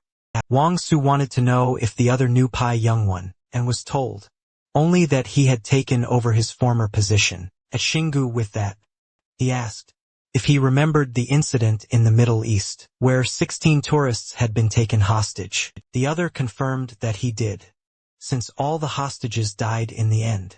Without hesitation, Ozra revealed that Pian Won was behind it all. The revelation left the veteran utterly shocked and speechless. The leader of Group 2 then explained that the Mad Tiger had killed everyone, hostages and terrorists alike, before disappearing with the ransom money. Back in the present, Wang Su attacked, unable to believe Junsu had brought a man like that into the group. While dodging, Pyong Won confirmed that Junsu had brought him back from Omen, where he had been hiding. He went on to say that when questioned, the leader gave a justification for his decision. The answer was that what Xiangu needed at that moment was absolute power as their weapons clashed. The force of the blow was so great that the Mad Tiger's knife shattered into pieces. With a broken blade in hand, he asked how his opponent had managed to do that. Sitting on the floor, Wang Su admitted that his plan was to avoid unnecessary confrontations. He then stood up and declared that, unfortunately, Pyong Won would have to die. Thus the story returns to the past. In a Middle Eastern country, where terrorists maintain a camp. Through a computer, the group's leader announced that the Korean government had failed to meet their demands. He then raised the ransom to $50 million for the release of the 16 hostages. As a threat, he declared that one hostage would be executed every hour if the new demand was refused. proposal shocked the government negotiators, who recalled the previous demand of only 10 million. Suddenly, something was fired inside the negotiation room, startling the two men after the shot. The leader's partner took control, demanding 50 million for the 15 remaining hostages. The entire situation began when Korean missionaries were kidnapped in a restricted zone, forcing the government to act. The negotiation team was accompanied by the Red Team's Special Forces unit, of which P1 was a member not knowing what to do. One of the negotiators commented that his superiors would never approve an amount above 20 million. Even so, the partner insisted it was their duty to persuade the government to bring the civilians home. From the back of the room, the soldier showed complete disdain for the conversation. The interruption made the negotiators turn and ask who was there without hiding. Pyong-won raised his weapon, saying he didn't believe they would waste the taxpayers' money. He then pointed the gun at the terrorist, stating that everyone there was a waste of oxygen. The news at the time reported that the high tension during the negotiation resulted in a fatal battle. All the hostages, terrorists and negotiators were found dead, except for a single member of the Red Team. In addition, the account containing the $20 million prepared for the negotiation had vanished from the scene. 6 months later, in a luxurious house in Oman, the survivor enjoyed his new life.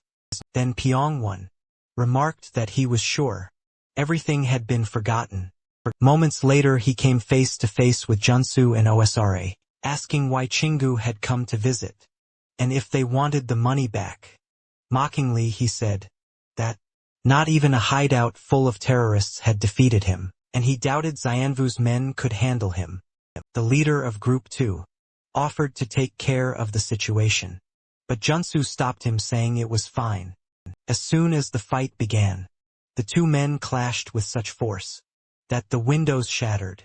Even with the Mad Tiger proving stronger than the rumors, Azra noticed the real intention behind the fight. With a quick move, Junsu grabbed his opponent by the neck, clearly assessing his abilities.